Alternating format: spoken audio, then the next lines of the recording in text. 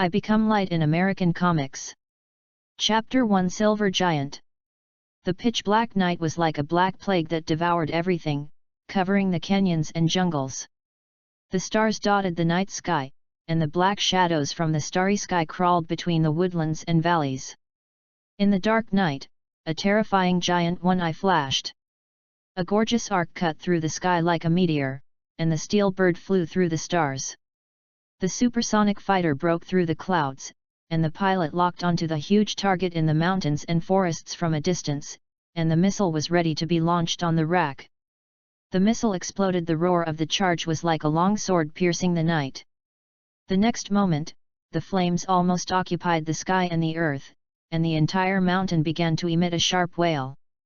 The scorching air pressure violently ravaged the empty valley, as if to raze everything to the ground. The high temperature was enough to melt steel, and even the night seemed to turn into day. The dazzling flames instantly illuminated the giant shadow in the darkness, revealing its huge and strange posture.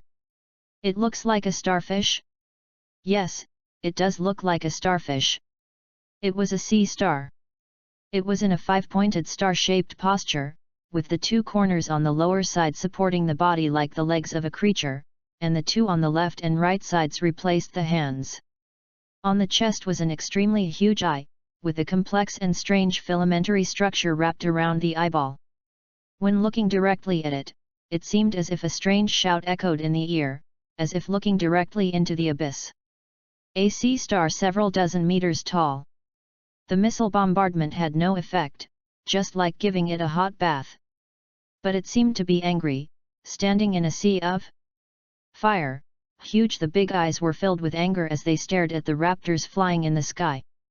Thousands of miles away, at the headquarters of the Advanced Superhuman Joint Research Group Sky-Eye, ARGUS. A short and fat black woman stood in front of a huge spliced screen, looking at the huge starfish that took the missile bombardment as if nothing had happened, and frowned slightly. She is the commander of the Sky-Eye Society, named Amanda Waller, the world's top agent and anti-reconnaissance master. Report to the commander, there is no effect. I know. Waller said coldly, continue as planned, let's see if these five-horned alien bastards can still be so arrogant in front of white phosphorus bombs. The big starfish that is raging in the mountains in the picture is an out-and-out alien. The temporary code name given to it by Sky-Eye is Starro. Its ability and strength are still unknown. But at present, it seems that conventional weapons can hardly affect its body. But it is certain that it is a huge threat, and it happens to be a matter under the jurisdiction of the Sky-Eye Agency. However, before the commander's next order could be conveyed, the communication channel from the frontline camp was occupied by shouting, gunshots, and shrill screams. What's the situation? Amanda Waller ordered sharply, report. The camp is under attack. The picture in the central control room immediately switched to the surveillance camera of the frontline camp. And through multiple surveillance angles, everyone in the Sky-Eye control room seemed to see hell. Countless starfish invaded the camp from nowhere and launched a sudden raid. They pounced from the shadows, one by one accurately pounced on the faces of the camp soldiers. Just like the classic image of the face-hugger in horror movies. All those who were pounced on twitched all over and stopped struggling in just a few seconds. Get up again, they had become wooden puppets. The starfish on their faces opened their strange eyes and quickly took out their guns to attack their teammates who had not been attacked. A large number of starfish seemed to fill the entire camp suddenly. In just a dozen seconds, they almost dominated the entire base. Even through the low-pixel surveillance, one could feel the strange and indescribable horror. This scene shocked Waller for a moment. But she was worthy of being a battle-hardened agent leader, and she made a prompt decision, connect me directly to the Blackbird. I want to talk to the driver. Waller's eyebrows were almost twisted into a ball. Careless. She realized that the current Sky-Eye still lacked experience in dealing with alien matters, and they should have considered various situations more comprehensively. This starfish enemy obviously has the ability to reproduce a large number of small individuals, and has long secretly sent a large number of such individuals to sneak into the frontline command camp, using similar mind control capabilities to capture the camp. It is smarter and more terrifying than it looks. Yes, yes. The almost frightened communicator did as he was told in a panic. The line was connected, and the line of the frontline fighter pilot was connected. Waller ordered coldly, "This is Amanda Waller, the Commander-in-Chief of Sky Eye. The camp has been breached. And now I give you a direct order. Bomb and destroy the entire camp, leaving no one alive." "Sir." The communicators were all surprised, "But our people. The enemy has unknown mental manipulation methods, and there is a great risk of large-scale dissemination." Waller said flatly, "I don't have time to argue with you. This is an order." Another team member interrupted, "Sir." Waller frowned, "What?" "I said I don't have time." "No, there is a new situation." The team member shouted, "The radar detected a high-energy reaction, and something just broke through the atmosphere above Starro's position area." "What?" Waller's heart seemed to skip a beat. A giant alien starfish had already given them enough headaches, and now this happened again? "What?" "Today is Interstellar Tourism Day, and tickets to Earth scenic spots are 20% off or something. Aliens are coming here in groups for sightseeing." The next moment, target number 2 appeared in the camera. In the most shocking and grand way. The dark sky was broken, and a burning afterimage seemed to ignite the night, and the stars were scattered in fear, as if clearing the way for the upcoming king. It was a burning red sphere. The glittering fiery red ball, dragging a burning tail, it trampled through the sky, like a meteor that had escaped from orbit. The 10,000-foot-high pillar of fire slammed the ground violently, and the sound waves were like tons of explosives exploding. The exaggerated impact and the devastating heat wave swept across everything, and the rocks and trees were crushed to pieces. Even the giant starfish took 2 steps back in front of the devastating impact, and looked at the individual that appeared in the rolling dust waves with its big eyes in doubt. In the dust, a tall and vague outline slowly straightened up. "Looks like a giant." Everyone in the Sky Eye's monitoring center also stared at this completely beyond it unfolded as they expected. Yes, it was indeed a giant. The towering body, slender figure, similar to the torso and limbs of a human, the huge oval eyes shone with a pale golden light, and on the chest was a round structure as bright as crystal, shining with the blue color of the sea. He walked slowly and walked out of the huge pit smashed on the ground. The flexible but metallic body cut through the smoke and walked out of the huge pit. Starro, the big star, instinctively shrank back, as if he felt an inexplicable danger from this second alien visitor.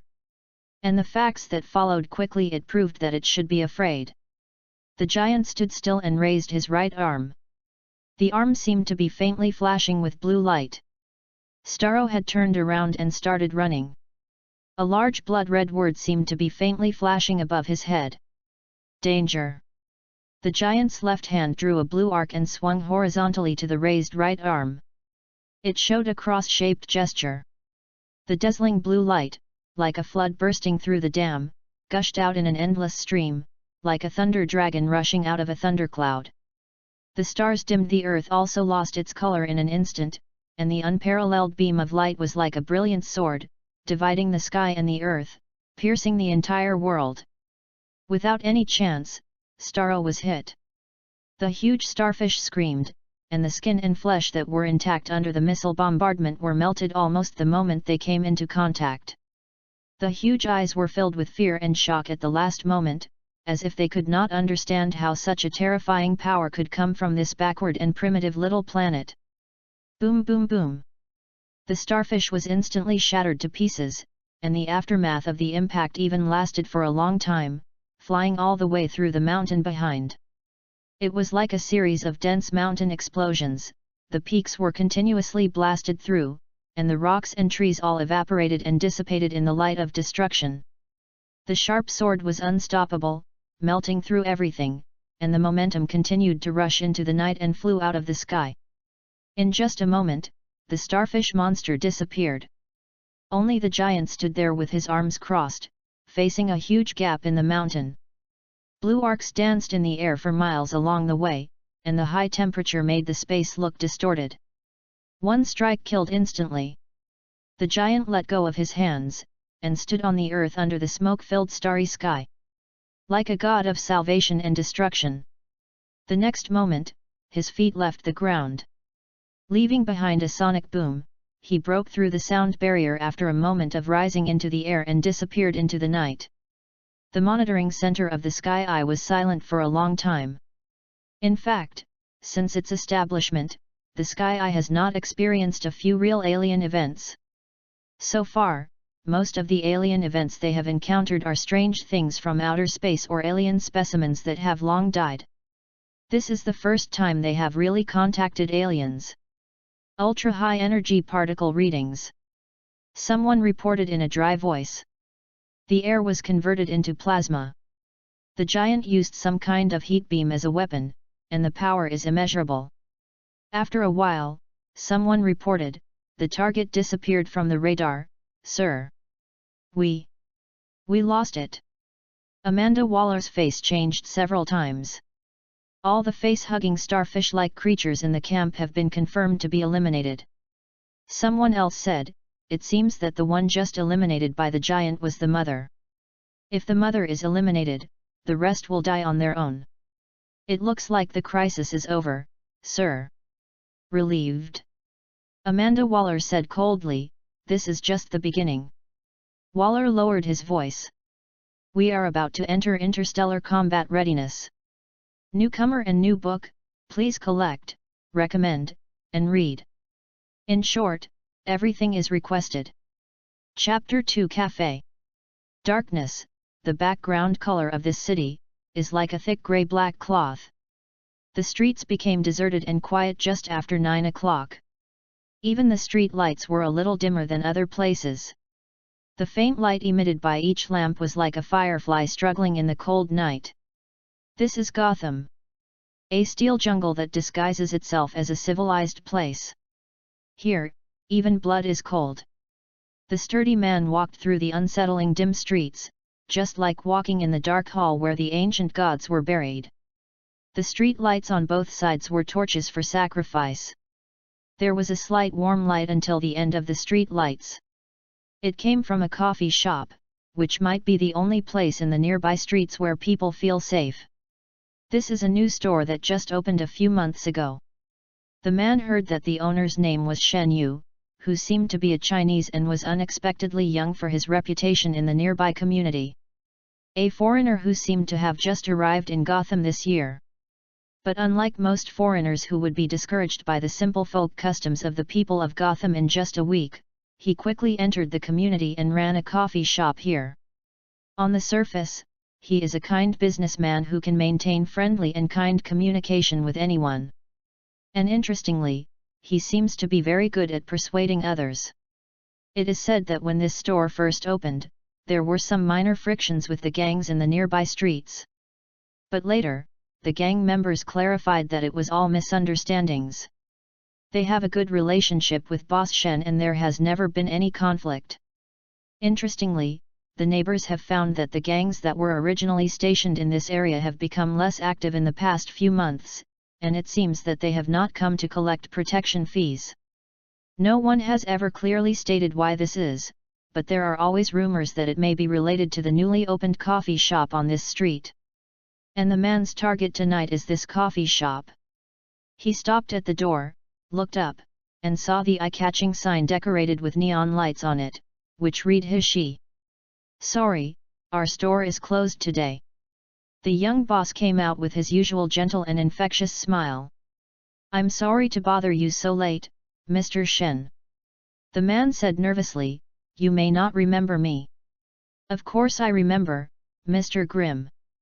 Yesterday it was a cup of cappuccino, slightly sugary, right? Oh, you remember me. Mr. Grimm showed a happy expression, that's right, I need your help. Oh? What's the matter? Have you heard of it? He looked around and lowered his voice, as if he was afraid of being heard. Batman. Shen Yu said, recently it's an urban legend that just started spreading, right? Heard something. It's not a legend, it's true. I saw him with my own eyes. Grimm's face twisted for a while, and he said solemnly, my son may have been kidnapped by that monster. Shen Yu pondered for a moment and asked, by Batman? Yes. Grimm nodded firmly. Okay. Since it is a kidnapping matter, it should fall under the jurisdiction of the Gotham Police. Have you not considered calling the police? Of course. Grimm showed a look of resentment, but they didn't care at all, and even laughed at me. Laughing at you? Shen Yu was a little surprised. It is indeed possible that the GCPD, Gotham Police Department, is not working at this stage. After all, their main policy in dealing with the underworld problem these days is that the police and criminals are one family. The director spends 5 days out of 7 in the nightclubs owned by the underworld. The remaining day is to pay public food to the mother-in-law at home, and the other day is to recuperate and recharge. But no matter how you say it, taunting seems a bit excessive, even by the standards of this city. Yes. Grimm said angrily, I said it was Batman who did it, and the 2 policemen started laughing. They never stopped. I said they still don't admit it, saying that they are professionally trained and will not laugh no matter how funny it is. Unless you can't help it. Shen Yu interrupted. The man stared at him with big eyes, blinked twice and looked at him in shock. How do you know?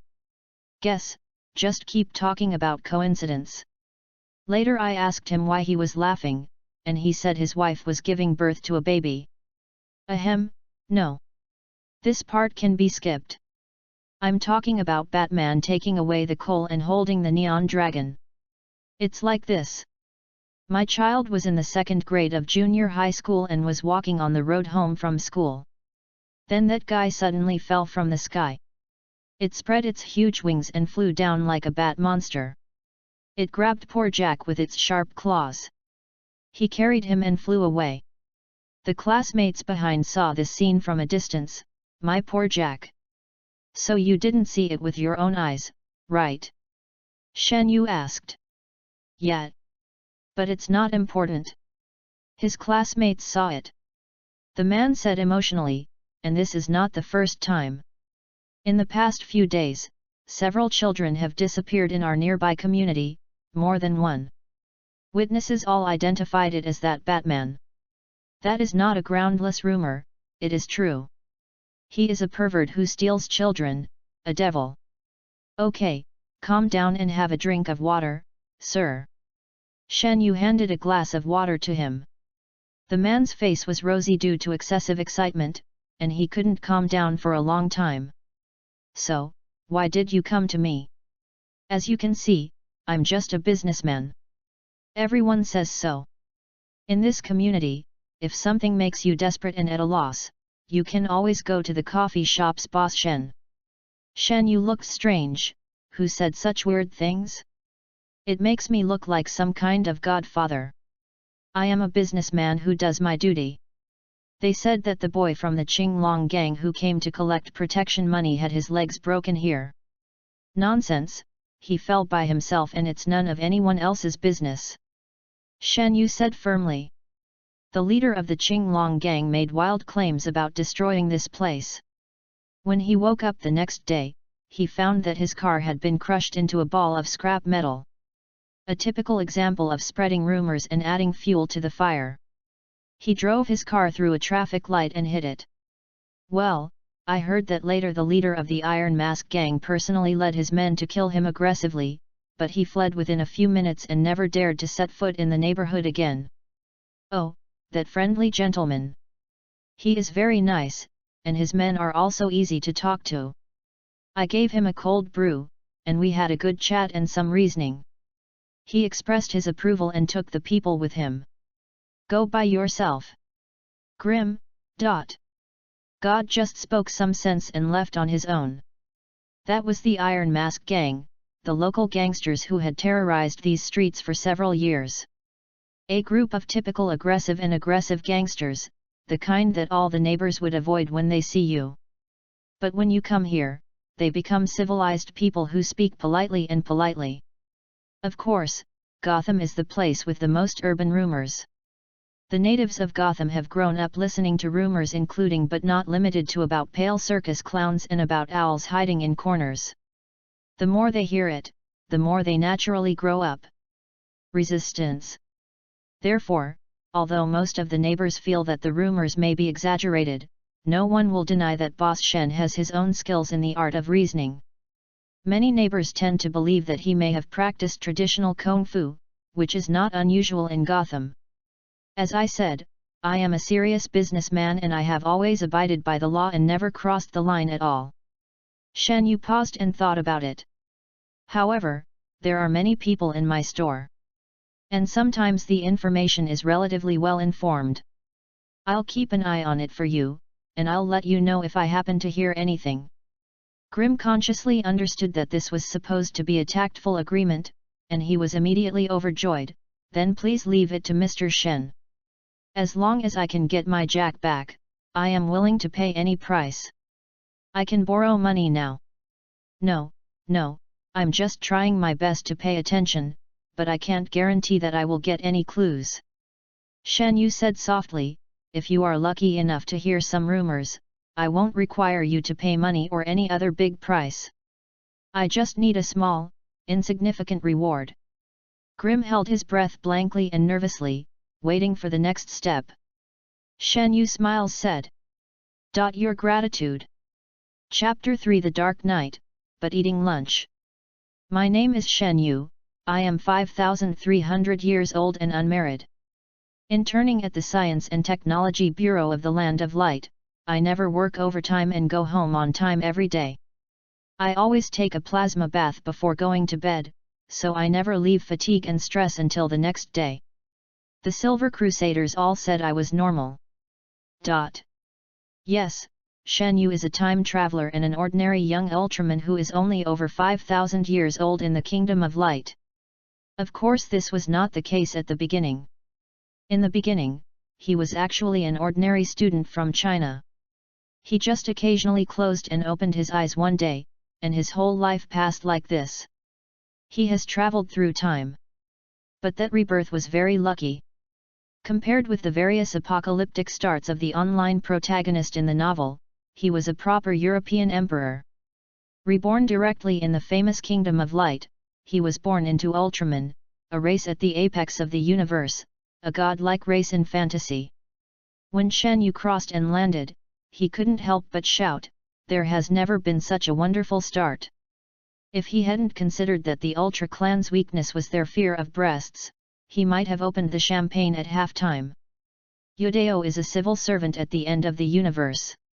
Shen Yu, who was born and worked directly in the civil service of the universe, originally thought that he would be able to get an iron rice bowl, and from now on he should embark on the comfortable path of living forever in the Kingdom of Light. Studied at Ultra College, graduated with the first place among this year's graduates, and was directed to join the Science and Technology Bureau of the Land of Light as an intern and strive to become a full-time student. Yes, that's right. Although he graduated with excellent grades and once received a letter of recommendation to join the Space Guard at the top of the Kingdom of Light, he refused and finally chose to join the Science and Technology Bureau. It's not that he is really more interested in science than strengthening his own cultivation. It's because joining the garrison means you have to risk your life on the front lines. Even the big guys in the police force who have the aura of being the protagonists in TV have an average of 2 or 3 fights per person. Although Shen Yu is considered an outstanding graduate, he can only play in a group in Ultraman TV. The background board, without the aura of the protagonist, God knows which mission, there is no way to come back. Immortality is one of the greatest advantages of the Ultra Clan. Since they have been reborn as immortals, they naturally have to take full advantage of this advantage. Anyway, his goal is to study black technology while leveling up in the spring. Occasionally, within his ability, he will go to the surrounding planets to complete simple tasks to gain experience, and he can reach full level before leaving the mountain. He was supposed to reach the top of Sheng step by step, but fate played a big joke on him. He was so lucky that he traveled through time again. This time it was a laboratory accident. Senior scientist Hikari, who is known in the Science and Technology Bureau to be blue and skinny if he doesn't die for a day, has newly developed a time travel bracelet. According to the original plan, it will allow the Ultra Warrior who holds it to gain the ability to travel through free space. The process is not important, anyway. After the bracelet was sent, the laboratory exploded, and a handsome intern Ultraman who happened to be passing by was sucked into the whirlpool together with the bracelet, and when he came out, he time-traveled with a confused look on his face. After landing this time, I found out even more unfortunately that the landing spot this time seemed to be DC. What kind of place is the DC universe? There are real gods everywhere, there are many freaks who can blow up planets with one punch, and there are a lot of destroyers who have annihilated thousands of worlds in the multiverse. If nothing else, let's just talk about the Earth's resident superhero, the signature character of the DC universe, Superman. It's unreasonable to play. And he, Shen, is just an ordinary young Ultraman. You must know that even if they are the same Ultra clan, the difference in individual strength is still very huge. The most common Ultra brothers on the screen in the Space Guard are all top bosses. Compared with ordinary Ultramen, the gap is about the same as the gap between high school students and academicians with a lot of papers in top publications. The big boss at the top just wants to play with it, but he doesn't have the ability at the moment. As the blue-skinned director of their Science and Technology Bureau often says, we are just scientists and do not have the power they do. In short, for the time being, he relied on his racial talent to transform back into a human form and quietly blended in. And even though he could change into anything now, he still chose to become the person he was before he traveled through time. At best, it's just a slight adjustment based on beauty standards, making it a little bit more handsome. I don't know if he should consider it lucky, but at least he still has this bracelet produced by Hikari. Who is Hikari? The chief scientist of the Kingdom of Light, the ultimate source of 90% of the Ultra Clan's black technology, has a handful of heaven-defying and world-destroying equipment made by hand. You don't have to trust Hikari's security, but you certainly can't doubt the plugins he produces. As we all know, all the technology of the Ultra Clan is based on the energy called light. This light is energy in the physical sense, but not completely. It belongs to a subtle range between materialism and idealism, but is relatively more in the direction of idealism. Therefore, the leading scientist Hikari introduced the idealistic technological concept of the Ultra Clan when designing, so that the bracelet can be charged through idealistic light. It feels a bit like using someone else's Wi-Fi hotspot to supply energy with the help of light in a large area. However, by chance, Shen Yu fell into the DC world. And this was before the Justice League came along. At this stage of the Earth, the crime rate curves in various places are taking off like Popeye after eating spinach, and they are vying to be the first to be the winner. Given the current situation in the world, let alone this bracelet, even if Senior Digga comes in person, I'm afraid he also had to spread his hands, indicating that he could just boil it into soup. It was hopeless and he had to say goodbye. Okay, just say that. This is not how it is taught in schools in the Kingdom of Light. At least that's what all the teachers said when Shen Yu was in class. Where there is no light, it is up to us to become the only light. So for Shen Yu, this is like a built-in system cheat.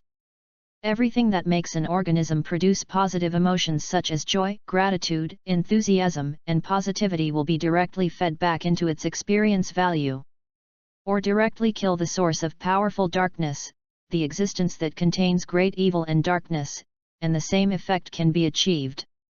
At the same price, you can upgrade by killing monsters.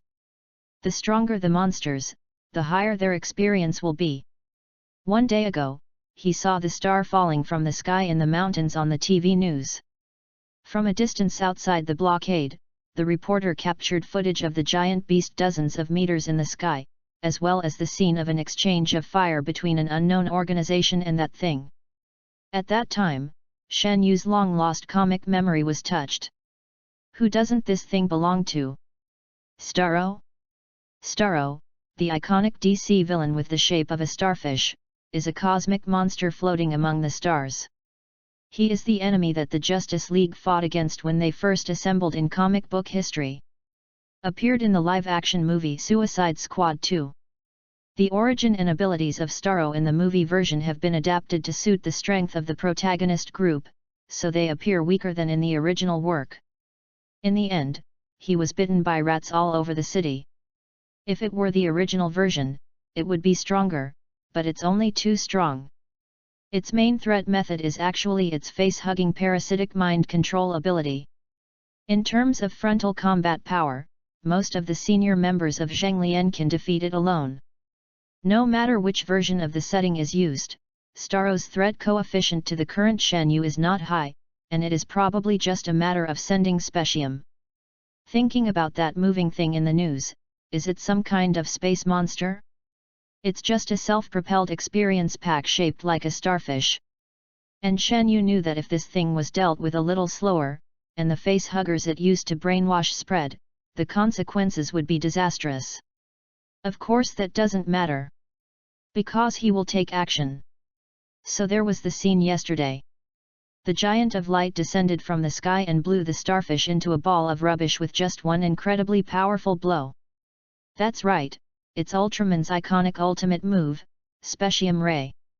Specium Rays is a required course in the practical department of the college, and Shen Yu has studied it specifically. This move is much more difficult than it looks on TV. It took him 100 years of practice before he could master it with ease. Of course, 100 years is not as exaggerated as it seems, because after his rebirth, he soon discovered that the growth cycle and time view of the immortal species were different from those of previous humans. He is actually very young in the Kingdom of Light.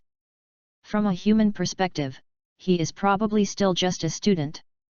The official has not issued any statement yet, but public opinion has exploded. The mysterious giant defeats the behemoth. Is God?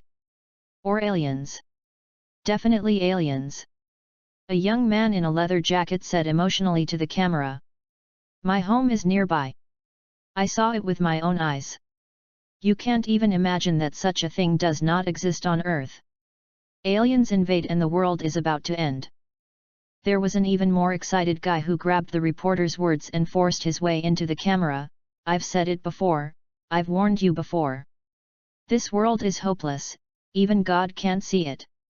He went down, so the old man came in person.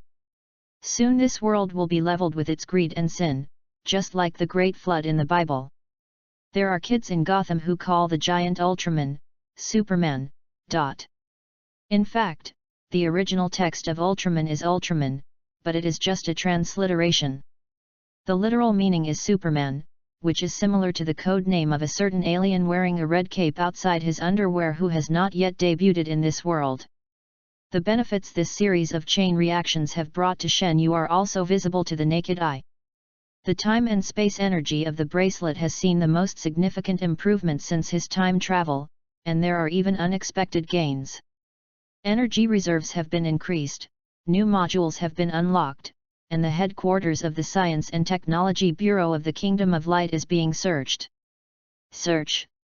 When this prompt appeared, Shen Yu held his breath and waited for a moment, hoping that its signal would help him find the organization across the multiverse.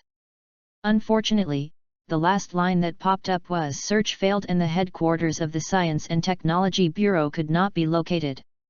Shen Yu was a little disappointed, but not surprised.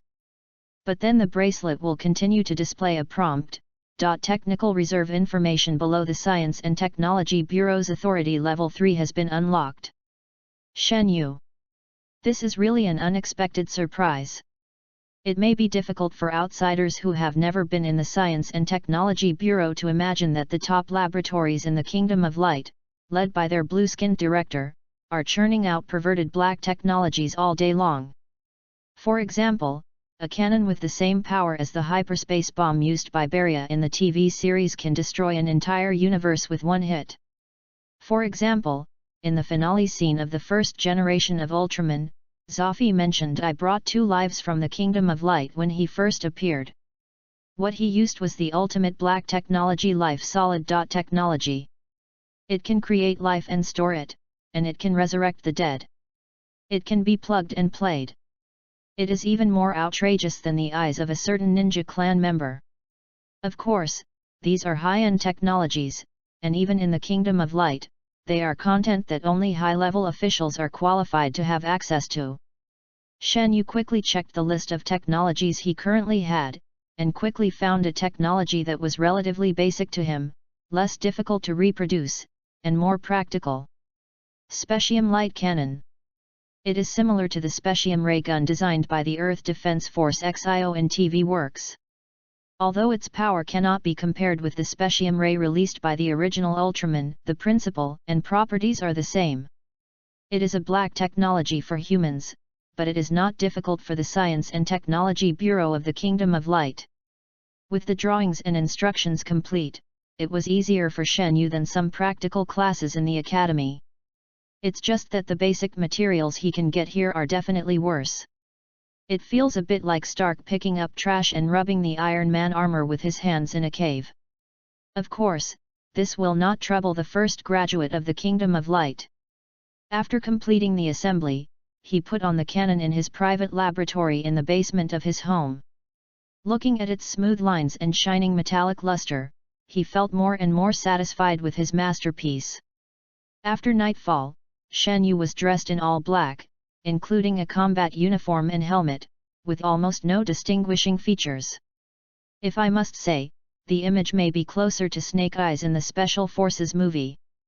Regardless of whether he is Batman or not, having a dangerous kidnapping addict hanging out at your door is still a cause for concern. Finally, he and the gangsters in the community talked things through and reached an agreement. Shen Yu didn't like new variables in the community environment. Shen Yu took criminal investigation as an elective when he was in the Kingdom of Light. In one class, he was lucky enough to hear the school invite the famous tailor from the Space Guard to give a lecture. Oh no, it was Senior 7 who gave a lecture. Unlike the criminal investigation science of the Earthlings, the Ultra Clan's criminal investigation training mainly relies on their eyes in addition to their logical thinking ability. The trained eyes of the Ultra Clan can emit light waves of various spectrums, and can also see far, see through camouflage, etc., and can even scan various traces left by actions many days ago from any scene, allowing them to saw the incident at the scene. Shen Yu is not a professional investigator, but he was lucky enough to get full marks in this elective course, and he is quite confident in his eyes. If you go to the scene and take a look, you will probably see traces that ordinary people can't find. The original plan was to go to the address where Mr. Grimm mentioned that his child was kidnapped, but unexpectedly when he passed by the top of an alley, he glanced down unconsciously, and with the help of his superhuman eyesight, he happened to catch a glimpse of the shadow in a remote corner. Black vehicle parked inside. A completely black metal chariot with a weird shape and a long strip structure, with a jet propulsion engine placed at the tail. It is definitely not a car that normal people would drive on the street. The Batmobile? Shen Yu stopped on the roof, and looked at the chariot below from a distance. The overall design and structure are still far from those handsome sci-fi Batmobiles in Shen Yu's memory, but there are already prototypes of the future Batmobile. A blue light flashed in his eyes, and the vehicle quickly zoomed closer in his field of vision. The penetrating rays emitted from his eyes went straight through the thick metal body, feeding the situation inside the car back to his eyes. Sure enough, he saw at a glance the legendary Dark Knight, the mysterious messenger of revenge, the greatest detective in the DC world, and the embodiment of the fear of all criminals. Is sitting in his Batmobile eating a box lunch. Shen Yu. Asking for recommendation votes. Please read it. Chapter 4 Newbie Batman. A person with the Tao is like iron, rice or steel. If you don't eat one meal, you will feel hungry. Batman is the only designated ordinary person among the Zhenglian elders, a pure human being. No matter how much he cheats, he still has to eat. Which is indeed very reasonable. However, seeing him in full armor and wearing a scary pointed-eared mask eating a lunch box, I was still somewhat disillusioned. Then when Shen Yu glanced to the side and caught a glimpse of the large bag and several piles of lunch boxes stuffed under the seat next to the Batmobile, he couldn't help but fall into silence. Is Master living in the Batmobile? But Shen Yu soon guessed what the situation was. Following the gaze of the Master in the Batmobile, Shen Yu quickly saw a luxurious venue across the street. There is a grand and open door, with flowers of all colors blooming in the flower beds on both sides of the door. The paved road leads directly to the interior of the venue, where gorgeous sculptures and fountains are surrounded by colorful lights. It's so luxurious that it's even incompatible with the overall style of Gotham. At night, there is an endless stream of luxury cars in front of the venue, and the various high-end models are dazzling. Every man who got off the bus was in a neat suit and left a generous tip for the receptionist in charge of parking. They hugged the ladies in plunging high-shoulder zip-up gowns and walked towards the venue with a walk like proud cocks. Shen Yu soon realized that that was the residence of Sal Maroni, one of Gotham's top drug lords. Apparently he was hosting some kind of grand dinner party here tonight, and all the elite in Gotham were invited.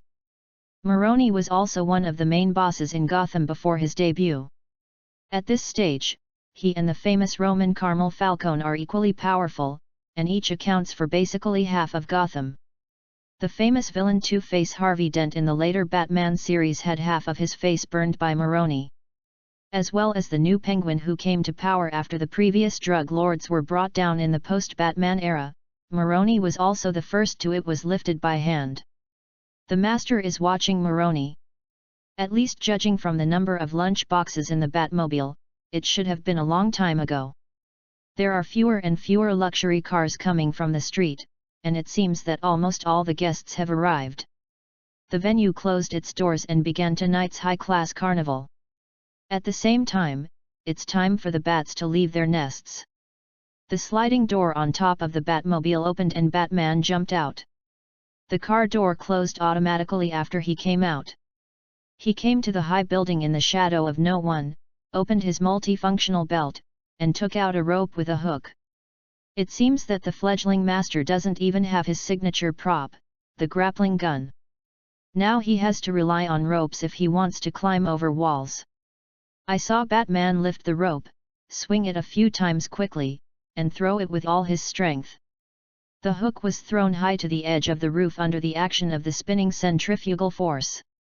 Then he knocked his head on the wall and flopped down like a limp snake, falling at Batman's feet. Didn't throw it up. Shen Yu. What I fear most is that the air will suddenly become awkward. Batman silently picked up the hook, put away the rope, turned it into a windmill again, and threw it vigorously. Snap! The hook claw successfully bit the edge of the roof. He tugged on the rope and tried it to make sure the hook was secure. Then he started to push on the wall and climb up. Shen Yu. Looks like he's working hard. Really? Most comics readers only remember how Batman flew over walls and killed gods with a mortal body. Many people ignore that Batman was a rookie when he first debuted. Series such as the classic Batman Works Year 1 and Earth 1 all focused on depicting the difficulty he had in getting started when he first entered the industry. Such as falling off the roof while chasing someone, the hook gun jamming and being unable to shoot out, all kinds of dark history that are unbearable to look back on. Anyway, it's quite difficult. After finally climbing up, Batman stood on the top of the building. A gust of cold wind blew by, and the cloak flew like a flag. A flash of blue lightning fell from the dark night sky, illuminating the tall and upright figure. I am the night, I am revenge, I am Batman. The iconic lines engraved in the DNA, coupled with the just right thunder and lightning, split the sky. Click. Shen Yu captured this photo perfectly and was very satisfied with the angle, light and shadow. A few years later, when Batman became famous, especially when he scolded the newcomers in the Justice League that no lines are allowed and no concave shapes are allowed, Shen Yu had a premonition that the value of this dark historical photo would go crazy. Of course, lack of experience and accidents are one aspect, but even if you are just starting out, you are still a master. There were no surprises in the infiltration process. Although there was a gap between him and the feared Dark Knight in the later period, he still managed to sneak into Maroni's venue opposite through the ventilation duct. After entering, Batman landed quietly, lowering his center of gravity and huddled in his wide black cloak. He walked on his knees the whole time, just like the old silver coin in the back row stealing people in the game. Shen Yu, who was watching from the back row with the god's perspective on during the whole process, couldn't help but feel a sense of joy. Everyone usually only sees Batman disappearing and disappearing, like a ghost in the dark. One by one, the criminals were helplessly dragged into the darkness without any movement, while the remaining people had to face the darkness surrounding them from all directions and the growing fear in their hearts. Those two sneak attacks may look really cool from the opposite perspective, but most people certainly don't know how long they have to walk patiently with their knees in order to be cool. I guess the knees of the Batsuit must have been damaged very quickly. By the way, does it always look so joyful from Superman's perspective? He sneaked out of a storage room and groped along the corridor toward the banquet venue. From a distance, Shen Yu saw two people at the corner in front of him, smoking cigarettes and blowing water. Batman? It can't be real. One of them vowed, "Let me tell you, 7 generations of my family have been in this city, and I'm pretty sure there can't be a Batman." But even Donald said he had seen it. Number 2 said, "Oh Donald? That idiot who talks about running a train? Pull him down." Number 1 snorted, "That's what I said. Batman can't be real. Even if it is real, there is nothing to be afraid of. He can only bully the low-level gangsters on the street. If he dares to appear in front of me, hey, I'll just hit him with an uppercut like this, followed by a right hook." He was so engrossed in talking that he even forgot to look at the road. He turned the corner and bumped into someone with his head. "Hey! Do you have eyes?" Well, Number 1 turned his head and took a closer look. A big black mass, with pointed ears and a ferocious face. The two of them suffered cardiopulmonary arrest instantly. "Oh my God! Batman!" Of course, I couldn't shout out this time. Because before that, the two of them had their heads pressed to the left and right by Batman. With a snap, they were knocked unconscious on the spot. Shen Yu saw this and nodded slightly. "Well, I feel relieved to see that even a rookie master is so skillful at killing on the head." Shen Yu's eyes wandered, and he continued to look through the layers of obstacles towards the banquet hall. At this time, Gotham's celebrities were invited to enjoy an exquisite dinner in the Maroni family's restaurant. Even GCPD Chief Gil is included. Everybody knows who Maroni is and the dirty deeds he does. But there is no evidence and no one cares. Not even the chief was talking and laughing with him. Maroni was talking to him, "You've been busy these days, Chief Gil." Obviously he was referring to Batman. Gil didn't say anything, but the mayor said with a smile, "No matter who he is, his actions are indeed effective. Street crime rates are decreasing, and my approval rating is also increasing. Ha, I think you can consider giving him a position, paying him some salary, and let him continue to do this, so that he won't suddenly lose interest and quit one day. What do you think, Gil?" Chief Gil's face was livid and he didn't say anything. Obviously, from his standpoint, he didn't like Batman, from all aspects. First of all, Batman's actions seriously hindered some of his shameful sources of income. Secondly, even from an official standpoint, Batman's existence was also a slap in the face of their GCPD. Every time this guy was active and appeared in the newspaper, it was as if he was mercilessly mocking their GCPD as a group of lazy and good-for-nothings who ate donuts all day long. Well, after a little thought, even Gil himself had to admit that what he said seemed to be true. But anyway, it's very annoying. Don't worry, Batman won't be a problem. Maroni smiled grimly. If he just keeps doing what he did before and lets a few people take to the streets, then it's fine. It's not necessarily a bad thing for the people of Gotham to have a hero. At least it can give them a sense of security. The safer they feel, the fewer questions they ask. After a pause, he changed the subject. But if that guy doesn't know what's good for him and dares to mess with us?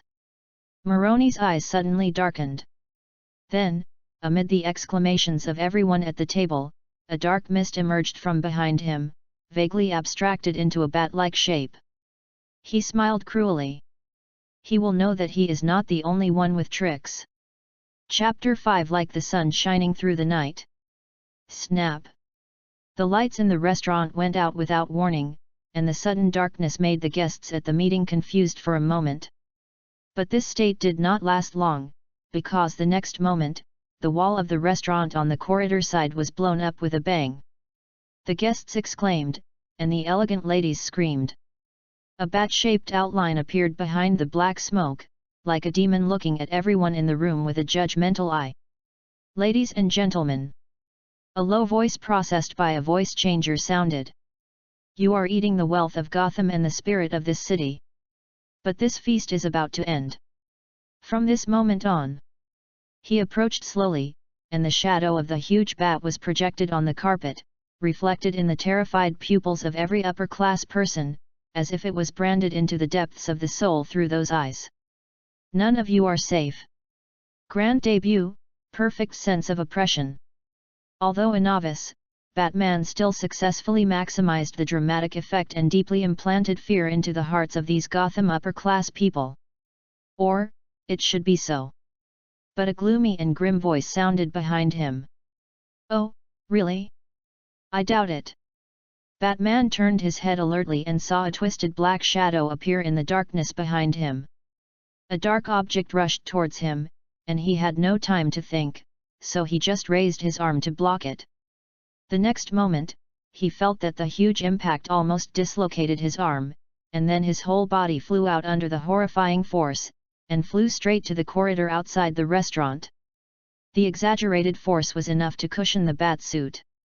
Batman half crouched and stood up, and saw the outline of another bat appearing in the darkness. In the darkness, you can vaguely see the light grey short hair covering the solid skin, the sharp mouth with sharp and curved teeth, the wingspan of more than 2 meters, and the appearance is terrifying and twisted. Even the guests couldn't help but scream, only Maroni laughed like crazy. Ha, when I heard that there was a madman dressed as a bat against us, what I thought was, seriously? A guy in a costume, calling himself Batman? Obviously you haven't seen the real devil, my new ally, the demon from hell. The bat-shaped demon let out a piercing scream, and it seemed that all the glass on the entire floor was resonating with it. Obviously, the novice master was also encountering this kind of supernatural situation for the first time, and the situation was slightly beyond his expectations. But he reacted immediately, and raised his hand and 2 bat darts flew out. Batman's homemade bat darts were made of a new alloy material developed by Wayne Technology. They could cut iron like mud and even penetrate steel plates. But they couldn't leave even a scratch on this twisted monster. The bat demon roared and flew forward. Batman rolled on the spot to avoid it, and his claws blasted through the wall behind him. He turned around and did a back kick. The most explosive kick attack is basically the most explosive striking move that the human body can make in the fighting system. With Batman's master-level fighting skills and the human body's ultimate physical strength, it is not a problem to kick a towering ancient tree in half like in martial arts movies. But the monster still stood still, not even a moment of hard without even a second's hesitation. He grabbed Batman's throat and pushed him against the wall, cracking the wall with his back. At this stage, Batman's equipment in his universal belt is only basic weapons designed for fighting street criminals, let alone the exclusive black technology of the gods in the later period, and he doesn't even have explosive bat darts. Armor can't resist this monster-level grip, and he clearly knows that his neck will be crushed by this monster in a second. Before that, he smashed a smoke bomb at the opponent's face. Of course, it is impossible to cause any damage to this monster, but the smoke that exploded in an instant successfully choked it. The demon coughed twice and involuntarily let go of his hand. Batman broke free and quickly escaped into the smoke. The demon roared, waved his claws to tear open the smoke, and angrily chased into the kitchen behind the restaurant. The chefs had already slipped out of the kitchen, leaving room for the two big guys to fight. The bat demon looked around and soon found Batman, who was hiding in a corner of the kitchen. The latter was raising another bat dart, and threw it at the monster's head with a hissing sound. However, it seemed that he was too flustered and lost his aim, and he actually missed. The monster grinned, and his ugly face seemed to reveal a mocking expression, as if he was laughing at the pathetic human dressed as a bat, who couldn't even hit him when he stood still.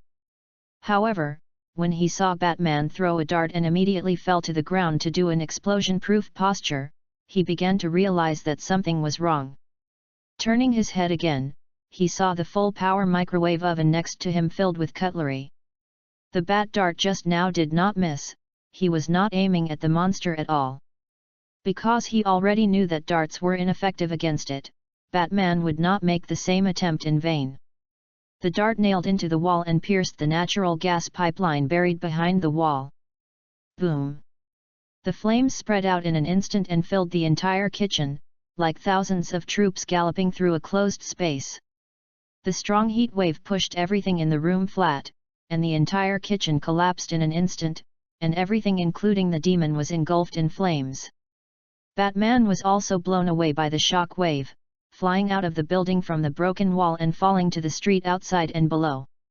Fortunately, his invulnerable battle suit resisted the main damage, and he urgently opened a black parachute when he fell.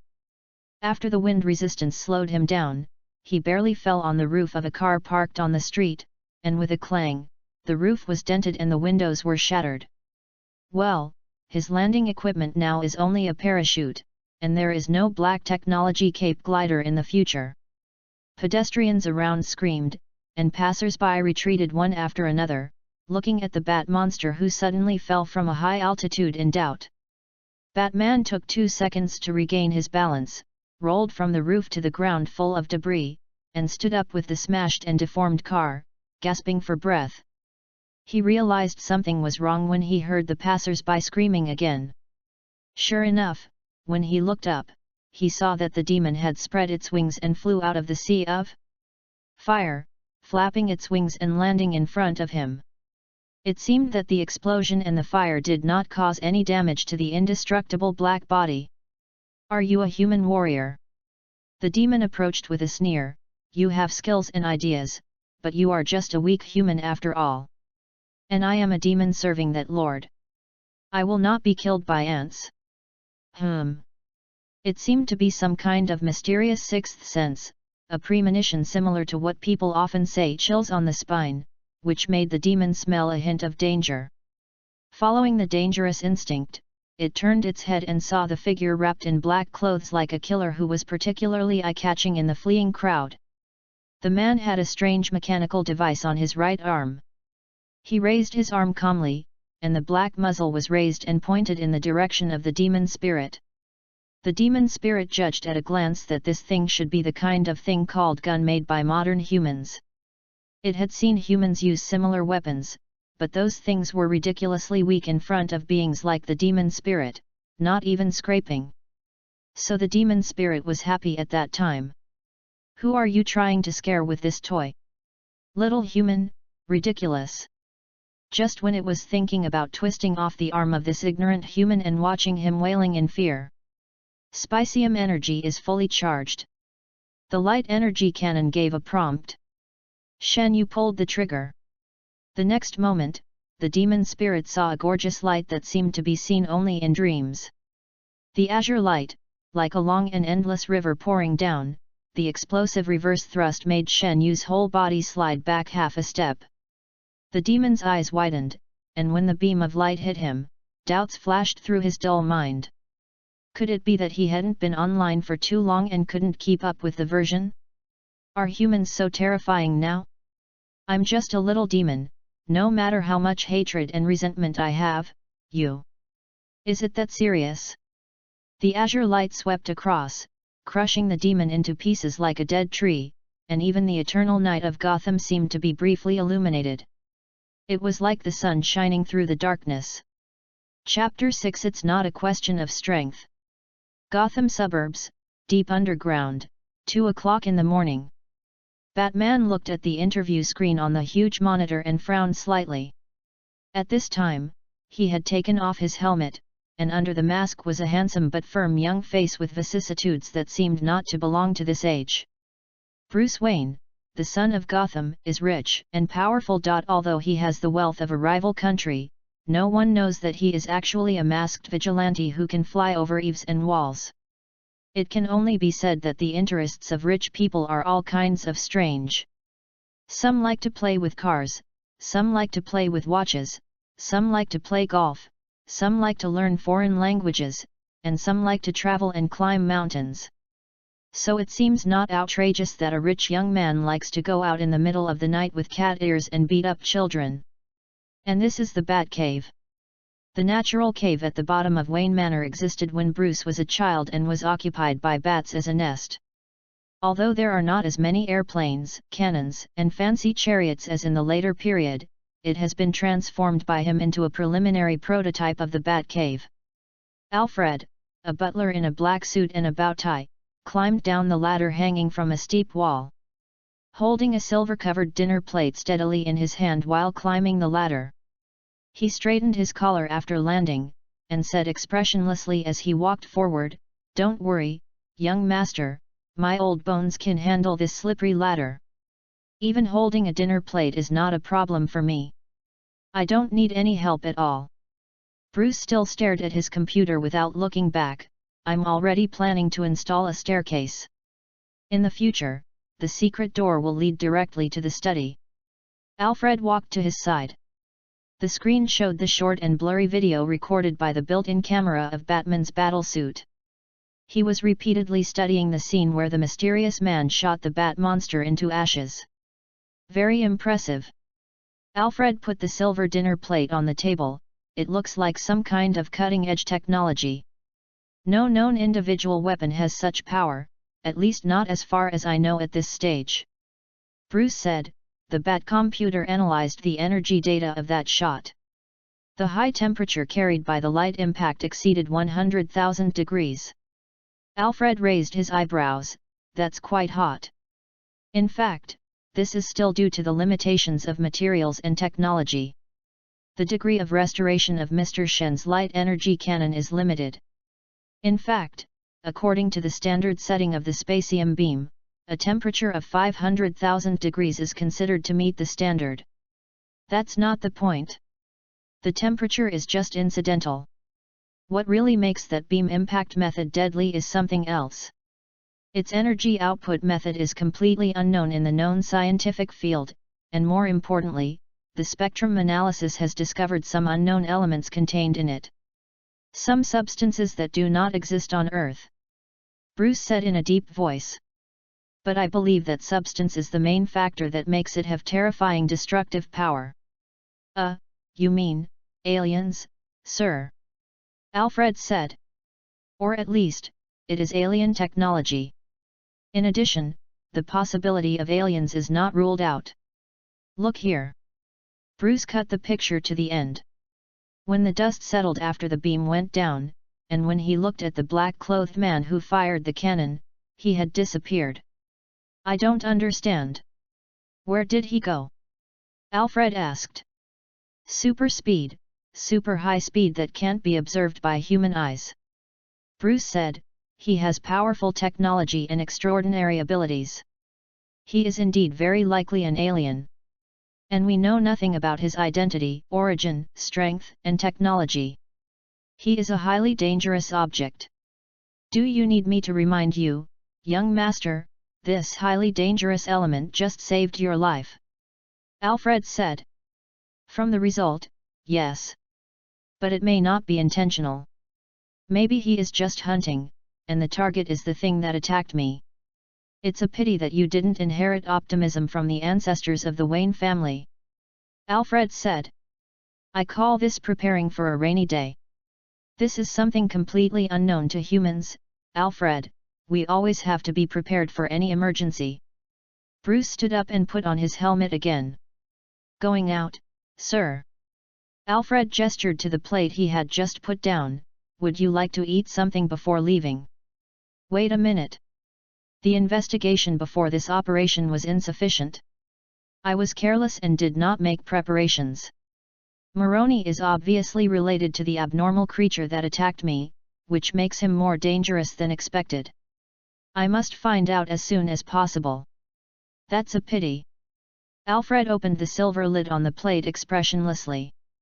There was only an empty plate inside, nothing.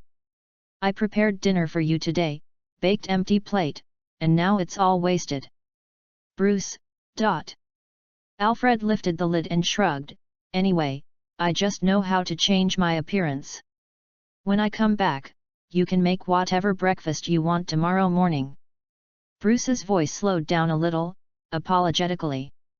That's not necessary.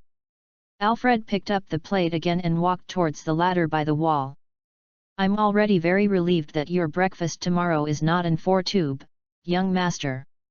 Elsewhere, in the dark space, a shadow shuttled through the shadows like a swimming fish, approaching rapidly. It came all the way to the depths of the shadows, and like a cloud of mist, it spread out from the ground and condensed into a vague entity. The demon spirit Cress is dead. It said in a vague and weird voice. The voice was in the dark space. The echo continued. After a while, the second cloud of fog appeared. It fell from a height like a waterfall, and not far from it, it also transformed into a tall and twisted strange shadow. I said long ago that the plan to collect sacrifices from the evil people hidden in the human race is unreliable. After a pause, it continued to ask. But what happened? Was it discovered by the wizard? No, not the wizard. It's something else. The first black shadow hesitated, as if it was a bit difficult to describe. It's human, but it has some dangerous means. Human. The tall shadow immediately showed disdain. Anyone who dares to block our way and prevent the master from resurrecting will only die. The black shadow looked at it with a very strange look. You didn't see that guy. It said, if you saw him firing, you wouldn't ask such a stupid question. Is he very strong? The tall shadow was suspicious. It's not a question of whether he is strong or not. He is really a very special one. The black shadow brewed the language. Let's put it this way. You didn't see that guy. It said, I'm sure that if I had taken action at that time, I would have died. The tall shadow pondered for a moment. Forget it, I thought about it again. We don't have the time for that kind of leisure for the current plan. Let's ignore him for now and focus on the seal problem first. The black shadow nodded repeatedly. That's what I thought. Now the power of wizards is unprecedentedly weak, and they are no longer able to hinder our actions. The seal will be lifted soon, and the day of return is approaching. Wait until that adult returns to the world. The tall shadow's tone suddenly rose. This world will become ours. Chapter 7 Abnormal Coordinates. Batman, the Demon, and the Mysterious Man basically dominated the headlines of all media in Gotham. Therefore, the news about enthusiastic citizens rescuing kidnapped children can only be squeezed into a small corner where no one pays attention. Shen Yu fired a shot at the demon at night and gained a wave of experience. At the same time, his eyes recorded some unique energy fluctuations from the demon. Following the similar strange fluctuations, he quickly found a warehouse in the abandoned Gotham port. After tearing open the door, there were several children who had disappeared in the past few days. To be honest, Shen Yu was a little surprised when he went in. The poor children were listless, with their heads drooping. They were tied to crooked crosses, and their faces were covered with strange lines and blood. The scene was shocking. Fortunately, it only looked a little scary, and the children were fine. According to their description, it was obvious that the kidnapping was done by the demon. It did not communicate with the hostages at all during the whole process, and ignored them after locking them here. But from the scene, it looked like it was related to some cult rituals. At night the next day, the store welcomed two enthusiastic guests. A mother and daughter. The mother is in her 30s, although the pressure of life makes her look a little haggard, but she has maintained a very good figure and still has charm. If Prime Minister Cao were here, he would probably exclaim that it was wonderful. The daughter is about 17 or 18 years old. Although she has not grown up yet, she has inherited her mother's true skills. She has an oval face, fair and tender skin, and her blue eyes are full of gratitude. I really don't know how to express my gratitude. The woman was grateful and shed tears. Since I heard that the leader of the Iron Face gang was admitted to the hospital, they have never come to see us again. I really don't know what to say. Johnny died early, and there has been no man who can teach us how to protect ourselves for many years, especially in a place like Gotham. That old house is all we have left, mother and daughter. If we are driven out. Shen Yu remembered. The woman's name is Tess, and her daughter's name is Casey. The Johnny she mentioned is her deceased husband, who seems to have been beaten to death by the gang. It is said that the Iron Face gang wants to buy the apartment building where they live for some reason. Some residents refused to move out, which caused some unpleasant conflicts. Shen Yu interrupted hurriedly, "Don't. I'm very happy that your matter has a happy ending, but the unlucky guy from the Iron Face gang broke his leg while skiing, and it has nothing to do with me. He told people so himself." The little girl Casey laughed out loud. Tess also warmly invited Shen Yu, "If possible, I hope you can take time to come to our house for dinner." She blinked as she spoke, and her expression and eyes always made people feel that she had something else to say besides dinner. Shen Yu was surprised. "I thought, even if I heard that the folk customs here are unrestrained, isn't this still a bit outrageous? Your daughter is still looking at the lady, isn't this not good?" Then I caught a glimpse of the little girl next to me, who was also looking at me eagerly. Shen Yu suddenly felt that maybe I still didn't fully understand Gotham. Many things that are considered outrageous in civilized society may be commonplace for people here. He walked 2 steps as if nothing had happened, avoiding the enthusiastic Tess, and politely declined the other party's invitation. The lady looked disappointed, and her daughter looked even more disappointed. Until she finally sent Tess out, Kathy was still reluctant to leave the store, looking back every few steps. The mother stood at the door of the store waiting for a long time, and then half-jokingly said, "If you don't leave, I will give you to someone else as a daughter. Don't come back." Kathy's eyes widened, and a gleam of light flashed in her eyes. It was as if she was saying, "Ah, there is such a good thing," but in the end he was sent out by Shen Yu. The young man sitting near the door in the store showed an expression of envy and hatred, shaking his head repeatedly, "What a waste, what a waste. Boss Shen really doesn't know how to cherish it." This name is Tom, a regular customer of the store. A young man who had just graduated from college could not find a job and was idle all day long, but he fantasized about being a writer all day long. "I sit in a dirty rental house all day long, knocking away, and no one looks at what I knock out, but I still feel good about myself." Sometimes he would come to the shop and order a cup of coffee and sit there all day long, euphemistically saying that he was picking up the ingredients. Shen Yu glanced at him. "I heard that new books have been released again." Tom blushed instantly. "Who said that? I'm still collecting materials. The book hasn't been opened yet. How can I scream and pounce on it? Your waistcoat has been ripped out. What's your name?" Cut an inverted plane again this time. Tom's face turned redder. "Writing a book, can it be called cutting? How about a game of clam? Isn't there a saying in the game about padding? My book is just for padding, it cannot be counted as cutting." Shen Yu looked at him with a half smile. The young man finally retreated under the offensive of eyes, and ran out with a red face without looking back, shouting, "We'll take off as soon as you wait for the next book." The store was immediately filled with a happy atmosphere. However, Shan Yu touched his cheek in the mirror and couldn't help but fall into deep self-reflection. Perhaps he was too handsome when he returned to his human form? After time traveling, his body is now Ultraman instead of human.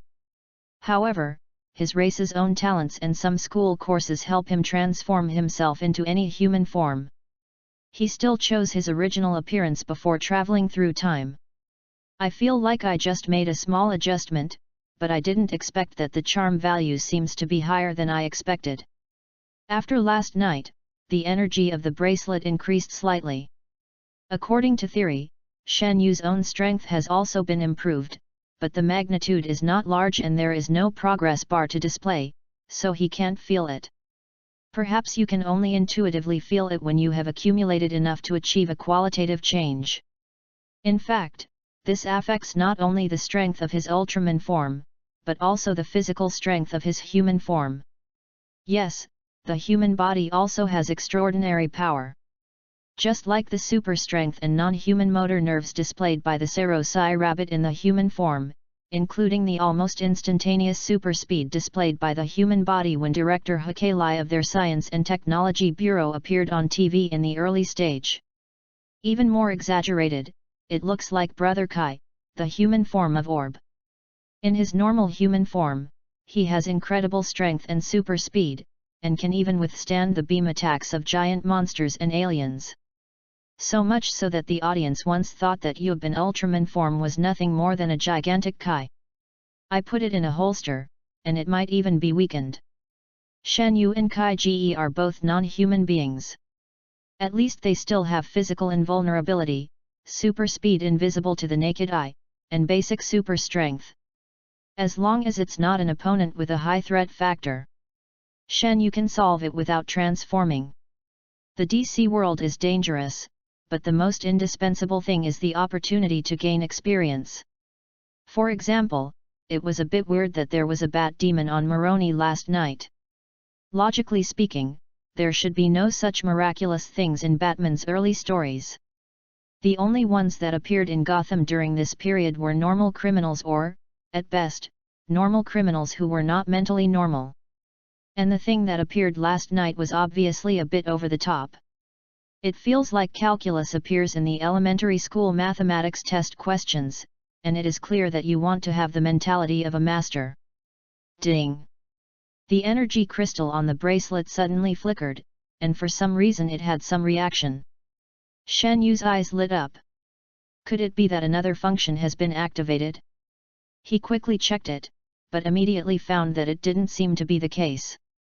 This is not a reaction to the activation of the bracelet, but that its built-in space-time compass has been touched by some unknown space behavior. In other words, the bracelet detected some abnormal spatial fluctuations in the nearby area. Are there any visitors from other worlds besides myself? Who could it be? Is it also from your own world? Shan Yu thought and activated the bracelet function. It immediately projected a map of Gotham City out of thin air, with a red dot clearly marked among the intricate corridors.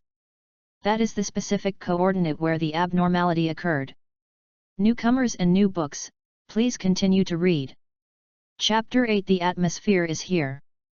Hazy clouds shrouded the city, and huge lead grey clouds covered the sky. Gothic-style buildings rise from the ground, forming continuous outlines under the haze, as if shrouded in dark magic. The iron-like grey air permeates the entire city, as if it is slowly swallowing the tired and fallen soul. This is Gotham, a city that is always dark even in the daytime. Shan Yu put on his night clothes and followed the direction marked by the bracelet and came to a dark and dirty alley. Sewage overflowed into the streets, and the fragile windows were covered with thick dust, as if dust had accumulated for eternity. Even the lights at the alleys seemed dim and dim. A dead end. Shan Yu stopped in front of the alley and confirmed the coordinates again. The marked location is indeed here, and there is no wrong place. If I were you, I'd get out of there, kid. An old voice sounded behind him. Shen Yu turned around following the sound and saw an old man appearing in the alley behind him. A skinny body, a dirty coat, standing there as if he had merged into the shadow. His face was thin and old, and the wrinkles on his face seemed to silently tell of his weathered past. His deep hooked nose was covered with traces of erosion by the years. On the surface, he looked like a tramp, but he exuded an inexplicable majesty. "Leave here, now," the old man said sternly. His tone was more like an order than a request. "While you can still leave, kid. Otherwise." Before he finished speaking, a strange laugh of he echoed from the shadow. "Oh hell," the old man frowned, "it's too late." The shadow at the entrance of the alley surged like a fluid, and soon rose up, forming a black strange shadow. That thing had a body similar to that of a human, but it carried a huge black-green carapace covered with dense thorns. Its fluorite-like eyes flickered in the dark, and its legs and feet were like hundreds of slender silver tentacles, which was chilling. "A demon spirit, a lackey of black magic." The old man snorted disdainfully, "Since when did a nobody like you dare to face me?" "Since I was blinded by the throne on the eternal rock, old thing." The demon spirit laughed twice.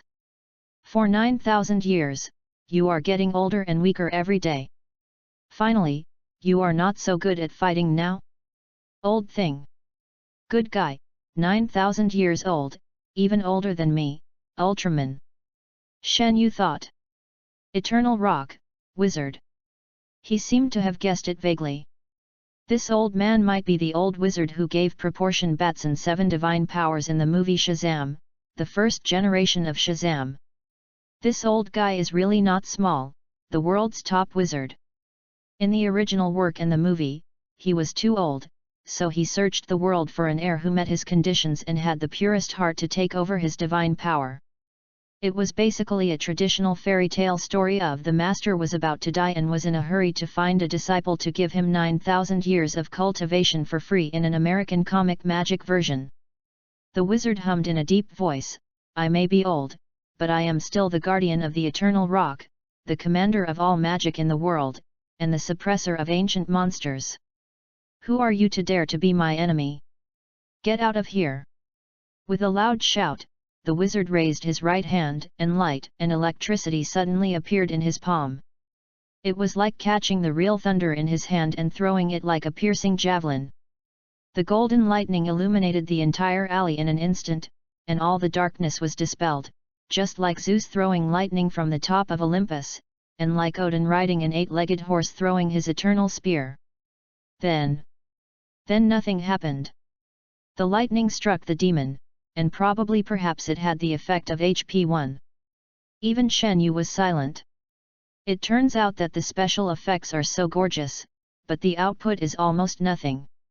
The opponent was unscathed, but the wizard bent his knees and half knelt on the ground as if his kidneys were hollowed out.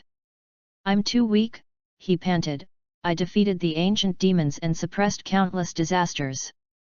I didn't expect that one day I would fall to such a state. Ha ha ha, I told you, your time is over, old man. The eternal rock is already in our pockets, and then all magic in the world will be dominated by us. Don't even think about it." The old man stood up stubbornly, and his skinny body revealed a tenacity that was different from that image, like a green bamboo that refused to break in the wind. He took a deep breath and blocked Shen Yu with his body. "Go away, young man, stay away from this place," he said with difficulty. "I may be old, but I still have a few tricks up my sleeve. It's not easy for a mere demon to take me down. You take advantage of the opportunity." Woohoo! He vomited another mouthful of blood. Shen Yu. No wonder the old man is so anxious to find an heir. It turns out that he is really going to die soon. But it is also true that he is still immortal. The power of Thunder Shazam has extended his life to more than 9,000 years, which is enough to defy the heavens. He should have died long ago. He wiped the blood from the corner of his mouth and said stubbornly, "I have protected this world for 9,000 years. Even if my fate ends here, I will never regret it. And even if you step over my corpse, you will find that this world will always have its guardian. Today, with the blood of the wizard Shazam, you evil demons will understand." However, the old wizard was unable to finish his words. Just when he said this, a strong light suddenly burst out from the direction he protected with his body. "Shine the sky, tearing the darkness apart. Spee some light." The demon was also stunned for a moment. It didn't expect this attack at all, or even if it did, it couldn't do anything. The beam of light coming towards it contained great terror. It was just a low-level demon, and had never seen such an exaggerated scene in its life. It could hardly imagine what kind of magic could match such power. "MD are all liars." It was said that anyone could step on the old wizard who was lingering on. Where did this monster come from? A thought flashed through its mind at the last moment of its death. "The world is so scary, I want to go back to hell." Then it was filled with light. When the cannon fell, the star's photoelectricity dissipated, leaving radiating ionization traces in the air, and the electric snake sizzled. Shen Yu retracted his right hand, and the light energy hand cannon on his arm automatically deformed and folded, then returned to the bracelet after shrinking. Another wonderful use of the bracelet, a fourth-dimensional storage box. Just like the glasses used by Zero for transformation are hidden in the bracelet, Shen Yu's bracelet also has a storage function. Shen Yu turned to look at the old wizard. "What did you want to say just now?" The old wizard opened his mouth in the middle of his impassioned speech, and swallowed back the second half of the burning and tear-jerking words.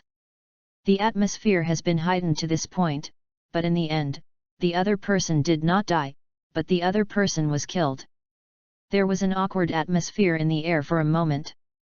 Chapter 9 Temple.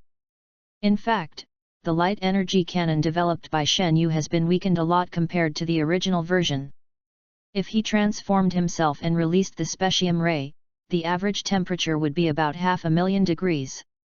Although the power of light mainly comes from the spectrum substance patented by the Ultra family contained in it, the temperature does not represent the intensity, but it can reflect the intensity of the light output through the temperature.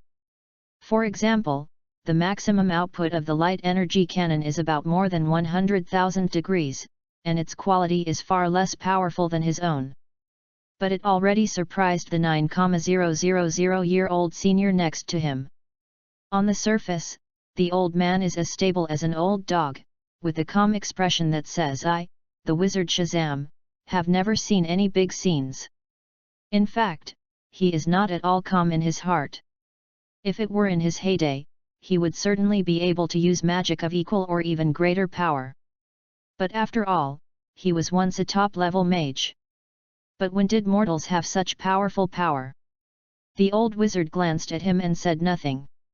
He turned around and pawed at the wall of the dead end, looking like a drunk who had lost his car keys. "What was lost?" Shen Yu asked. "Oh, who do you think I am?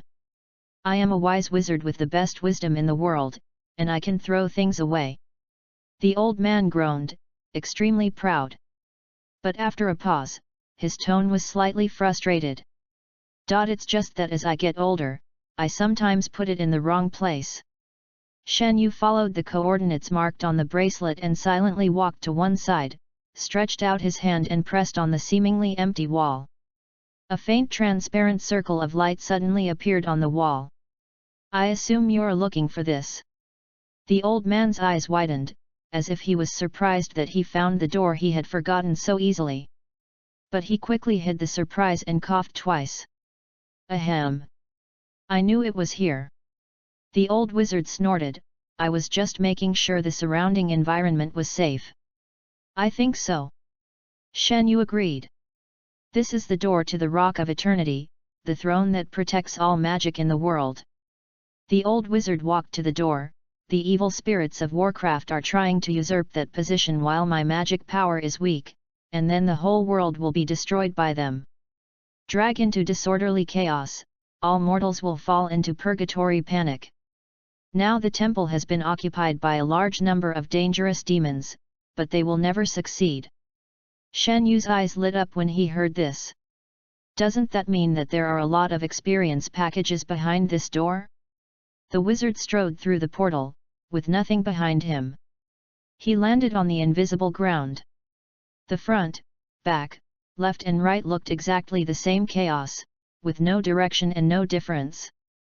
The old wizard turned his head and saw Shan Yu, who followed him through the door. I will take care of the rest. Thank you for your kindness, but I apologize for any inconvenience. Shan Yu smiled, are you sure? I don't know who was just forced to self-destruct by a fish monster. Of course. The old man was very proud. I am not an ordinary wizard, but that wizard. I have guarded the holy scriptures alone for 9,000 years and have never needed help. The wizard Shazam does have his proud capital. He is a top-level wizard, a high-level expert in magic. Or it used to be. Now he looks like an arrogant old man. Okay, I'll just follow and take a look. I'll gain some insights. Shan Yu said with a smile. Humph, that's up to you. A few minutes later. The old wizard screamed angrily as he ran away, followed by two vicious demon spirits like flying kites. He kept throwing various spells with gorgeous special effects at the two monsters, but they were all as useless as setting off fireworks. Thinking about the worst, it seems that his current magic level has indeed declined more seriously than he thought. These demon spirits, which had never been taken lightly in the past, could not even break through their defenses now. Thinking on the bright side, at least his body is still strong and strong. He has been able to run quickly for several laps without being overtaken by the demon. At least he is very strong by the standards of a 9,000-year-old man. As a kind-hearted Ultraman, Shan Yu is still too soft-hearted. After watching the old man go around in circles twice, he flashed forward quickly and punched twice in a row. The two demon spirits didn't see what was happening at all, they only felt the figure flickering in front of them. There were two bangs, and without even seeing the punching process clearly, the two demon spirits flew out side by side and embedded themselves into the wall with two snaps, making it impossible to get them off. The old man sat down on the ground, panting heavily while pouting, and said vaguely, "Mind your own business. Nothing is under the control of my wizard Shazam." Shen is happy. Good guy, you're going to be cremated without even opening your mouth. It's harder than the pancakes sold at someone's house. So if I hadn't taken action just now, you would have the plan is to run and tire those two demon spirits to death, right? But there was no expression on his face, but he nodded seriously, and said sincerely and solemnly, I am the one who is troublesome. The wizard Shazam is famous all over the world, so there must be nothing you can't handle. I suddenly remembered that the fire on the stove at home was not turned off, so I took the first step and waited for your good news. As he said that, he turned around and looked like he was about to leave. The old wizard became anxious when he saw it. Hey, wait a minute. Shan Yu paused and turned around to see the old man's face turning red. He blew his beard for a long time before he finally managed to say, well, although it is completely under my control, it's not impossible if you insist on coming and taking a look. No, I don't insist at all, so I won't cause you any trouble. The old man became even more anxious, and finally put on a I'm willing to give it all attitude, and shouted, wait. Okay, I admit, I am unprecedentedly weak now, and I have never been so powerless. The temple needs my protection now, and the demons need to be exorcised. But to be honest, I don't have much confidence. So I probably do need a little, help. Watching the old man's face getting redder and redder, he couldn't hold back the word. Help. Shen Yu said. The old man blew his beard again, feeling relieved. This is what you said, not me. Shen Yu. A moment later, in the Rock of Eternity, inside the temple. Shazam the wizard is nothing more than that. A demon spirit with the appearance of a bull's head walked to the throne in the center of the temple, his face full of unconcealable pride. If you still want to live, stay away from there. The tall black shadow said coldly.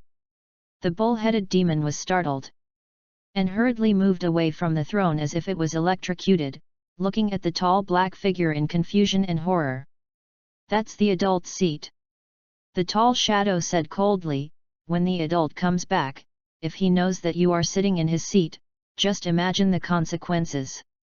The bull-headed demon spirit shivered all over, and quickly shrank its head and became silent. Lao Niu is awesome at other things, but he really doesn't dare to be awesome at this one. He knew very well how terrifying that adult was, and it would not be a joke to be blamed when the time came. The next moment, the temple door was suddenly blasted open from the outside. The wizard Shazam stood at the door, wrapped in electric light, and he glanced at the tall shadow among the demons. The demon spirit was surrounded by a strange darkness, and its aura alone showed that it was not on the same level as other demon spirits at a glance. Oh, demon spirit Phetos, I should have known that it was you who was leading these little boys. You're fine, wizard. Phetos calmly looked at the wizard with a sneer. Will you be alive soon? The old wizard straightened his back and said, I am the wizard Shazam, the guardian of the Rock of Eternity, the strongest master of magic. You young fools, as long as I still have breath, I really can't make it up anymore. Young man, when are you going to take action? Hey! All the demon spirits were stunned. The next moment, sacred and dazzling light shone throughout the hall.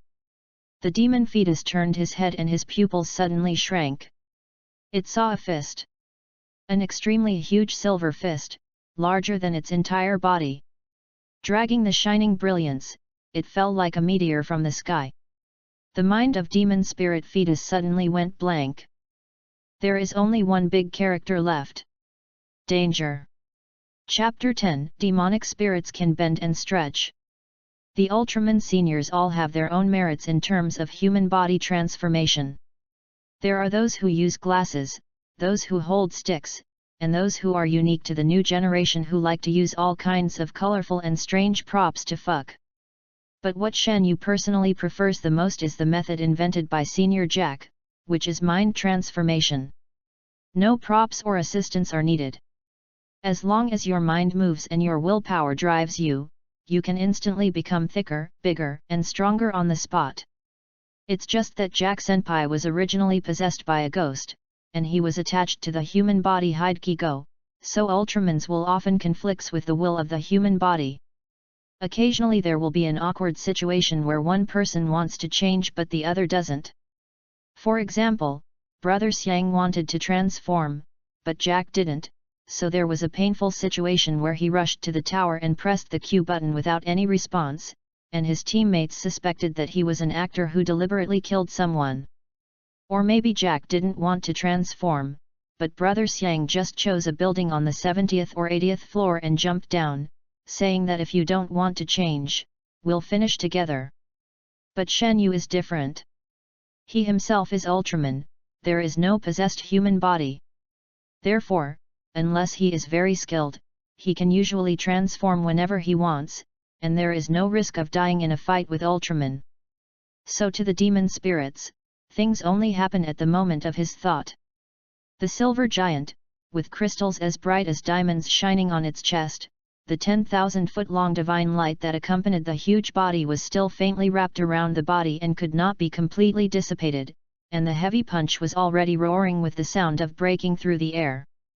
The punch power of the Ultra Brothers is generally at least 100,000 tons to 200,000 tons. In a few cases, it is not impossible to push the planet in a cheating state. But obviously, Shen Yu is just a scientist and does not have the power like them. 100,000 tons was close to his personal limit. Of course it is strong enough for this demon spirit. The moment Phetos was locked, the entire demon spirit, all of them froze. It recognized him in an instant. It was that giant. The mysterious giant who had killed the starfish-shaped alien in one blow not long ago and was called Ultraman by some humans. But the demons had only heard about the news in this world, and they had only heard about it before. They didn't want to face it in person today, and then they knew how terrifying that existence was. What kind of punch was that? The violent hurricane rolled up in the holy book as if responding to the order of the punch, and the terrifying wind pressure was like a raging tide. At that moment, the whole world in the eyes of the demon seemed to be occupied by this meteorite-like punch, as if it was a judgment from God. Will die. Phytos had a clear mind.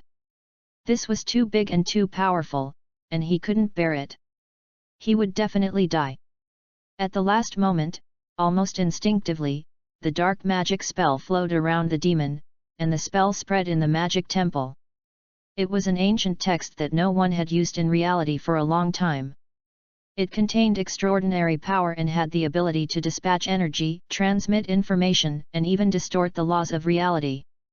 The spell it released at the moment of its death can be translated into vernacular as just one word: save. As shown in the movie Shazam, the Temple of Eternal Rock is connected to various magical worlds and has always been guarded by wizards. Now that the temple is occupied by demons, there will naturally be evil spirits who will break free from the suppression. A vortex was opened, as if it led directly to another world. The dark chaos was churning in it, and a huge claw stretched out and pressed on the edge of the vortex that was like a portal, and a huge body slowly stretched out from the chaos. A huge, terrifying, and crazy monster. Demon Peters, said the wizard Shazam in a deep voice. It was a powerful demon that even occupied a place in the Temple of Eternal Rock. A black statue of about 30 meters was fixed on one wall of the temple, with a hideous and distorted face.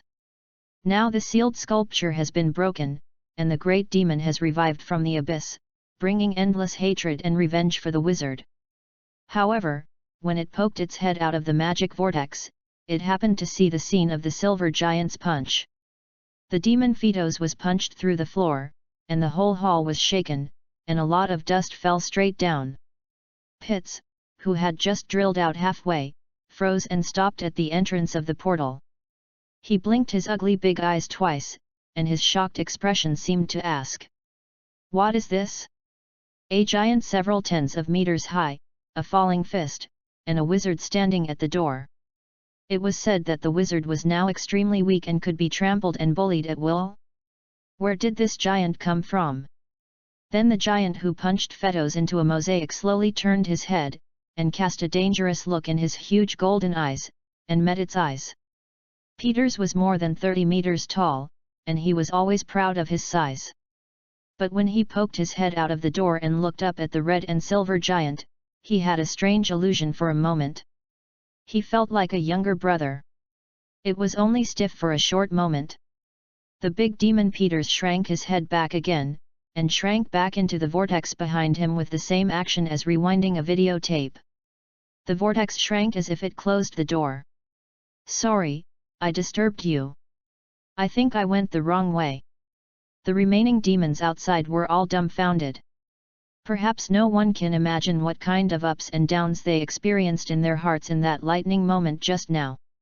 To be honest, when Peters poked his head out, they all felt that it was safe. That was Peters. The powerful man that these inferior demons can only look up to, a big boss who has a place in the Eternal Temple. When this big boss takes action, isn't it a sure thing? The result is that what happened next is like a jungler with 6 god-equipped equipment who came late at the most critical moment, looked at the battle situation from a distance, and turned around without taking action. It highlights a collapse and retreat tactic, which raises the blood pressure of teammates. After the matter, if there is anything more psychologically disturbing than the big brother running away and the team battle collapsing, it may be that the big brother has not run away. Peters plunged into the portal and sprinted at full speed in the chaos. "I thought I had already run away, but suddenly I felt a burst of heat all over my body, as if my whole body was burning."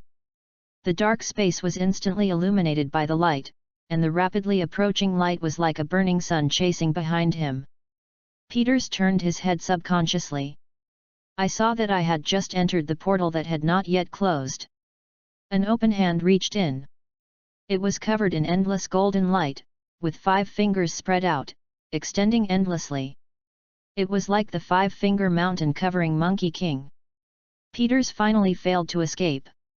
In the eyes of the demons, the giant kicked his feet, his whole body glowed, and he dragged a series of flashes with his afterimage. He broke into the cave that was closing with one hand. When he pulled it out, he had already grabbed a black tail in his hand. It was connected to a huge demon that was more than 30 meters long and was desperately grabbing forward with its hands and feet. In fact, Shen Yu was not very sure at the beginning whether he could catch this monster back. The Ultra Brothers of the Space Guard usually run at a speed of about 4 to 6 Mach in the atmosphere, which is 4 to 6 times the speed of sound. But Shen Yu was a bit weaker and could not compare with the big guy above. His average running speed was only a little more than 2 Machs. During the graduation physical fitness test, I had been practicing for 20 years, and I could barely reach Mach 3 when I was in the best condition. After several hundred years of neglecting practice, my condition may have declined. It should not be able to reach Mach 3 now. Fortunately, I can barely catch up. Rumble. That was the sound of the demon spirit being dragged by its tail and smashed onto the ground. Peters struggled to get up, shaking his head, and climbed up. Before he could prepare a counterattack, another huge fist hit his face. Fighting skills are the foundation of the Kingdom of Light curriculum, and Shen Yu is confident that he has learned well in this aspect. When he went up, he feinted with his left hand, followed by a right fist that diverted the demon's gaze. Then a left hook, an uppercut, and then a straight punch with the back hand. The huge demon spirit's head was instantly beaten into a pig's head. All the demon spirits around the hall were trembling, stagnant and afraid to move. It felt like they were watching some kind of cruel execution scene, and it might be their turn next. With a gorgeous combination of punches, Pitt's entire ugly face was basically beaten into a black paste, and his body fell into a soft puddle on the ground as if his bones had been ripped out. His life and death were unknown. Shen Yu clapped his hands and turned to look at the remaining demon spirits in the main hall. His cold gaze seemed to ask, "Next?" All the demon spirits looked at each other. Then they all raised their hands and fell to the ground. It can be seen that being a demon spirit requires a person who can bend and stretch. The key point is to be able to bend. There is no way, I have big fists. Chapter 11 Chef Shazam. All the demon spirits were wiped out, and the huge temple suddenly became quiet again. The old wizard sat back on his throne, closed his eyes and thought for a while. His old complexion quickly became rosy, and he regained some vitality. At this time, Shen Yu also returned to human form and came to the old wizard's side. "Thank you for your help, foreigner." The wizard Shazam opened his eyes and solemnly said to Shen Yu, "Although it is a bit hard to say, this time I have to admit that without your help, the consequences may be unimaginable." "You don't seem to be surprised by me," Shen Yu said. The wizard smiled. "I have lived for 9,000 years. In these 9,000 years, I have seen the fall of the old gods, the rise of the new gods, the end of a world, and the vengeful spirit of God angrily wielding the blade of punishment. Believe me, if you live a long time, no matter how strange things happen, they won't be strange. The cute fat stool is something that has never been seen before, but it will not surprise a wise wizard too much." Shen Yu thought about it, and it was the same. The wizard Shazam has not only lived a long time, but at his level, he must have dealt with multi-level bosses. Although he is no longer at his peak now, he is not always startled every time he sees a new alien race. The wizard sighed, "But I am still getting old, and I am becoming more and more incompetent. Sure enough, I have to choose a new successor as soon as possible, otherwise the temple will soon be unguarded." After a pause, he glanced at Shen Yu and sighed. "Actually, I think you are a good choice. Your willpower still needs to be tempered, but you have a good heart and a pure heart. It's a pity." He shook his head and did not continue. But Shen Yu somewhat understood the meaning of the wizard's words. After all, wizards themselves are still human beings, and the choice of successors is naturally within the human race. Strictly speaking, Shan Yu has been transformed into an Ultraman since his first rebirth. He is no longer a human being and is therefore not a candidate for a wizard. Actually, to say so, it also depends on fate.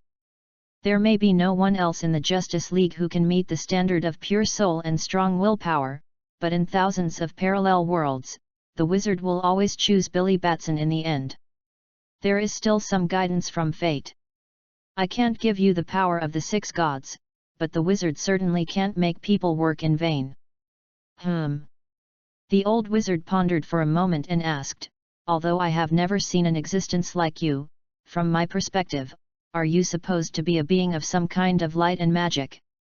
Shan Yu was a little surprised. The so-called light magic should be an expression of the old wizard's magical perspective. Although the old wizard no longer has magical powers, he still has a sharp eye. With just one glance, he can see the essence of the light of his Ultra family. Then this will definitely help you. The wizard Shazam stretched out his hand and pinched it with 2 fingers.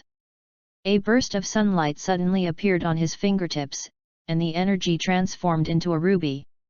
Shan Yu wanted to say that he knew nothing about magic, but after taking the gem and glancing at it, he was immediately surprised to sense some kind of hot and powerful energy churning in it.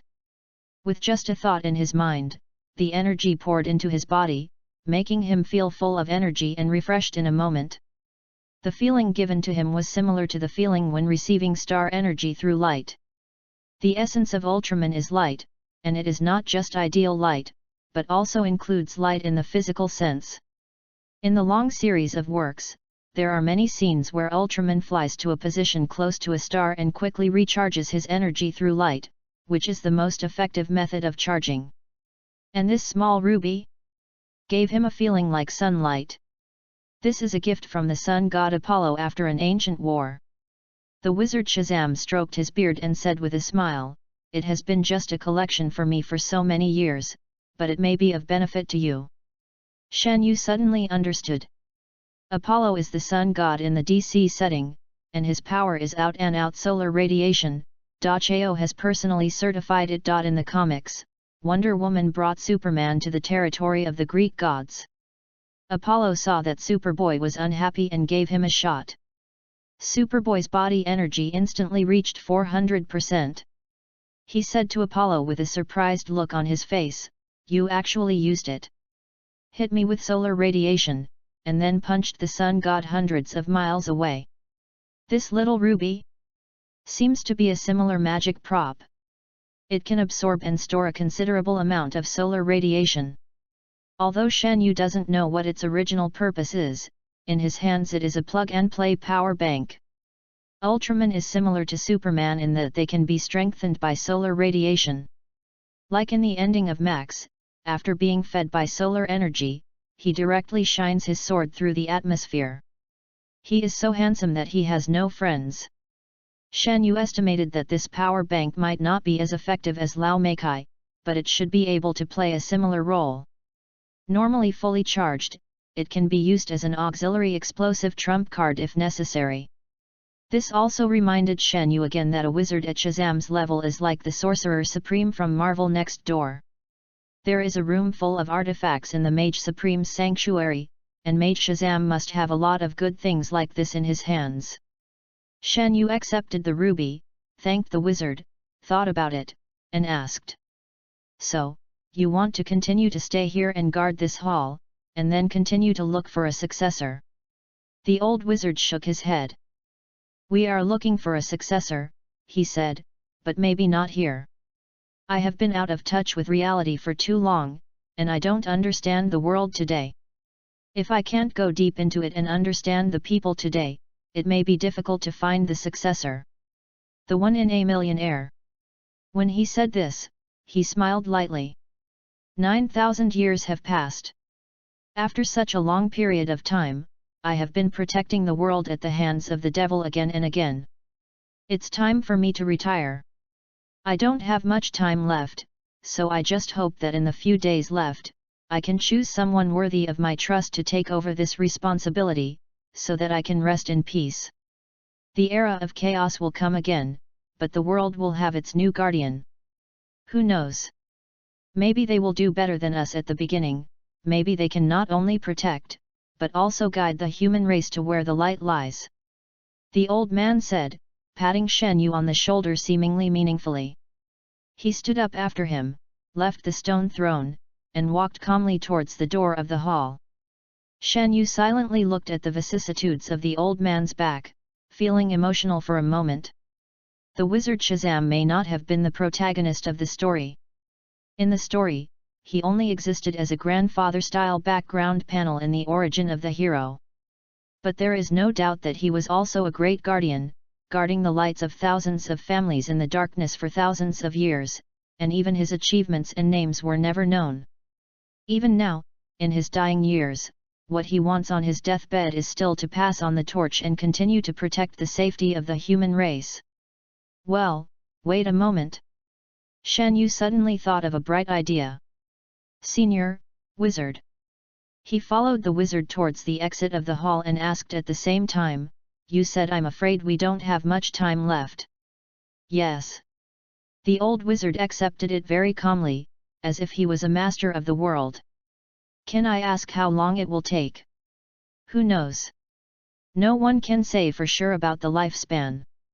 It can be as short as 20 or 30 years, or as long as 40 or 50 years. The old wizard said. Shen Yu. Sure enough, he knew. When a 9,000-year-old man says that he is about to die, his standards are definitely different from those of normal humans. Well, if you have a few more decades to go, do you have any plans? So I said it all. I need to understand the world today and choose my successor from it. No, I mean to be more specific. Shen Yu interrupted, because the selection process may take 10 years? 20 years? So where do you plan to live during this period? What will you eat? Judging from the actual combat situation just now, the wizard's old arms and legs are still healthy, but the magic seems to be a little difficult to use. Before choosing a successor, one of the first issues to face when returning to reality is food, clothing, housing, and transportation. At this time, they had just passed through the magic door and returned to the alleyway before entering. The old wizard was stunned when he heard this. Obviously he had not seriously considered this issue. So Shen Yu took advantage of the situation and said, "To be honest, I have opened a cafe in a nearby neighborhood, and the business is pretty good. Recently, I was thinking about providing guests with some baking or simple meals in addition to coffee. And it happened to still missing a cook." The old wizard's eyes were widened and he was so angry that he blew his beard. "You want me, the guardian of the Rock of Eternity, the founder of the Eternal Parliament, the greatest that wizard, to be your cook?" Shen Yu didn't say anything, and only winked, meaning something close to think about it. "No, no, never, impossible, no room for it." The old wizard crossed his arms and raised his head proudly, determined. However, the aging body, which was gradually losing its divine power, refused to show its dignity, and a series of gurgling sounds came from its stomach. Old wizard. So one day later. There is an old chef in the Hishi cafe on the corner who wears a scarf and a chef's hat and blows his beard all day long to make everyone dislike him.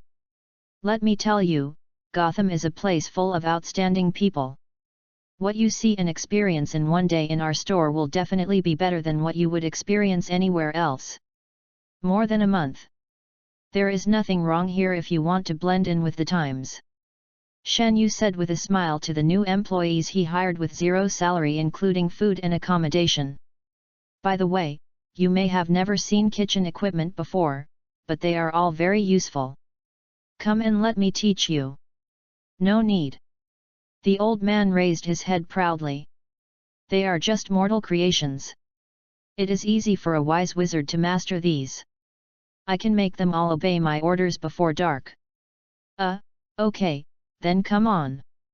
However, just 2 minutes after Shen Yu exited the kitchen, he heard a bang explosion behind him. And a smell of burnt smoke. Shen Yu. Chapter 12 Stirring a Hornet's Nest. Underground, Private Laboratory. With many years of study in the Kingdom of Light, Shan Yu built a simple laboratory in the basement with the limited resources he could buy. This is the main place for his research. At this time, he was deleting, and modifying a newly completed design drawing displayed on the projection screen, preparing to do the final test before running the simulation on the computer. This is a project he started working on a month ago. He named it, Mobile Ultraman. Yes, it has the same name as the famous spin-off anime work of the Ultraman series, and it is similar. To put it simply, it is to build an exoskeleton equipment similar to that of Iron Man next door. A life-size armor with the appearance of Ultraman, driven by light technology, has strength and performance that far exceeds conventional Earth technology, and can even be equipped with specium weapons. The design of the drawings and the programming of the built-in program are basically completed. Shan Yu ran the simulation twice, and immediately hesitated again on the issue of weapon materials. DC Earth does have a lot of black technology. For example, the strength of the materials used by Batman and Lex Luthor to make armor must be incredible.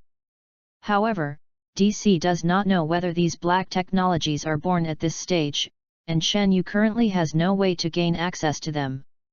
However, as soon as his mind moved, he quickly thought of a way that might be able to get access to top materials. Right in the kitchen of my own cafe. At this moment, the great wizard Shazam is competing with a newly purchased electric oven in the kitchen. I don't know whether he disliked the thing being too slow or the heat was too difficult to control. The old wizard glanced around and saw that no one was paying attention. He silently recited a spell and secretly cast an acceleration spell on the oven. The roasted chicken immediately accelerated under the influence of the spell and turned into a dark brown roasted chicken with cracked skin.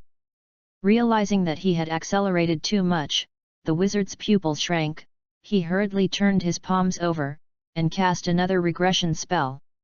I saw that the charred roast chicken seemed to have gone back in time, and it quickly changed back to what it was before it was charred. A round white egg? Gan, I retreated too much. At this moment, footsteps were suddenly heard outside the kitchen door, followed by the young boss's voice, "Senior Wizard." The old wizard's heart skipped a beat, and he suddenly came to his senses. He silently recited the levitation spell, and with a move of his fingertips, the poor egg was immediately launched out of the open window. So as soon as Shan Yu entered the door, he saw the old wizard in a daze in the middle of the kitchen. What are you doing?" The old wizard coughed and stroked his beard calmly. A wise wizard should take some time to think about life every day. Okay. I hope it doesn't disturb your thoughts. I have a question. Well, tell me. The wizard stroked his beard and maintained his image as a master. So Shan Yu simply explained his purpose and thoughts. The old wizard thought for a moment, touched his beard and said, "Materials? If you think about it, there may be a small amount of the 9th metal left in the temple." Shan Yu perked up after hearing this. Could the 9th metal be the legendary N metal? That's the top grade material you can get in DC. It is described as a metal that has the possibility to subvert all physical and magical rules and has various extraordinary properties even without any processing. For example, anti-gravity, people wearing N metal can fly freely. And it can strengthen the user's strength, grant super self-healing ability, and have the best resistance to magic. The higher the purity, the stronger the power. Although it is very rare, the purest N metal can make people immortal and even revive the dead. Then this thing is said to be rare, but it is not that rare. The Senegon Empire, the home of the DC superhero Hawkman, is basically everywhere, similar to how vibranium is in Wakanda in Marvel. Not much, just a little. The old wizard shook his head. I got it by chance many years ago. Most of it has been used by me, and the remaining small amount has been lying around for thousands of years and has no use to me. If you want it, just take it. Shan Yu thanked him. Even if a god-level material like N metal has only a little effect, it is extraordinary, and there are very few people who are rich enough to use pure N metal to make weapons. Most of them are mixed with other materials. It was at this moment that there was a burst of noise in the coffee shop outside. "Don't be so cold." A young gangster gathered around a table in a coffee shop, winking at a beautiful girl. 3 companions gathered around him, each with a malicious smile.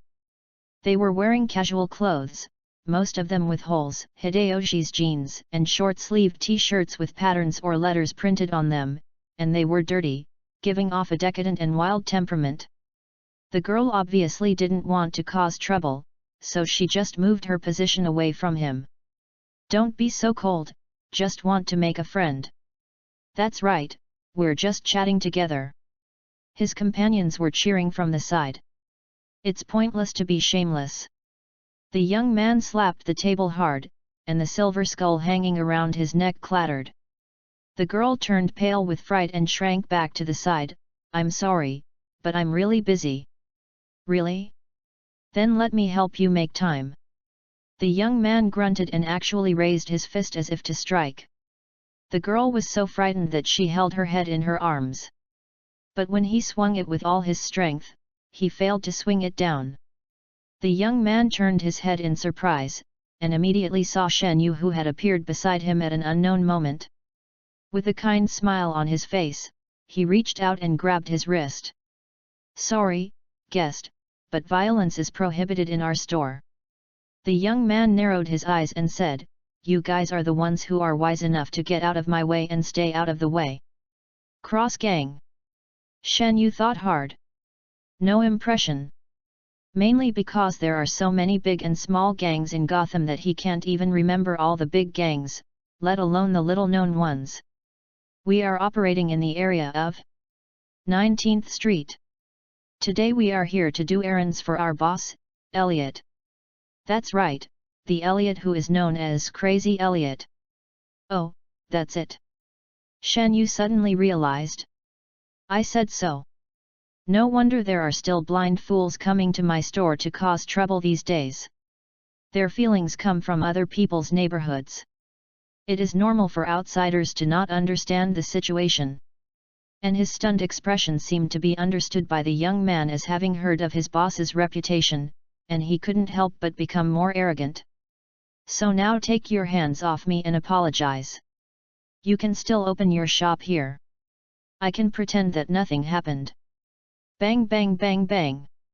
A series of 4 muffled sounds. The 4 gangsters were lying on their backs, their noses bleeding, and the pain of being beaten was not felt until they fell to the ground.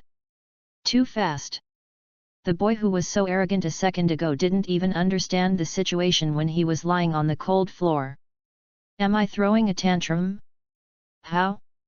Confused, he immediately lay on the ground and saw the young boss dragging a chair over and sitting on the edge. "Now, about that, Crazy Elliot." Shen Yu smiled. "Elaborate." A few gangsters trembled. "I began to realize vaguely that I might have stirred up a hornet's nest this time." Chapter 13. A group is here to talk about crosstalk. As we all know, in the era before Batman appeared, Gotham was a literal chaos of demons. All kinds of underground activities and black trade are imaginable and impossible. Gangs of all sizes are spreading like viruses in the streets and alleys. David Patrick was a self-made man in such a chaotic era. He made his first pot of gold by relying on marijuana when he was a student. Later, after he became successful, he still focused on campus business. As the business grew bigger and bigger, there were more and more people under their control. They called themselves the Cross Gang and gradually became a force. The gangs in the neighborhood all had to sell him some thin noodles. But if you want to expand your business in Gotham, no matter in that area, you will definitely not be able to just rely on being brave and ruthless. David didn't have great abilities, but he still had some cleverness. Although it was not within the scope of his gang's activities, he had heard about the newly opened Hishi Cafe in Kingston. Although he didn't know the details, he guessed that the store owner might have some background. Otherwise, ordinary people will not be able to force local gangs to withdraw from the community. This is why it should be just a trivial matter where the gang's lowest-level gangsters were fighting and causing trouble, but he actually made an exception and took action personally.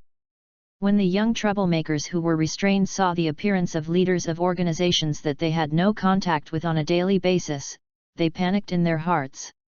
I began to realize more and more that things might be serious. "Hello, Mr. Shen." David greeted politely with a cigar in his mouth, but his eyes clearly shone like wild beasts in the primitive jungle. Shen Yu ignored it and asked straight to the point, "Who is Crazy Elliot?" It was quiet for a while. David stepped aside and made way for his younger brother behind him. Everyone turned their attention to a young man wearing a black wallet with a blue dragon tattooed on his body. Obviously that was Elliot, but Madness couldn't tell, only that he looked pale and had a sore face. He is the direct boss of those young people, but to put it nicely, he is actually just a low-level errand boy.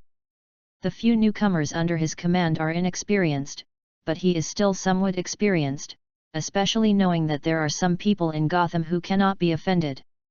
The seemingly amiable young man in front of me is. On the surface, he looks like a frail scholar, but compared with the gangsters like them, he seems to be blown away by a gust of wind. But anyone who has heard rumors about former gangsters in nearby communities breaking their legs or crashing their cars knows that this person is definitely not that simple. What kind of bad guy is Elliot? This kind of scene is not suitable. Go up to him and talk? Elliot's legs were shaking a little, and he stepped forward nervously. One of his good brothers also kindly gave him advice in his ear, "Remember, the lower the voice, the stronger the aura. Real bosses always speak in a low voice." Elliot nodded, indicating that he remembered. Then he walked up to Shen Yu, trying hard to look a little more attractive. His lips seemed to move, but there was no sound. Shen Yu raised his eyebrows. "Brother, did you leave your vocal cords at home?" Elliot.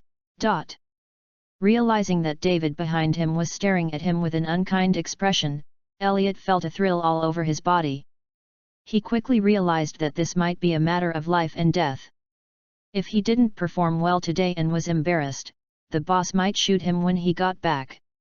He was really someone who could do such a thing. So he tried to hold his head high and looked fierce. "Sit down," Shen Yu said calmly. "Okay." Elliot sat in the chair and looked up at Shen Yu obediently, like a well-trained pug. After sitting down reflexively, he suddenly thought something was wrong. Why should I listen to him? He had never seen anyone like the young boss before. He clearly looks gentle and polite, but there seems to be something in his eyes that no one else has, making you dare not look at him. It seems that every move he makes and every word uttered from his mouth naturally has a certain kind of majesty, which makes people instinctively dare not disobey. He tried to get up, but as soon as his legs moved, he seemed to feel some unparalleled powerful pressure, making him sit back down. Really lacking the courage to stand up, Elliot could only lower his head and whisper, "I just suddenly want to sit down." Shen Yu smiled and said nothing. Not to mention the huge gap in the level of life, if his mental power can't shake even a drug-addicted scumbag, then his more than 1,000 years of telekinesis training will be in vain. The young people making trouble next to them were so frightened that they were stunned. Damn it, is this still their murderous boss? That crazy Elliot who strikes out at the slightest disagreement, claiming to be a knife from Crime Alley to Arkham? Why are you as cowardly as a dog? Tell me about your little brother. Shen Yu cut to the chase and waved to the gangster next to him who was harassing the girl before, "Come over here." The gangster had a dark face, but he didn't dare to disobey at all. He lowered his head and walked forward. "He said he was your younger brother, right?" Shen Yu asked. Elliot glared at the gangster fiercely and admitted bravely, "Yes. He harassed other customers in my store and even wanted to hit someone. What do you think, Mr. Elliot?" Elliot glanced at David behind him and found that the boss's expression was getting more and more fierce, and he couldn't help but become more and more nervous. "I know that if I don't perform well, I will be ruined when I go back, so I am always evil and timid." He raised his head suddenly and held his chest high. "We, the Cross Gang, have been around for many years. We have never been afraid of anything, and we have never bowed our heads to anyone. As our boss often said, business is also a battlefield. We who do business are very particular. It's so fair. As he spoke, he pointed at the gangster next to him. So which arm of this kid moved first? I'll chop off his arm on the spot to make amends. What do you think, Mr. Shen? Shen Yu. Gangster. Not to mention a gangster, even Shen Yu was a bit confused by his unconventional negotiation methods. The gangster turned pale and was about to cry. He said with a cry, "Brother, don't you usually say that the most important thing for a gangster is to be ruthless and powerful?" Unexpectedly, Elliot slapped him across the face.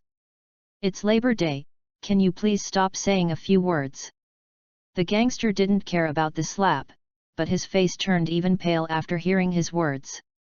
After hesitating for a while, he said timidly, "My mother?" "Well, boss, this matter is indeed a bit sudden. I may have to go back and discuss this with my father." Elliot. Shen Yu didn't hold back for a moment and couldn't help but laugh out loud.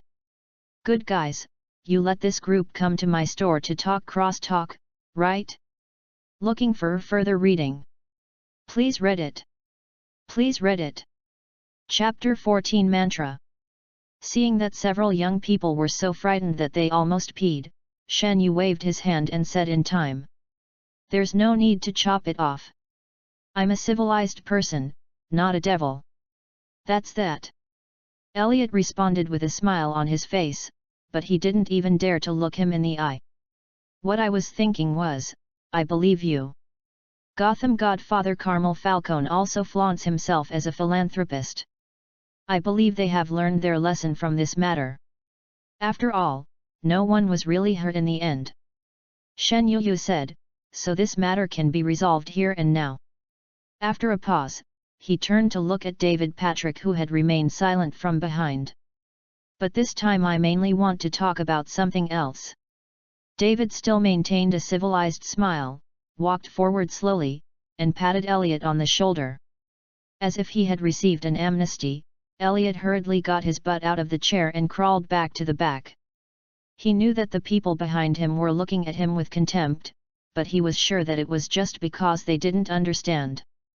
Because they didn't face that guy directly, the seemingly gentle coffee shop owner.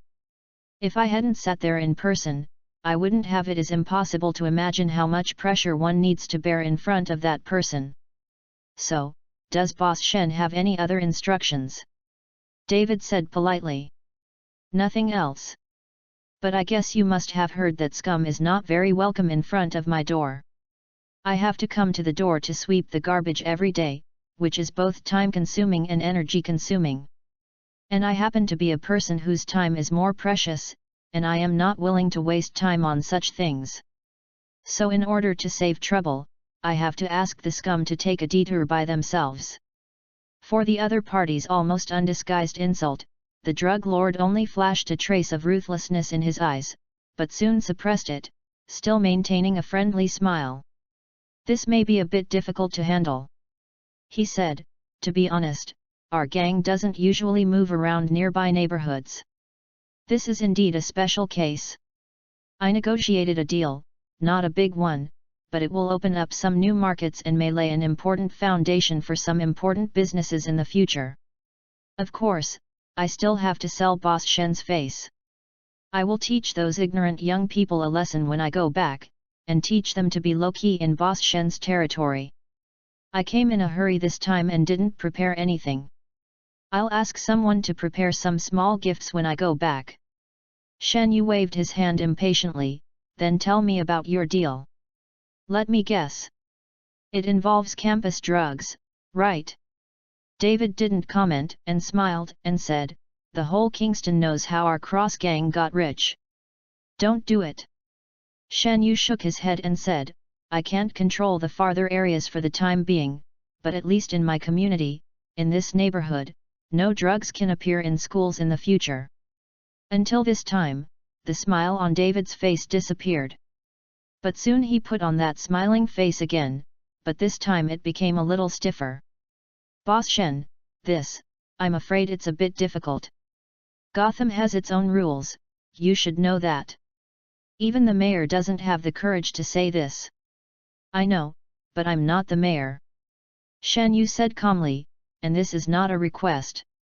David narrowed his eyes and tried to return a fierce look. People like him have unique experience in the control of expressions and eyes. He knows how to be kind and how to look dangerous. But it doesn't seem to apply today.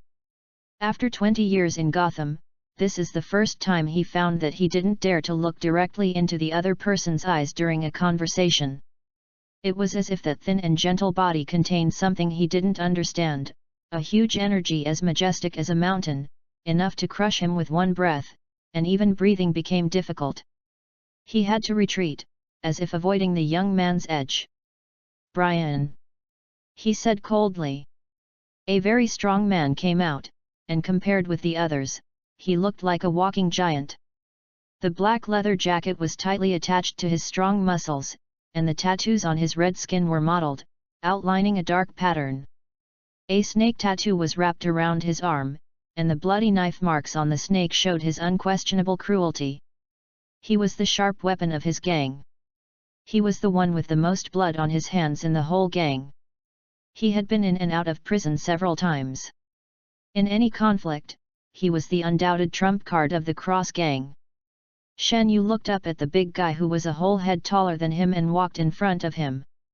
He began to think about how to deal with it in the fastest and most efficient way without being too exaggerated. Just thinking about it, he didn't have time to do anything. Suddenly, he heard the big guy named Brian in front of him speak, in a muffled voice. To be honest, I don't like the boss. Brian shook his head and said, he is actually a sissy and he is not very efficient in doing things. But there is nothing I can do. He is smarter than me. Otherwise, I don't want to listen to him at all. He tilted his head and thought for a while, then added. Oh, and the boss's sister-in-law is really beautiful and good at sex.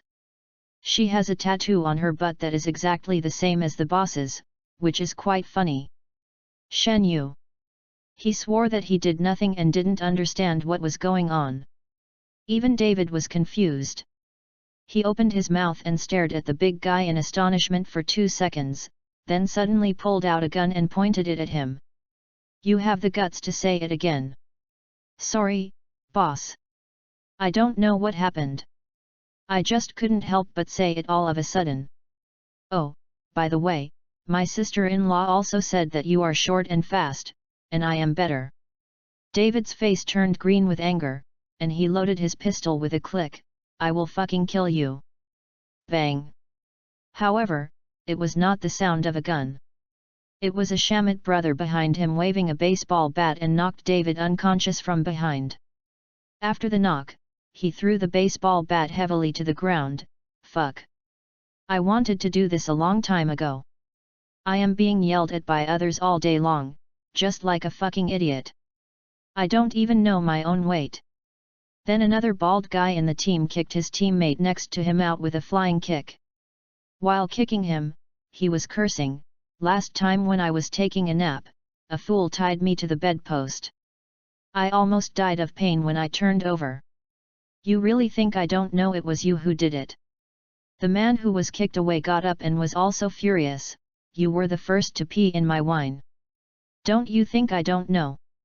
Fuck, who's afraid of who? Everyone started to curse at each other. And suddenly a group of people from the Cross gang started fighting each other. When they got up, everyone had red eyes and looked like they had a sworn hatred for killing their father. Shan Yu was stunned for 2 seconds, and then he seemed to have guessed something. Ignoring the brawling gangsters, he silently came to the bearded chef behind the counter who was watching the show as if it had nothing to do with him. What did you do? Oh, it's just a small mantra. The old wizard smiled proudly, then paused, blinked and added. I didn't expect the effect to be so good. Chapter 15s. Then Shan Yu was very happy that he finally managed to talk things out with the Cross gang. A large number of people came in angrily and left in disgrace. When they left, they were all bruised and swollen, embarrassed and a bit funny, and even looked a bit pitiful. Many neighbors heard the commotion and watched from a distance, gloating over the defeat of this group of tyrannical barbarians. At the same time, Shen Yu also vaguely anticipated that the anecdotes about his coffee shop owner might have to be added after today. Never mind. Anyway, this group of people was fighting among themselves, and they were like this due to internal strife among their own people.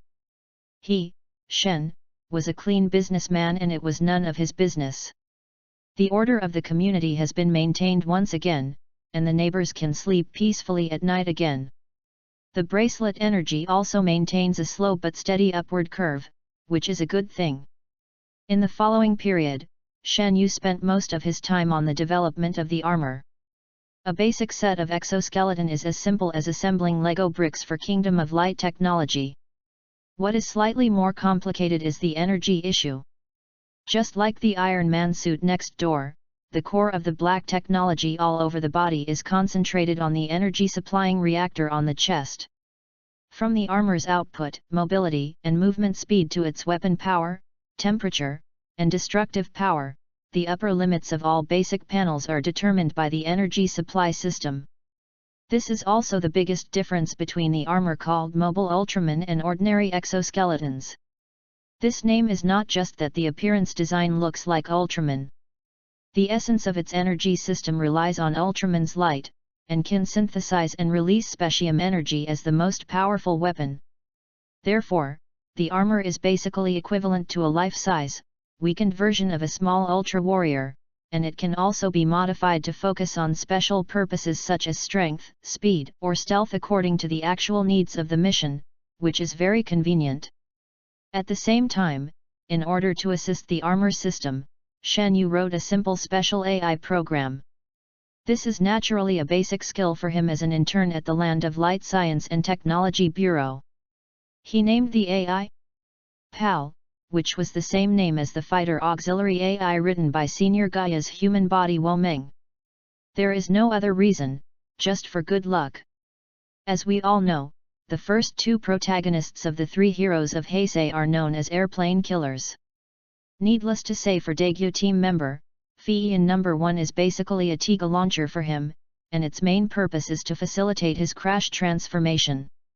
The flying bird that followed was even more outrageous. His car didn't even have much chance of crashing smoothly. It often exploded into fireworks in mid-air. Its main function was probably to help him practice the hand speed of transforming into Dinah.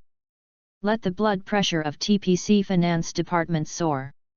In contrast, while being active as Gaia in the entire TV series, Gamu only crashed a handful of times, which is in stark contrast to the two prodigal seniors. Among them, his AI driver Par definitely contributed a lot. All tests passed and finally came to the actual testing stage. Par's remote-controlled robotic arm assembled the armor piece by piece on Shen Yu's body. The gears meshed, the lines were wound, and the armor was assembled and assembled. It only took a moment to wrap Shen Yu from head to toe. The azure core with the same shape as the color timer on the chest was lit up. The helmet fell down and clicked together, and the eyes lit up with golden light. PAL, System Self-Check. In progress, please wait, sir. After reading the progress bar, all parts of the armor were opened one after another. After checking, they were folded and deformed again, and returned to the inside of the armor. The inspection progress is 100% and the system is operating well. Very good, let's go out and try flying. Okay, sir. The anti-radar system has been activated and entered stealth mode. Like a meteor rising into the sky, the tail of the armor dragged a blue tail flame and flew into the sky with 2 somersault stunts. The design of the armor is mixed with N-metal materials, and it also has the function of floating flight.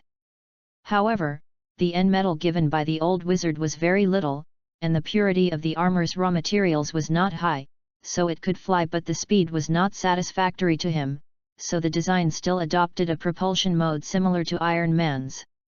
There are 2 main propellers placed at the bottom of the boots, and there are multiple auxiliary propellers on the waist and back, which are convenient for short-distance sprinting and direction adjustment. The two energy output ports in the palm can be used as main weapons to fire cannons, and can also be used as thrusters to adjust the direction. The thruster is only convenient for acceleration and adjustment, but because of the effect of N-metal, even if the propulsion power is lost, or even if the entire suit of armor is directly powered off, it can still float and fly. Following the trump card as a sure kill method, it is still the most classic move. Relying on the positive and negative electrodes left on the wrists of the armor to connect, the hands are in a cross shape, and the energy of specium is stimulated to the maximum in an instant. Release the breath. Just it is an improved version of the previously developed specium light cannon. Shen Yu can fly by himself, and 3,000 years of rich flying experience naturally allows him to get started easily. However, after flying for a few laps, Par soon heard a reminder in his ear. "Sir, there is a reaction on the bracelet." As he spoke, the specific reaction was reflected in the UI interface in front of him. The bracelet's information is tagged on the helmet's built-in monitor projection.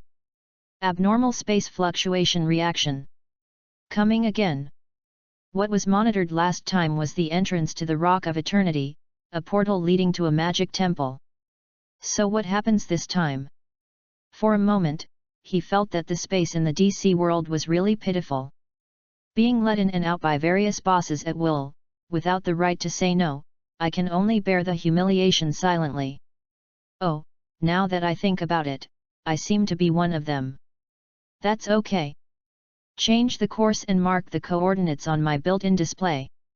Shen said. No problem, sir. The Ultra armor changed direction in the air and drew a gorgeous arc of flames, heading straight for the abnormal coordinates.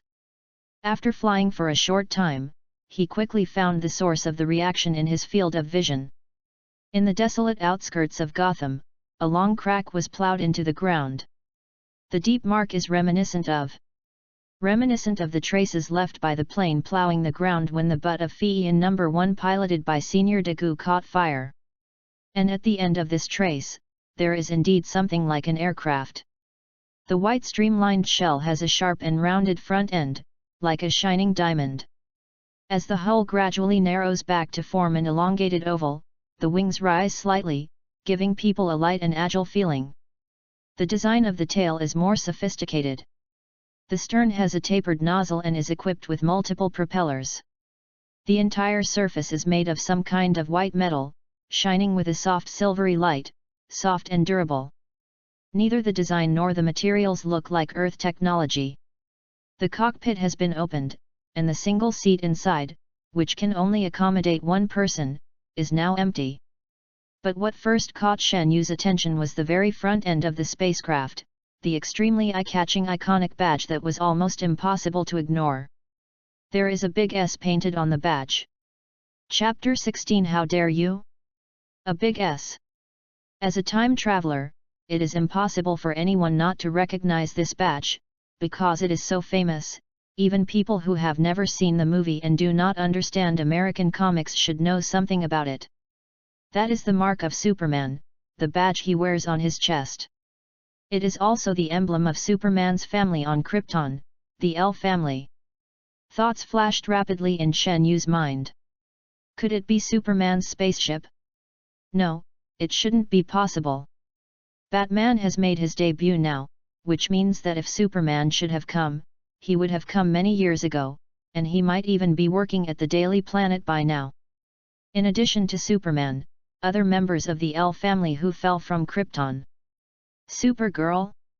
This should be the most famous member of the Superman family besides Superman himself. Shen Yu was about to check the environment to see if there were any traces or clues left around. A reminder of the armor alarm device suddenly flashed on the built-in display. There is an enemy attack. When he turned around, he saw a strange black shadow appearing in the forest behind him. At first glance, the body looks like a human being, but if you look closely, you will find that it is not. About 2 meters tall, with a slender body in a triangular shape, 2 horns on the top of its head, and a pair of glowing compound eyes in the middle. That terrifying face had no mouth, but a pair of curved teeth, which opened and closed and looked particularly terrifying under the moonlight.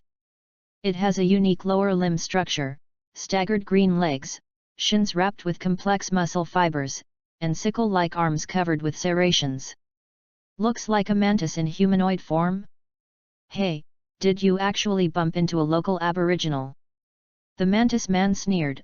A backward planet with civilization level 3, a bunch of primitive people. That's all. You were unlucky to bump into me, Libagoo.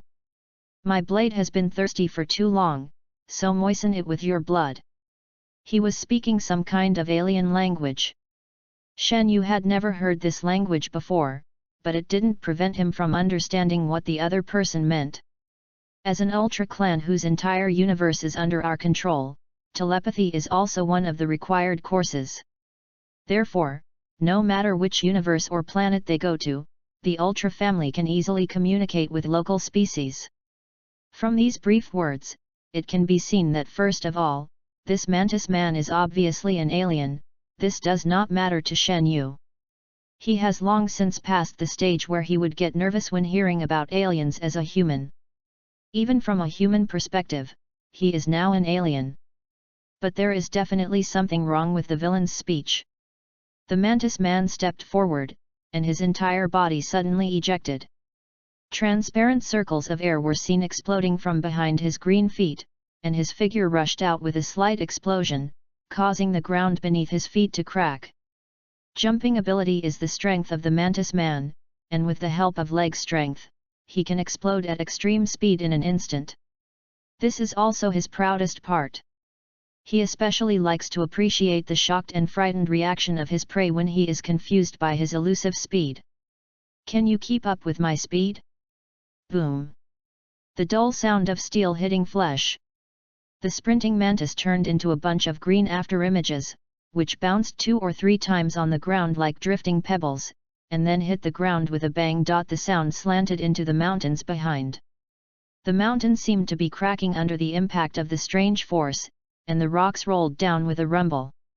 With difficulty, the mantis man crawled out of the pile of buried stones. His face was bruised and his mouth was crooked. He raised his head and looked at the red and silver armor in the distance that was maintaining a punching posture, with shock and fear on his face. Just as it should have been on the faces of his victims. What's the situation? What happened? Why did I fly? He didn't see the opponent's attack at all. In his field of vision, it was as if the opponent had been standing there motionless. Before he could recover, the other party disappeared again. That's right, it's like disappearing. Several propulsion ports on Shen Yu's body were activated at the same time, and in conjunction with the super speed of his human body, he almost left a circle of energy ripples before disappearing with a single step. Behind. The mantis man only felt that there seemed to be a heat wave rolling behind him. Without thinking too much, he relied on his fighting instinct to swing his arms and hit behind him. Snapped. The jagged green sickle landed firmly on Shen Yu's open palm.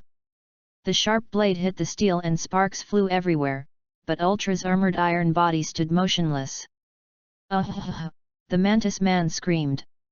Electricity, or a powerful current-like energy, washed through his body like a domineering torrent.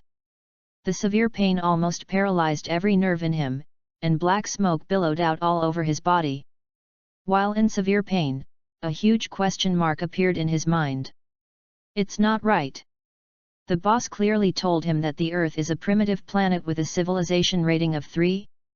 It was agreed that we can walk sideways on a planet with this level of civilization? At this moment, facing the red and silver armor that looked like a steel demon in front of him, he suddenly had the urge to point at the boss's nose and yell at him. The mechanical flammability of manganese protoxide? Such speed, such explosive power. Are you so quick to catch up with the level 11 individual armor of Krypton's civilization? Boom!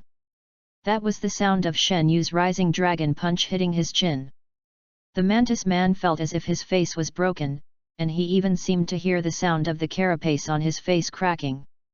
He felt like flying in the clouds, and his whole body seemed to have ascended to the sky. The literal meaning.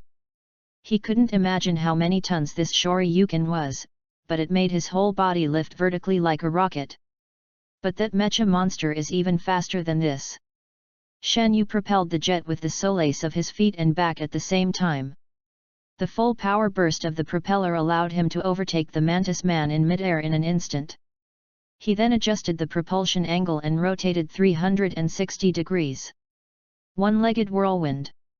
Similar to Taekwondo's sure kill stunt, the roundhouse kick hit the mantis man hard with the blessing of propulsive flames. Before that kick fell, the mantis man's eyes were filled with despair and regret. I regretted why I was holding on after eating enough. It obviously has nothing to do with my mission this time, so I had to be cunning to stop such a dad from coming down.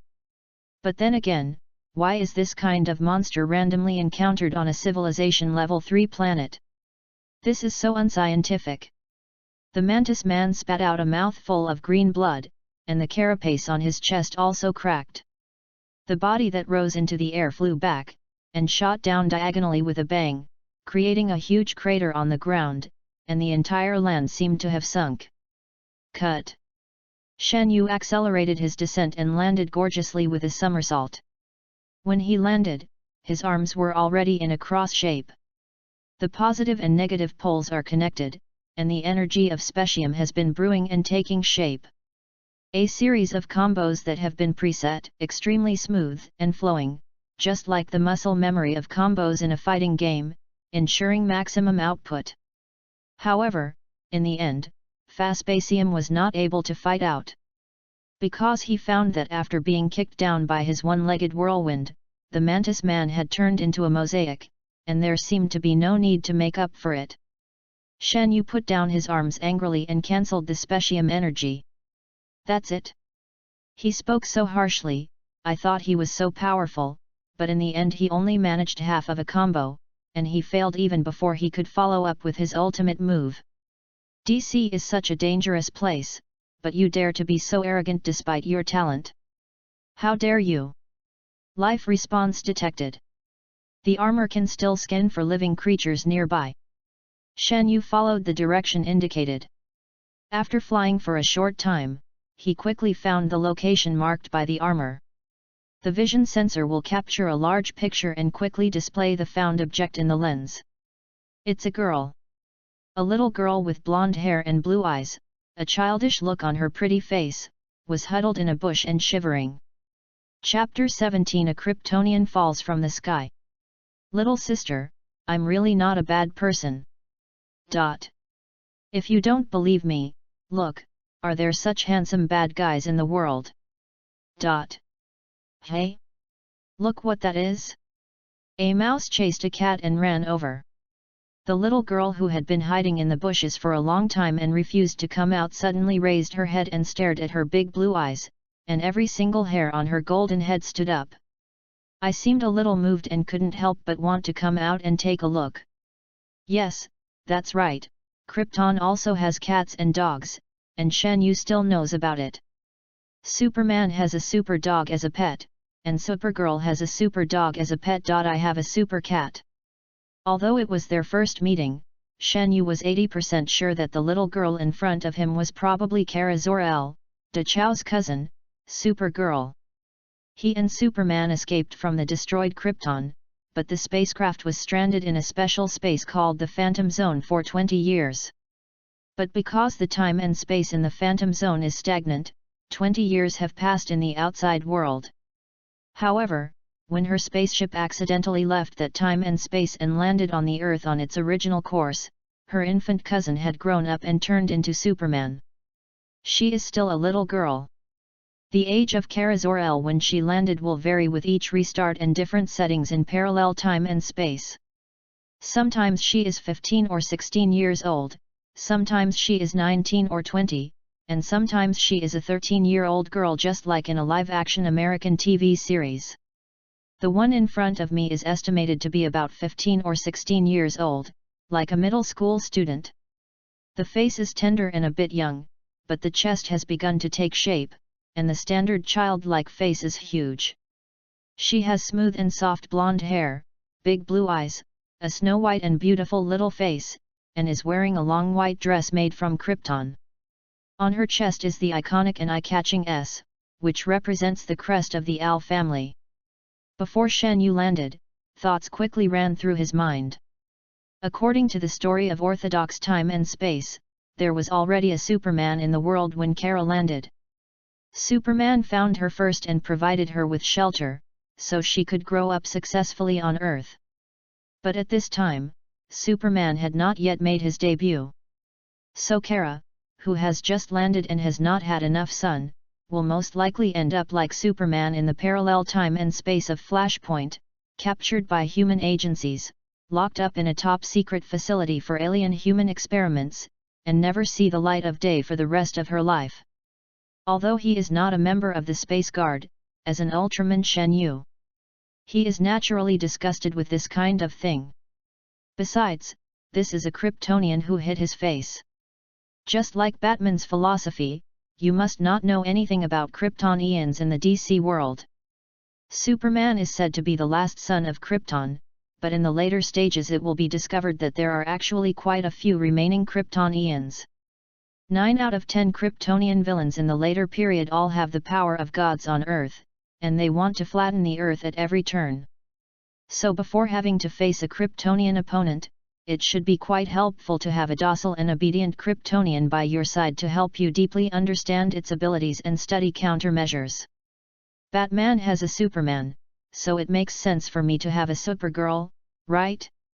In addition, the Superman family is a walking positive energy production machine in DC. They naturally have the talent to inspire people to be kind and positive. This also happens to be perfectly compatible with Shen Yu, who is suffering from lack of light. Their existence itself can continuously improve Shen Yu's strength, just like a long-term and stable experience gain.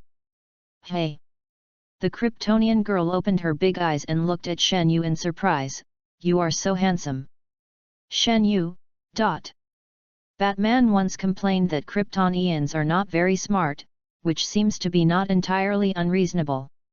The little girl's slow reflex arc only now realized that the other party could actually understand what she was saying. Something was wrong.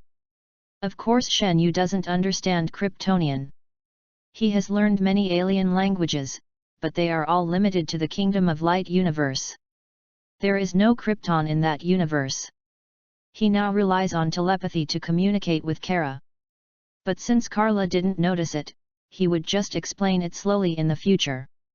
The mutual communication of languages will naturally make her feel familiar and let down her guard, especially in a place like Earth where she has no friends.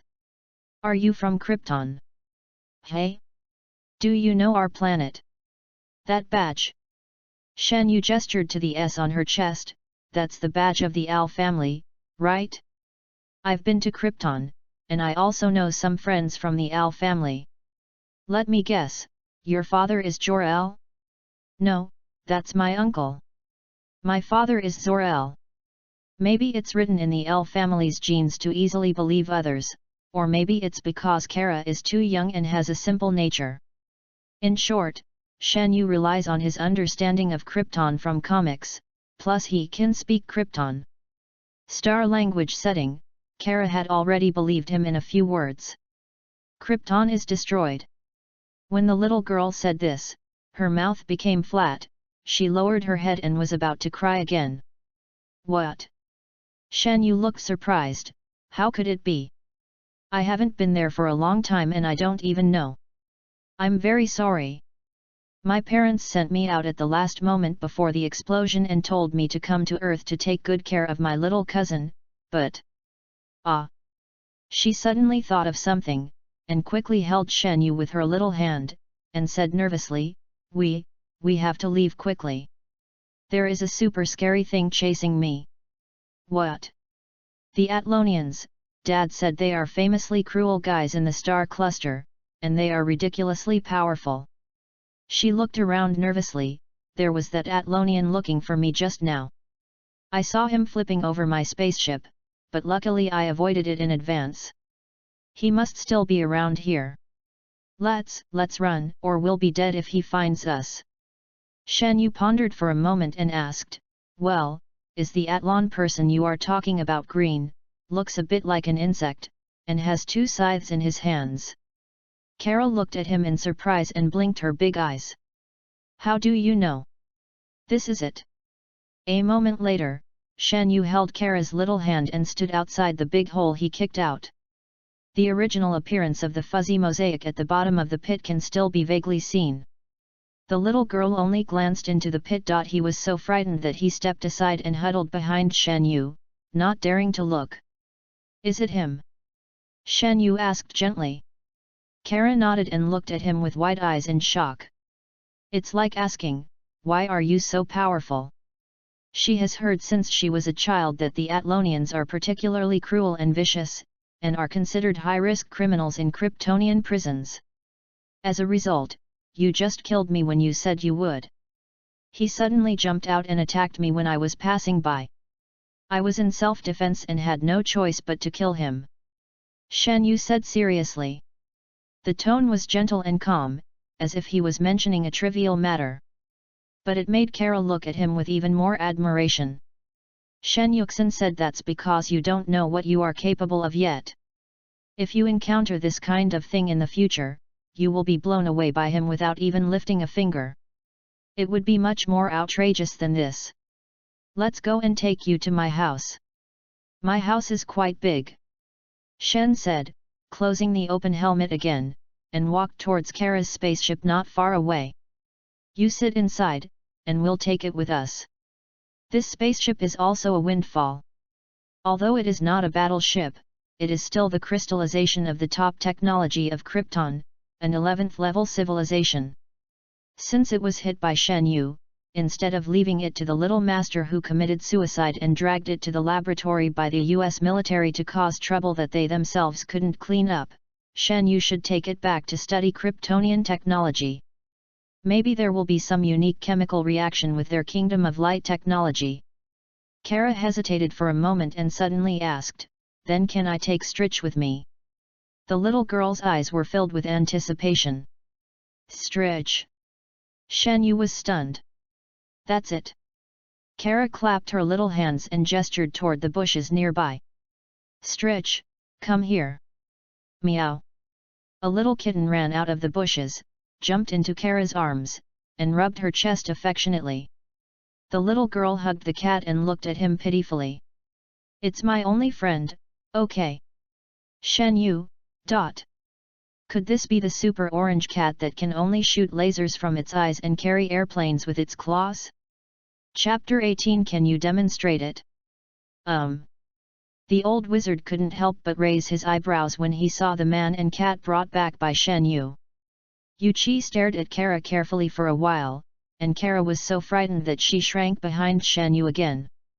The little girl and the little cat poked their heads out from behind side by side, carefully looking at the strange old man. The old wizard smiled and stroked his beard. Interesting. I picked up another foreigner. It seems that I have really been ignorant of world affairs for many years. As expected, the old man also had two brushes, and he could see at a glance that the girl was not a human either. Not long after coming back, Kara's stomach began to growl.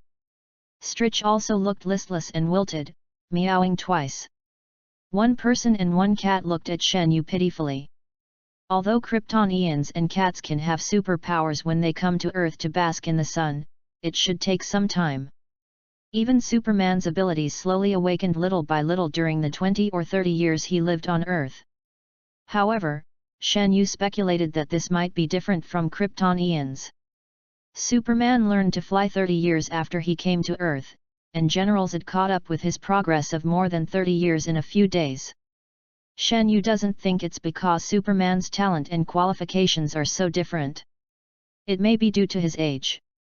Perhaps the age and physical development of Kryptonians will reflect the difference in superpowers to a certain extent. There are also comics showing that older Supermen in some parallel time and space are stronger and have more diverse abilities than when they were young. Of course, these are all speculations, and the details still need to be helped by the Kryptonian volunteers around him to help him understand further.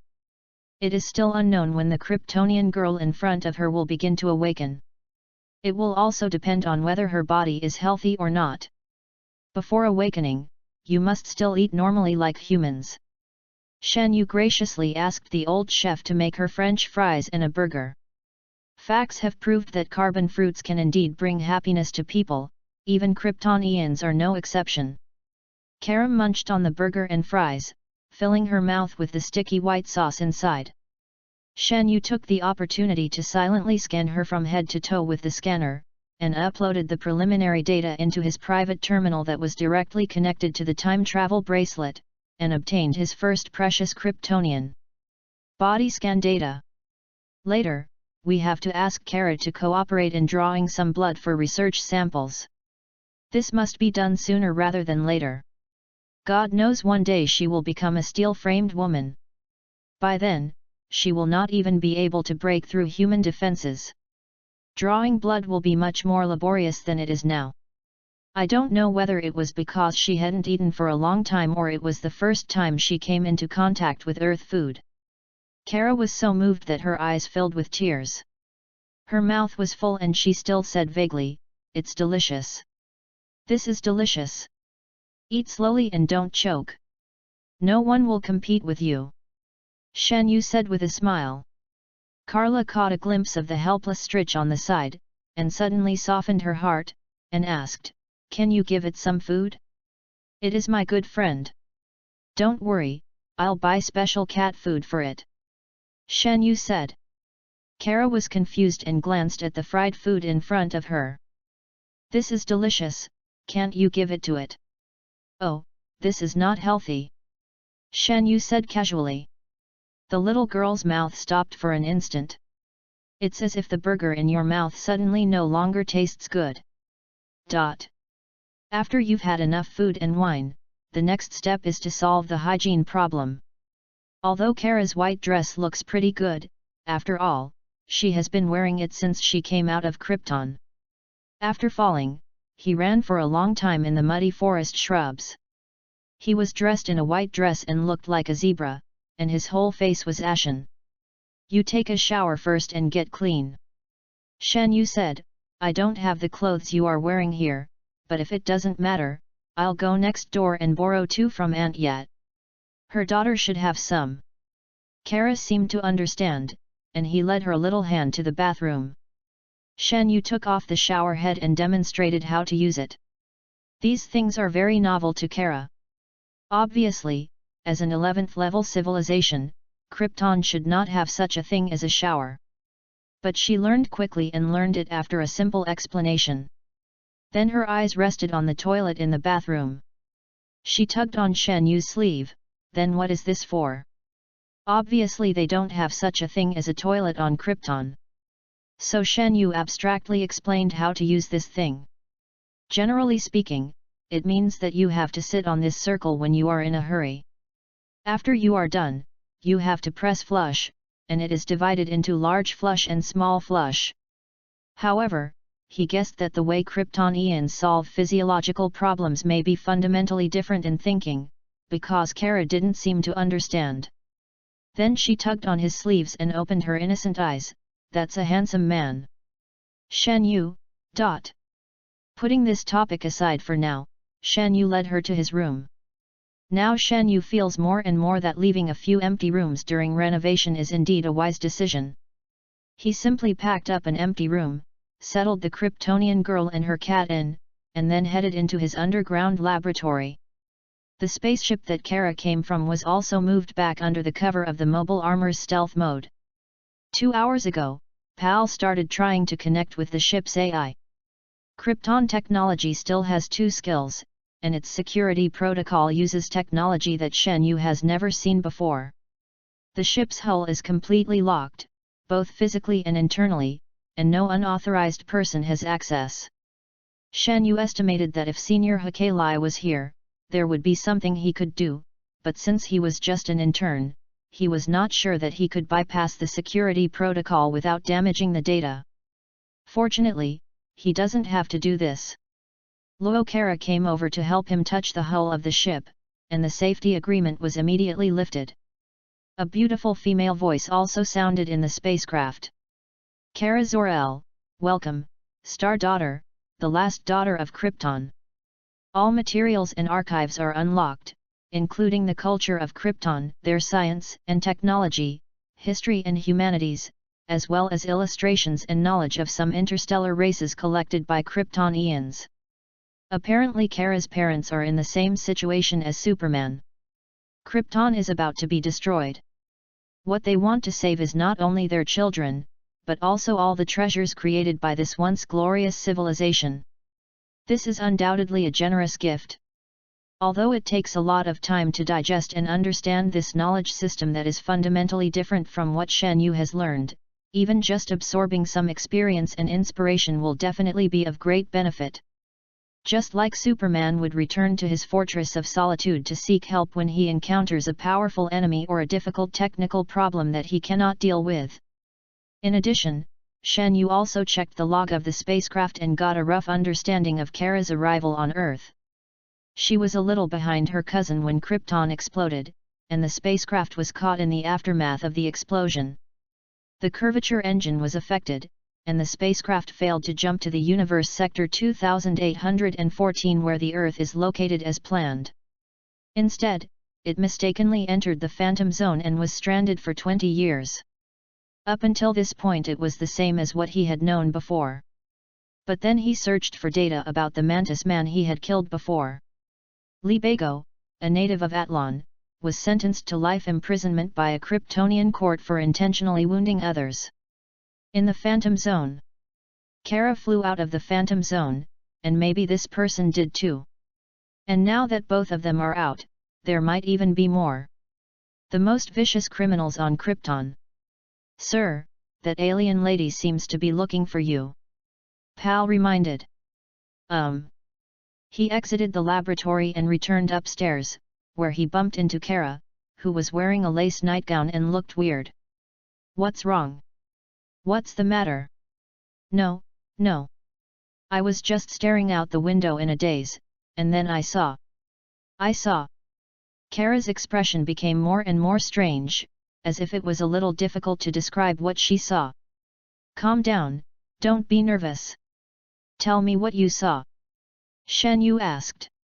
Kara asked cautiously, do you often see people dressed like bats sleeping in trash cans on the street here?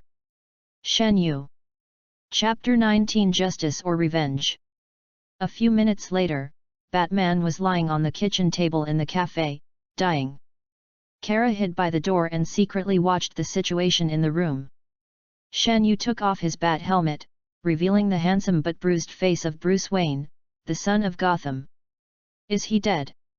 Kara asked quietly. Not yet, but it should be soon if we just leave it alone. Shen Yu took out the first aid kit, took out 2 bullets from his body and made some bandages. The old wizard came over to take a look, and seemed to have a good first impression of this rich second generation with a cross-dressing fetish, and also gave him a healing spell. The old wizard was exhausted at the moment and could not cast any large spells, but he could still cast a simple healing spell. A spell was cast and it worked immediately. Bruce's pale face, which was almost as pale as a dead person, soon became red, and he woke up slowly. The young Batman opened his eyes in a daze. At first glance, he saw the bright lights and the unfamiliar ceiling.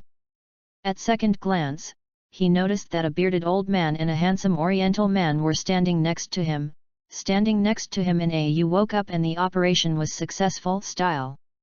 Then the whole person jumped up and almost tore the wound that had just been bandaged. Calm down, we picked you up from the trash can in the back alley, you almost died. Bruce was silent, and seemed to gradually remember what happened tonight. Seeing the bandages on his body and the first aid kit next to him, he quickly realized what had happened. He snorted coldly, ignored the wailing of his body, and stubbornly wanted to get off the table. But it was obvious that his body had not recovered yet, and he almost fell down after shaking for a while. Shen Yu reached out to support him. This is not a good idea. I don't need help. Bruce said coldly. Shen Yu shrugged, okay. Then he suddenly withdrew his hand as he was told. Plop. Bruce fell to the ground. The arrogant old bat said nothing, holding the edge of the table and climbing up with difficulty. Shen Yu gestured to the TV next to him. Is your date with GCPD tonight unpleasant? He turned his head and saw that the TV news was broadcasting the news that GCPD organized a siege of Batman tonight. A fat police officer said to the camera that they were sure that Batman was injured, and hoped that citizens who knew his whereabouts would report to the police. Bruce frowned, a little dissatisfied with the big-bellied police officers boasting, "They can't hurt me with their own abilities. Someone leaked my whereabouts to them, predicted my movements, and set a bomb in the Batmobile." A new face, calling himself Riddler. Shen Yu understood. It turned out that the Riddler was using the Gotham police as his own knife to kill Batman. The fledgling master should be dealing with his future Arkham fan support group members for the first time tonight, and he doesn't have the rich experience of getting along with mentally ill people in the future. It's inevitable to suffer a little setback for the first time. But his arrogant and unyielding temperament has never changed. Watching the fat police officer on TV still proudly talking to the camera about how Batman was beaten to a pulp by them tonight, Bruce snorted. "I was careless, but it won't happen again. What are you going to do next time? Build a suit of armor with 100,000 tons of horsepower, and add a propeller that can fly faster than the speed of light?" Shen Yu said, "Of course, everyone can do it, sooner or later. But do you think that's what you want? Is that the ideal Batman you want to create?" Bruce was silent. It seemed to be the first time that Bruce began to look Shen Yu straight in the eye, and met his eyes, as if he wanted to use the sharp eyes of the world's greatest detective to penetrate his eyes and see through his thoughts. "What do you want to say?" Bruce said stiffly. "Nothing. I haven't been in this city for long, but I've seen this place and its people. I've seen them struggling for life, trying their best to find hope in the darkness. Your appearance has indeed brought some changes." Rumors began to spread, people began to talk about Batman, and began to believe that even in a place like Gotham, they could still have the luck to look forward to light. But is this what you want? Or to be more precise, what is Batman to you? The justice you pursue? Or a tool for revenge? Bruce stared at him expressionlessly for a moment. Then he supported his recovered body and picked up his helmet and cape. "That's none of your business." Batman, who put on his battle robe and mask again, stumbled away. He was a little upset. Not only because of Batman's defeat tonight, but also because of Shen Yu's words. If someone said that normally, he would definitely not listen. Coincidentally, earlier today, before he left the nest, he and his butler Alfred had a similar dispute in the Batcave. "You can't go on like this," Alfred urged sharply. "You are trying to shoulder a responsibility that a flesh and blood person can't shoulder. Anyone will be crushed, sooner or later. At least you can't do it alone, without any help." "I have your help, Alfred." Bruce was buckling his multi-purpose belt as he spoke, which was just updated from the technical department this week. "Your advice is all I need." "That's the problem, Master. You don't trust anyone, and I think that includes me," Alfred said calmly. "I let you know what I'm doing, and I let you sit in this damn Batcave." Bruce said coldly, putting on his cloak. "You still think I don't give you enough trust?" Alfred shook his head. "No, this is not trust, but punishment, or at least your way of expressing your anger. You have been taught by I watched you grow up, and I always knew what you were thinking. Just as you know that not all the JCS in the GCPD are corrupt to the core, at least you know that Gordon is an out-and-out good man. But even so, you never thought of asking for his help." Bruce stopped what he was doing and looked at him expressionlessly. Alfred continued, "You were still a little boy at the time, you were alone in that alley, watching the two bodies of them getting colder and colder. No one came. No one helped. No me, no Gordon, no Gotham citizen. No Batman. So you want to punish us in this way? Let us watch from the sidelines. Why am I in the Batcave? Master? I think it's because you want me to stay here and watch you do what I, Gordon, and others can't do. You exclude us all and let us watch you do what we can't do, to take revenge on those who have hurt you, as punishment. But if you insist on doing this, young master, Batman will only become a shadow of your past, an infinite magnification of the lingering shadow in your heart. Sooner or later, he will become a demon, not a creature of justice or hope. Soon he will fall, and so will you. Bruce looked at him for a long time without speaking. Then he put on his helmet in silence and activated the Batmobile. I have to go, Alfred. He said coldly through the voice changer, don't wait for me. Alfred's words still echoed in his ears. What exactly is Batman? He walked into an empty alley away from his eyes and ears, leaned against the wall and took a deep breath for a while, took off the grappling hook and rope from his belt, and gathered strength to throw the grappling hook onto the roof. At the same time, he made up his mind that he must go to the company's technical department to design a new equipment that can replace the grappling hook and rope. He leaned against the wall to recover for a few seconds, and before throwing the grappling hook, he was attracted by the noise from the opposite block. Two older children were pressing a teenager against the wall, forcing him to hand over the pocket money in his backpack. Batman's first reaction was wanted to go up and stop them. But a few seconds later, he found that it was not necessary. The boy suddenly crouched down and knocked down one of them with a sweeping kick. Then a beautiful right hook knocked the second big kid to the ground. The two young robbers ran away in a hurry. The boy raised his middle finger at them from behind. Boss Shen taught me, you idiots. He said proudly. Batman said nothing and retreated into the darkness. The question that the young man asked himself echoed in his mind again. Justice, or revenge? Or, what kind of Batman does this city need? He threw out his grappling hook and climbed onto the roof. Disappeared in the vast night of Gotham. Chapter 20 I want to go back to Krypton. Don't talk after you go out, don't run around, follow me closely, go wherever I go, nod when you understand. Shen Yu stared at Kara's eyes and confirmed again and again. Kara had landed for 2 days. Since she had to settle down, daily necessities were essential. Things like toothbrushes, towels, and other toiletries, and change of clothes. Currently, all she could wear were borrowed from neighbors. That Kryptonian skirt was pretty. Shen Yu estimated that it seemed to have an invulnerable protective function. The material was already black technology for the Earth. It was just that the style was a bit too conspicuous by Earth standards, not to mention that there was an S on the chest, which was not very suitable for wearing on the street. Shen Yu also had a very prominent impression of the civilian materials of Krypton. It was mentioned in the original work that the uniform worn by Supergirl was actually the dress she wore at her high school graduation dance, but it was invulnerable to Earth weapons, and even nuclear bombs could not blow a hole. In fact, this is only a very small cross-section, which shows that Krypton is not only ahead of Earth in military technology, but also in all aspects of food, clothing, housing, and transportation. So Kara is different from her cousin Superman. Superman grew up on Earth before he could remember, so he didn't think there was anything wrong, while Kara had lived in Kryptonian society since she was a child.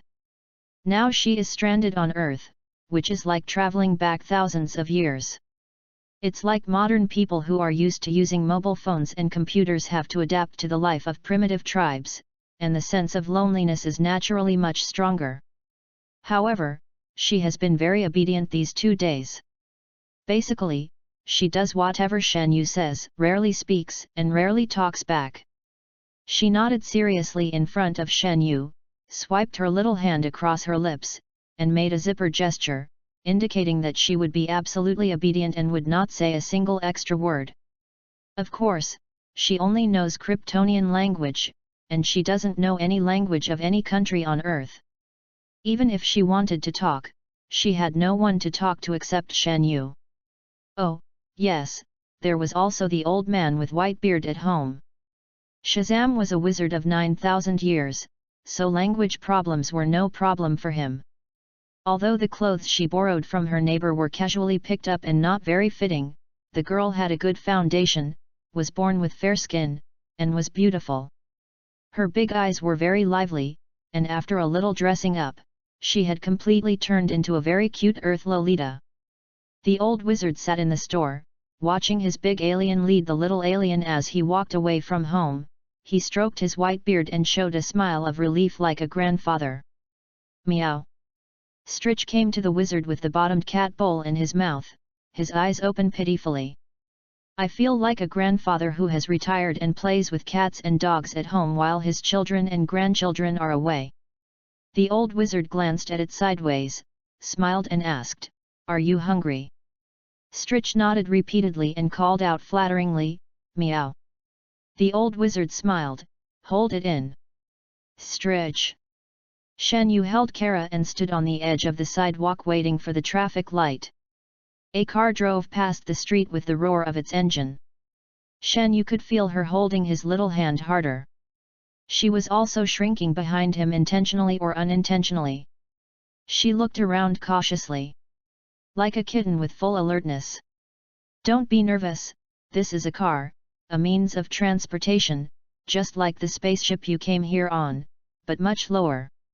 Wait a minute, so your Krypton should have something similar, right?"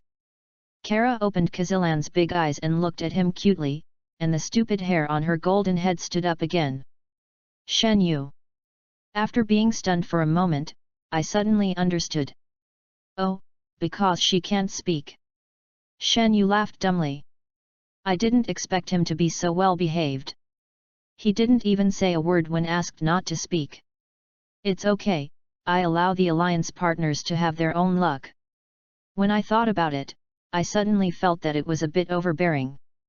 Shen Yu then added, "Actually, there is no need to say it.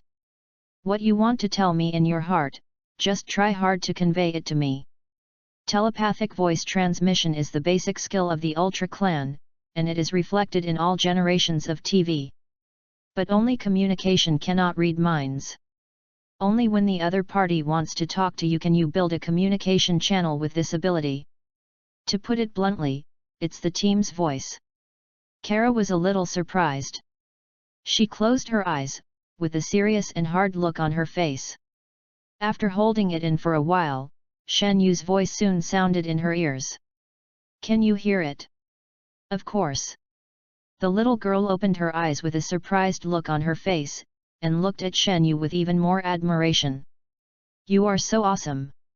"It's just average, maybe moderately good," Shen Yu said modestly.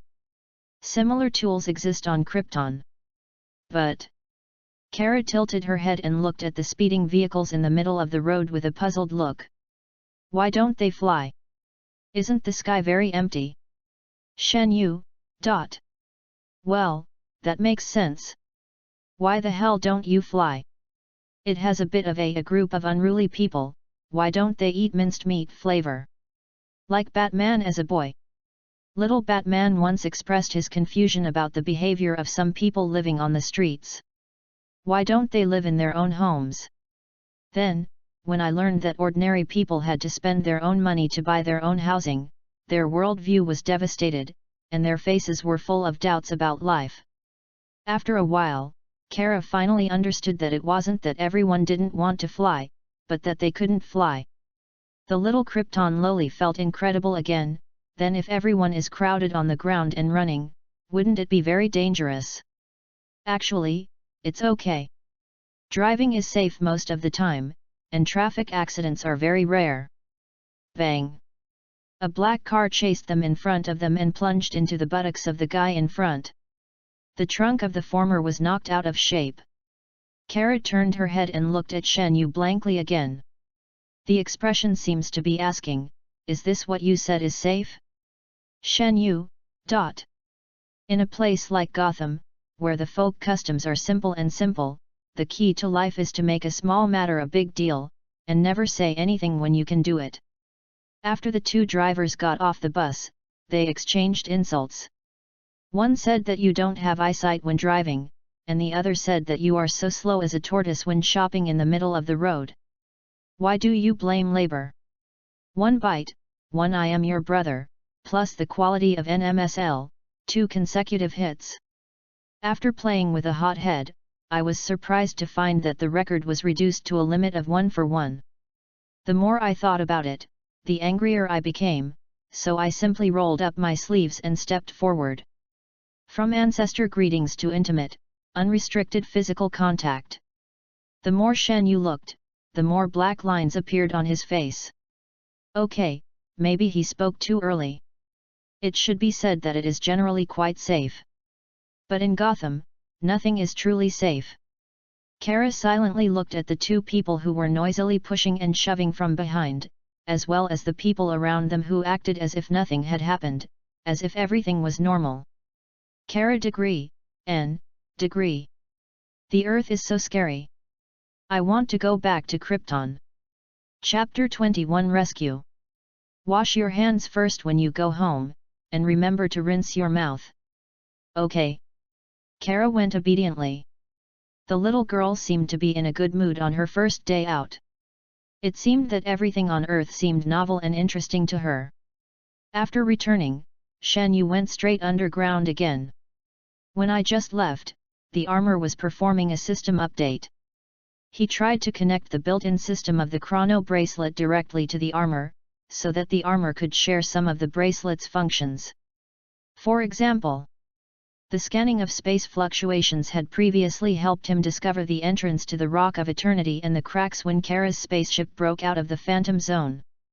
Then there is the negative phase fluctuation setting that he finally managed to launch successfully after tinkering for several days. It is also a new technology he learned from the Science and Technology Bureau of the Kingdom of Light. As mentioned before, the Ultra Clan is basically a race at the pinnacle of the universe in its own worldview. There are few fantasy works like the Ultraman series that have developed over decades. The top combat powers in the long history all belong to the protagonist's family. As your strength increases, your mentality will naturally lead to problems. Ever since Belial and Trajir appeared in the Kingdom of Light, the issues of mental health and ideological and moral development of the Ultra Clan have become the focus of attention. The technology of negative phase fluctuations came into being. Simply put, it can detect all darkness that is opposite to light in the basic definition of the Ultra family. Which Ultraman is infected and has the potential to become a black threat can be scanned immediately. Or maybe there is something dark or a ruler in the corner of a corner, or an ancient demon god like that is about to awaken, and he might be able to sense it. Even the definition is broader. Even the so-called darkness generated in the heart of living organisms has a chance of being detected if it reaches a certain level. The technical principle is not complicated, but it is quite practical for Shen Yu's current situation. Eliminating darkness itself is also collecting light, which is equivalent to an auxiliary tool to help him gain experience in scanning tasks. The energy of the armor is 94%. That's almost it. Activate invisibility. Pal, let's go out and try the effect. The red and silver mobile ultra armor was finished on the body, and the indicator light on the chest lit up with a blue light. The armor lit fire at its feet and rushed into the sky with its tail flames. Negative phase fluctuation scanning, start. The interface in the built-in display quickly changed, and an icon similar to a radar scan appeared in the lower right corner. The interface of the main view lighted up quickly, which was a bit like the interface of infrared scanning detection, except that the background color was warm. All detected darkness is prominently marked. At this time, the system was activated, and Shen Yu looked around. Dark clouds are rolling over the city. A large area of darkness, full of darkness. Shen Yu, Maybe the way I opened it is wrong? Pal, is there any problem with this system? The system is operating completely normally. Yeah, I think so. Shen Yu nodded. What are you thinking about? This is not natural. After all, this is Gotham. Maple Street. It was a bleak room, filled with odor and garbage, like a forgotten thorn tree. The old wallpaper on the wall has been turned into yellowing cracks by time, like old newspapers that have been gnawed by time. The messy bedding on the bed had long lost its original softness and comfort. The smell of smoke in the air and the piles of garbage scattered randomly on the ground seemed to tell the story of a loser. Yes, a loser. Nello Cabezas, this is the name of the man in the middle of the garbage heap. A half-eaten raspberry jam pie was thrown on the bedside, and there were more than one spilled beer cans on the yellow carpet. The entire box of beer was almost empty by him, but the medicine bottle on the counter was still full of pills. It was an antidepressant prescribed a month ago. He obviously did not take it on time as prescribed by the doctor, but chose beer instead. The cell phone was casually placed aside while the phone was being answered, and a recording from the voicemail box was playing in hands-free mode. The voice of a young girl. I'm sorry, but we can't go on like this. I can't see the future if this continues.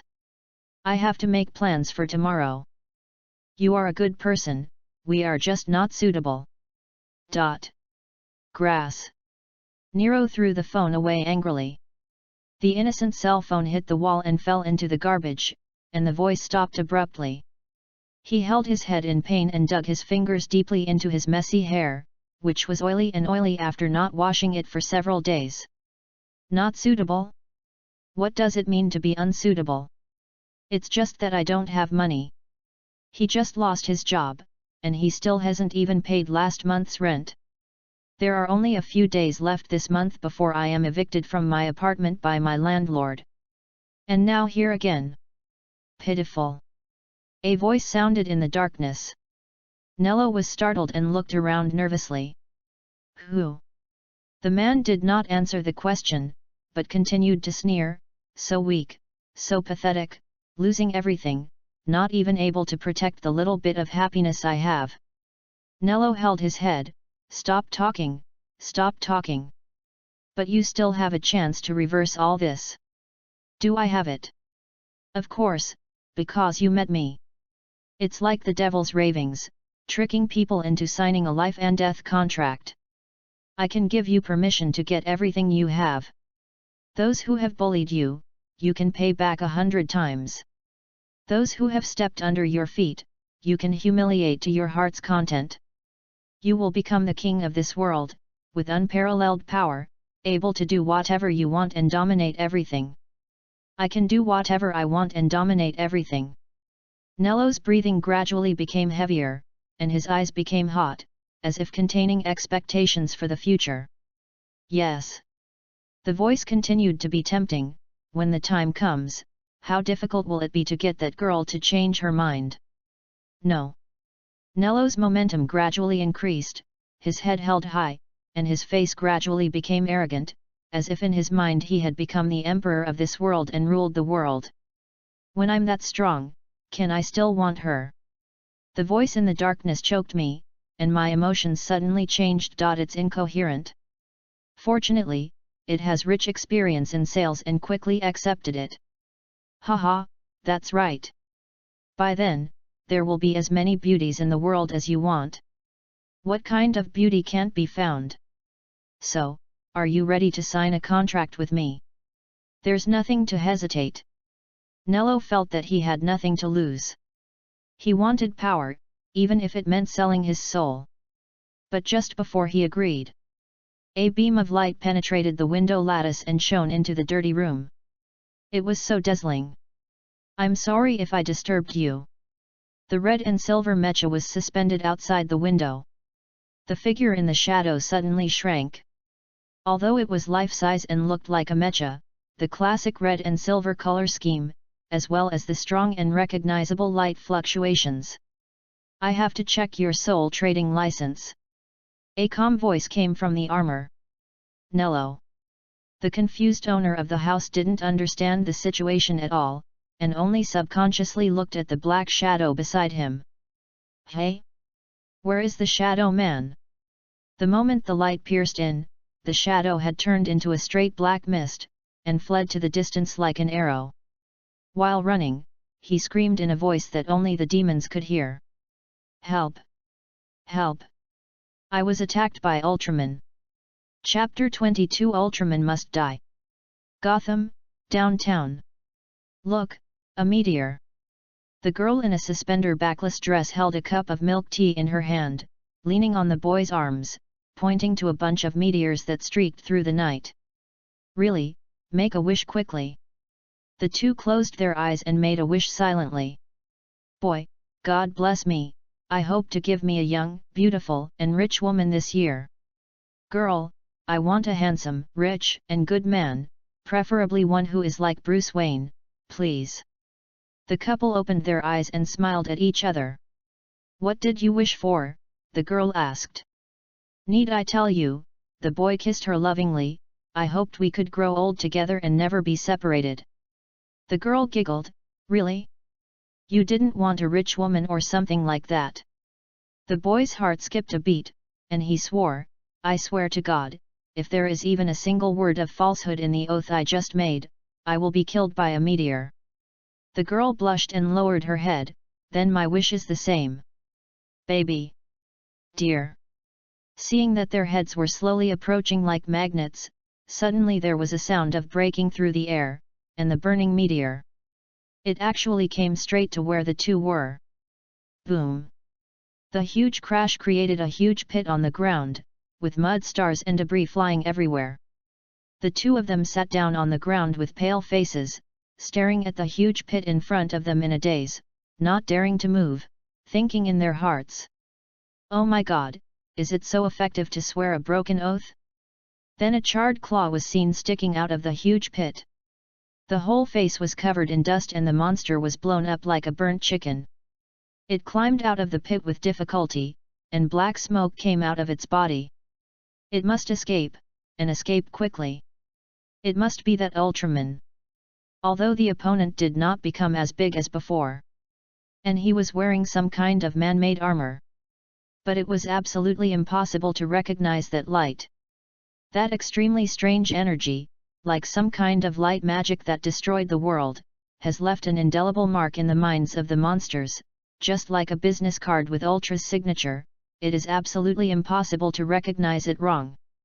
The team of demons that raided the temple had been completely annihilated, even the superior demon like Peter's was crushed by him like a mosquito. The despairing image was transmitted back to the remaining demons through the monitoring magic. When they saw the suffocating picture, all the demons were silent. It seemed that they could feel the deep despair of their teammates in the temple through the spell screen. Therefore, when this demon sensed the fluctuation of light, he ran away without looking back. Because he had absolute confidence. It was impossible for him to beat this opponent. As long as he could escape to that place. Unfortunately, it seemed difficult to run away. The air combat performance of the mobile armor was far better than his flying ability. After a fierce air battle that lasted about 10 seconds, the demon was directly bombarded by a palm hand cannon and crashed into the plane, falling head first. At this time, the boy was frightened by the hideous monster and his face turned pale. He hurriedly said, I was wrong. I confessed honestly that what I said just now was a lie, but it's not my fault. The doctor said that I have a bad stomach and can only eat soft food. Before he finished speaking, he heard a buzzing sound of energy in the air. A beam of blue light energy shot down from the night sky, like a sharp spear, piercing the chest of the demon spirit, and the ground was blasted with dust again. The demon spirit howled and fell to the ground. The body quickly turned into a puff of black smoke and dissipated with the wind. Shen Yu, wearing an Ultraman mecha, stepped on the propulsion flame and hung in the air. The blue light of the energy cannon in the palm of his open right hand just faded. Sorry, I don't mean to disturb you. You continue. After speaking, the propulsion accelerated, and the armor rushed into the night sky, exploding with a sonic boom and soon disappeared without a trace. The young couple sat on the ground blankly, looking at the huge pit in front of them, looking at each other, speechless for a while. In the dark space, an undercurrent poured in from the outside world. It rose up and gradually transformed into a strange shape, like a standing poisonous scorpion with dark green eyes. It stood on a stone pillar.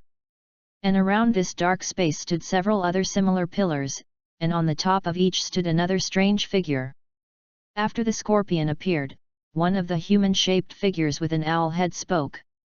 "Are all the people here? They are demons. They are the leaders of the group of demons that have awakened. This is a space dedicated to their gatherings, located in the underground facilities of Gotham, and is specially enchanted. It is a barrier created by several leaders.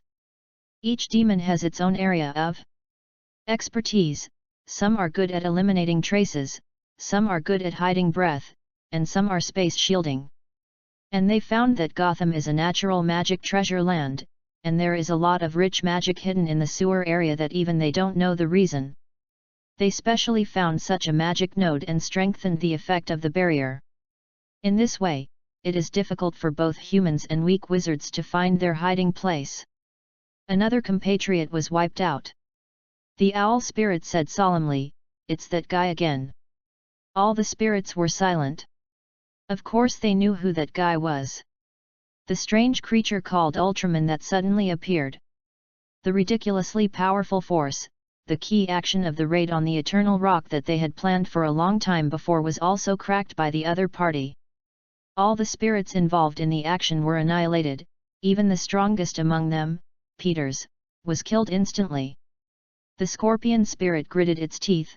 "After so many years, I finally waited for the wizard's weakest moment. Where did such a monster come out from? Too arrogant." A spirit cursed, "Do you really think we can't do anything to him?" The spirit next to him looked at him with a squint. "Then do we?"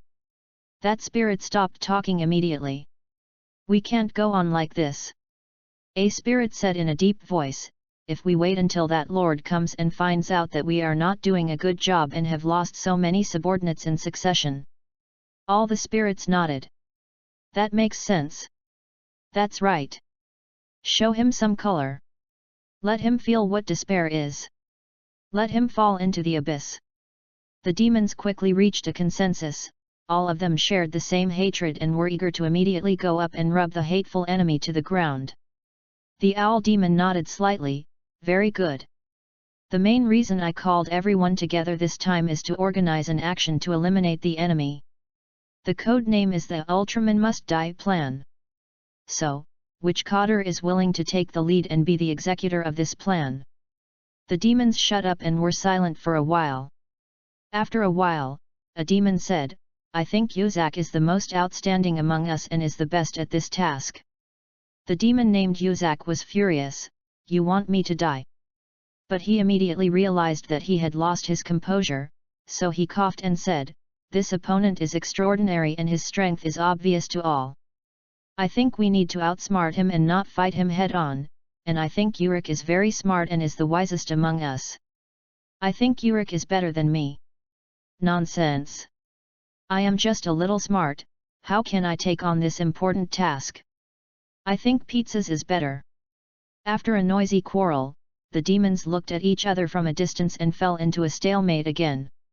The owl demon pondered for a moment and suddenly said, "I sense that Amenhot seems to be here.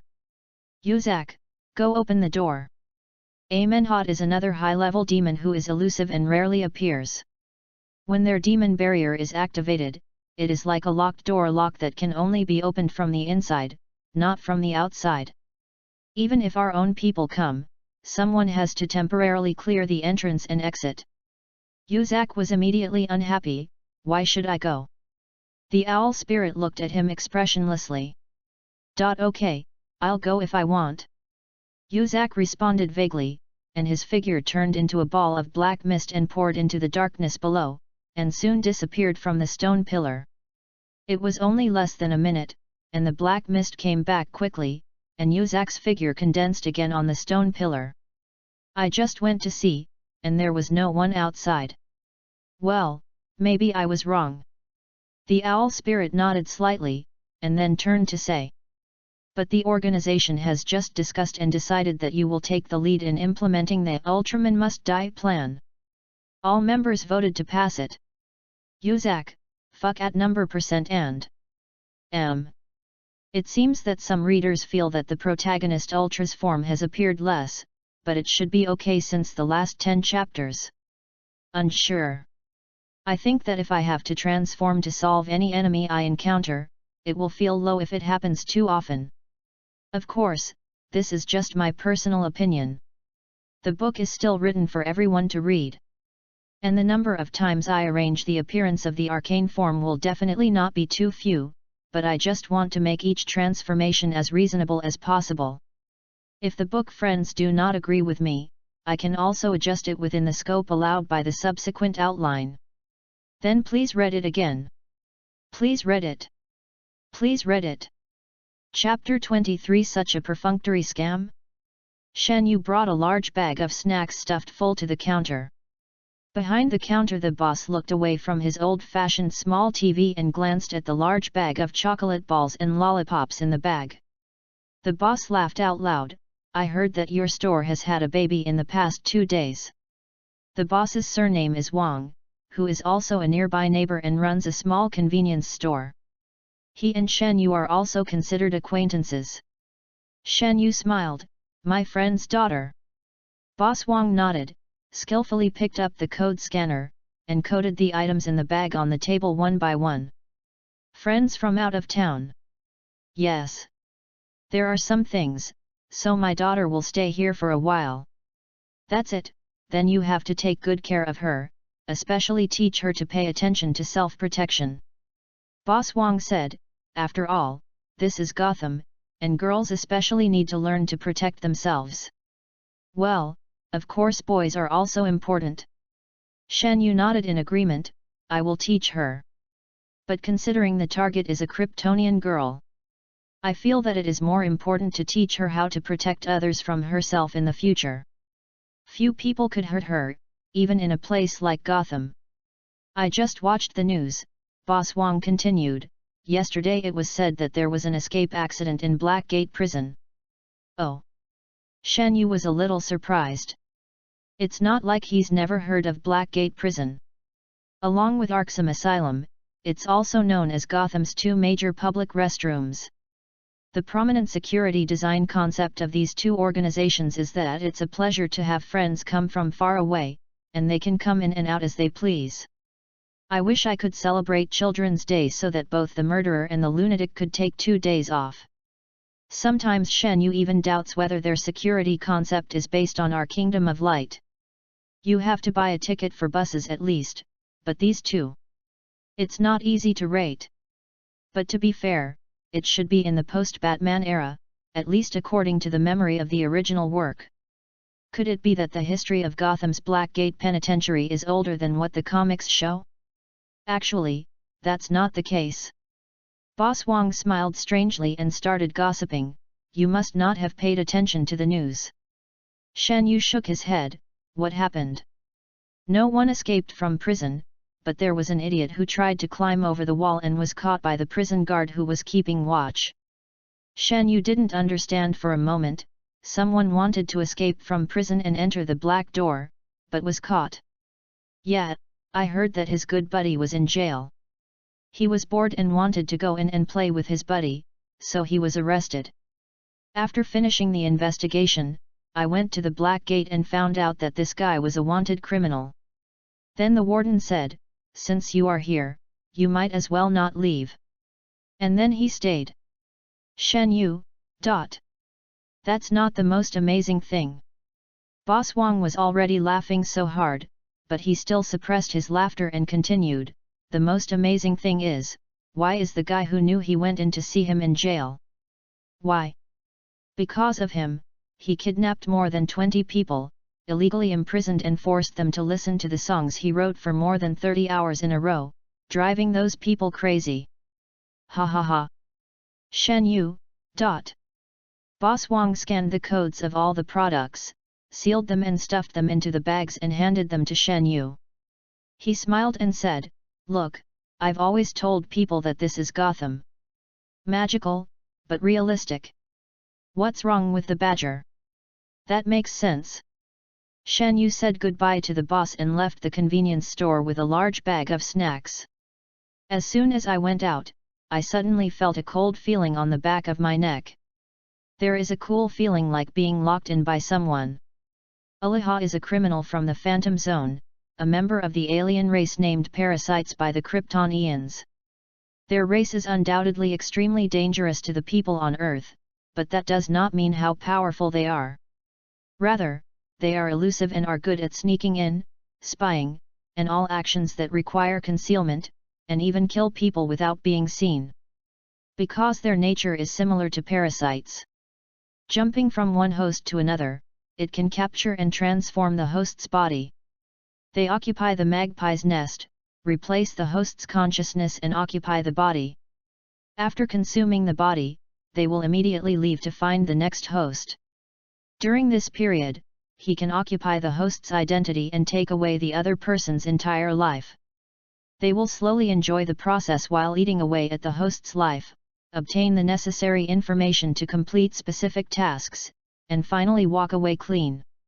Aliha is the elite of their race. It is particularly good at this and enjoys this cruel process very much.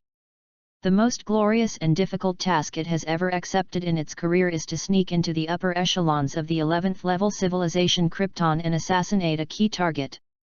At that time, it patted its chest confidently and refused the farewell banquet set by the tribe for itself.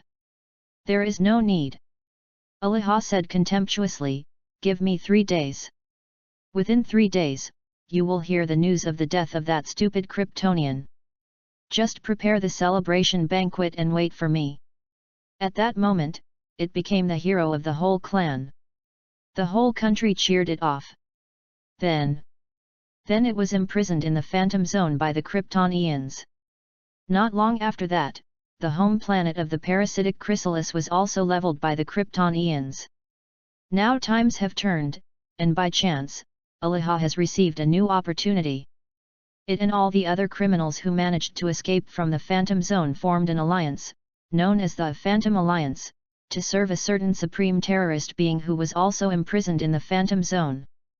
Aliha doesn't know the identity of that being, but it knows that the other person has godlike power.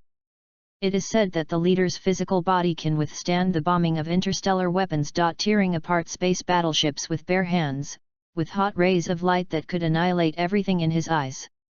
And now, that existence has only one order for them. Find the Kryptonian girl who rushed out of the Phantom Zone with them. The last daughter of the L family, Kara Zor-El. Not long ago, a member of the Phantom Alliance sent back a message. It was an Atlonian named Libagu, an ugly guy with sickle-like forelimbs. Aliha always looked down on him, but he had to admit that the guy's racial talent made him quite capable. The last message Libagu sent said that he suspected he had found the daughter of Krypton, and then there was nothing else. The Alliance suspected that Libagu had met with an accident, so Aliha was sent to investigate the situation. When he found this planet called Earth, Aliha was quite excited. He had never been here, nor had he seen the race that called itself human here. Every time it encounters a new species, it enjoys invading and occupying their bodies, devouring their memories and lives bit by bit, feeling the other party's consciousness dissipating desperately in its mind, and finally taking their lives as its own. That is its happiest moment. After changing 2 hosts in a row in these days and digesting their memories, it finally smelled the scent of Kryptonians by relying on its own racial innate superpowers while controlling the third host's body. But it was not strong, not the Kryptonians themselves, but the scent of someone else. Following this scent, it quickly locked onto the young man who was coming out of the convenience store with a big bag. "That's him." Aliha showed a cruel smile and approached silently. "It looks like this is its main meal today. It wants to occupy this person's body, digest his memories, and find out information about Kryptonians from it. Then it will eat up his life and spirit completely." Determined, Aliha found the right time and chose a corner with no one around. Now, the parasite separated from the host, and the unconscious latter fell to the ground like a puppet with its strings cut. The strange creature took advantage of the shadow to turn into a shadow and pounced on Shen Yu. "Mine, all mine." Aliha laughed cruelly in his heart, and then the laughter stopped abruptly after half a second. Instead, he was deeply shocked by the unexpected situation. Hot, hot, hot, hot. It was unexpectedly hot, and the heat wave rushed in his face, as if endless light and heat were hidden under this seemingly human skin, and it seemed to evaporate in an instant. Aliha wanted to scream, but even the ability to scream disappeared at the moment of burning.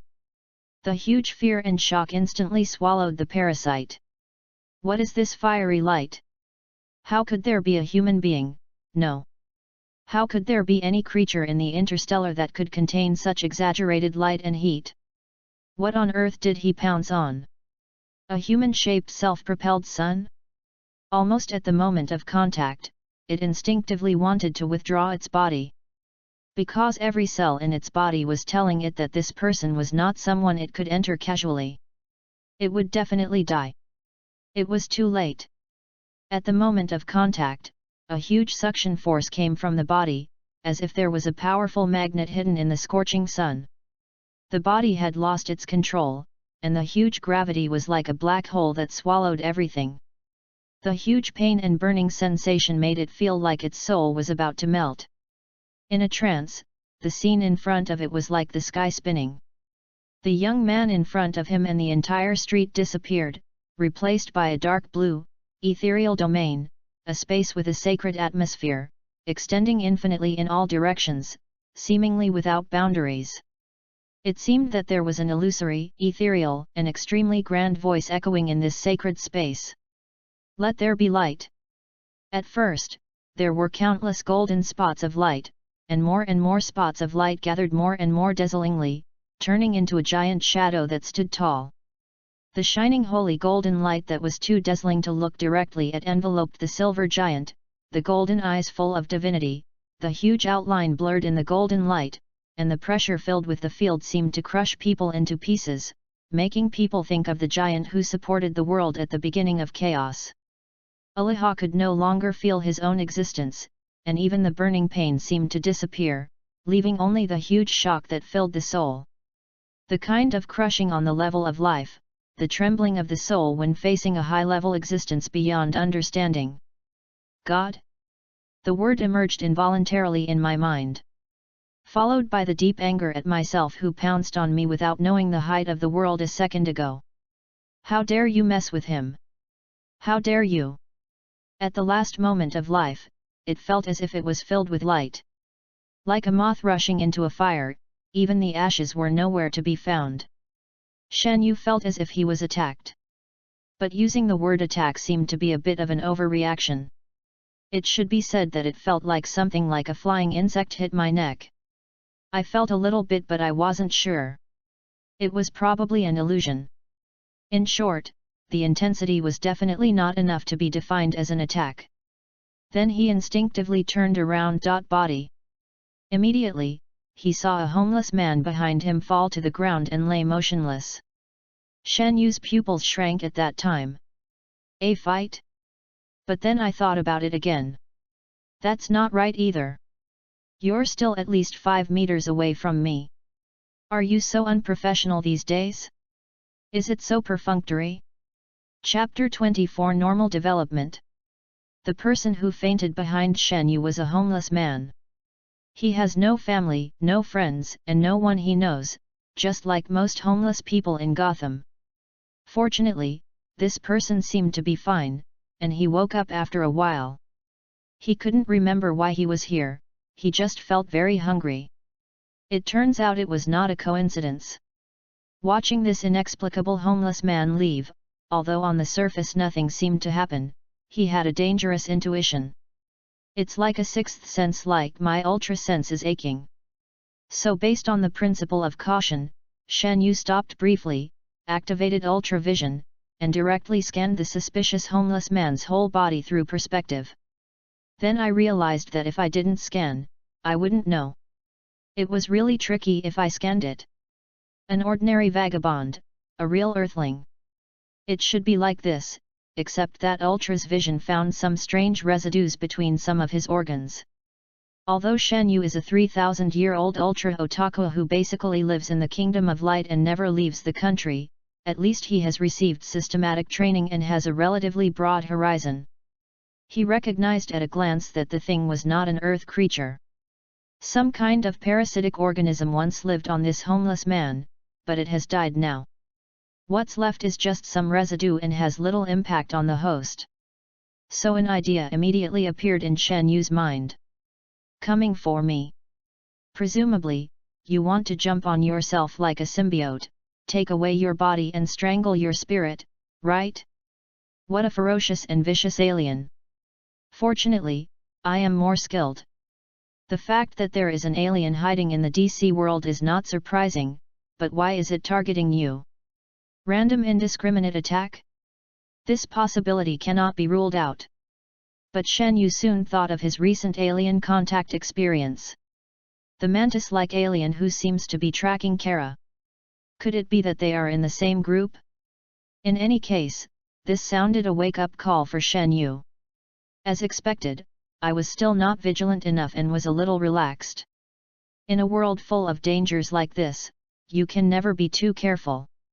What if the one who just attacked was not such a weakling who was instantly defeated by anti-armor, but some kind of symbiote with similar abilities but 1,000 times stronger, for example? Didn't he just get the idea out of nowhere? Shen Yu made a quick decision and decided to start carrying out targeted training when he returned today. It would be best to keep his mental power out and achieve a precognitive effect similar to that of Marvel's Spider Sense next door. Back in the store, the little Kryptonian girl who knew nothing about this had just gotten up. The girl was wearing a light white nightgown, with messy blonde hair and a sleepy face.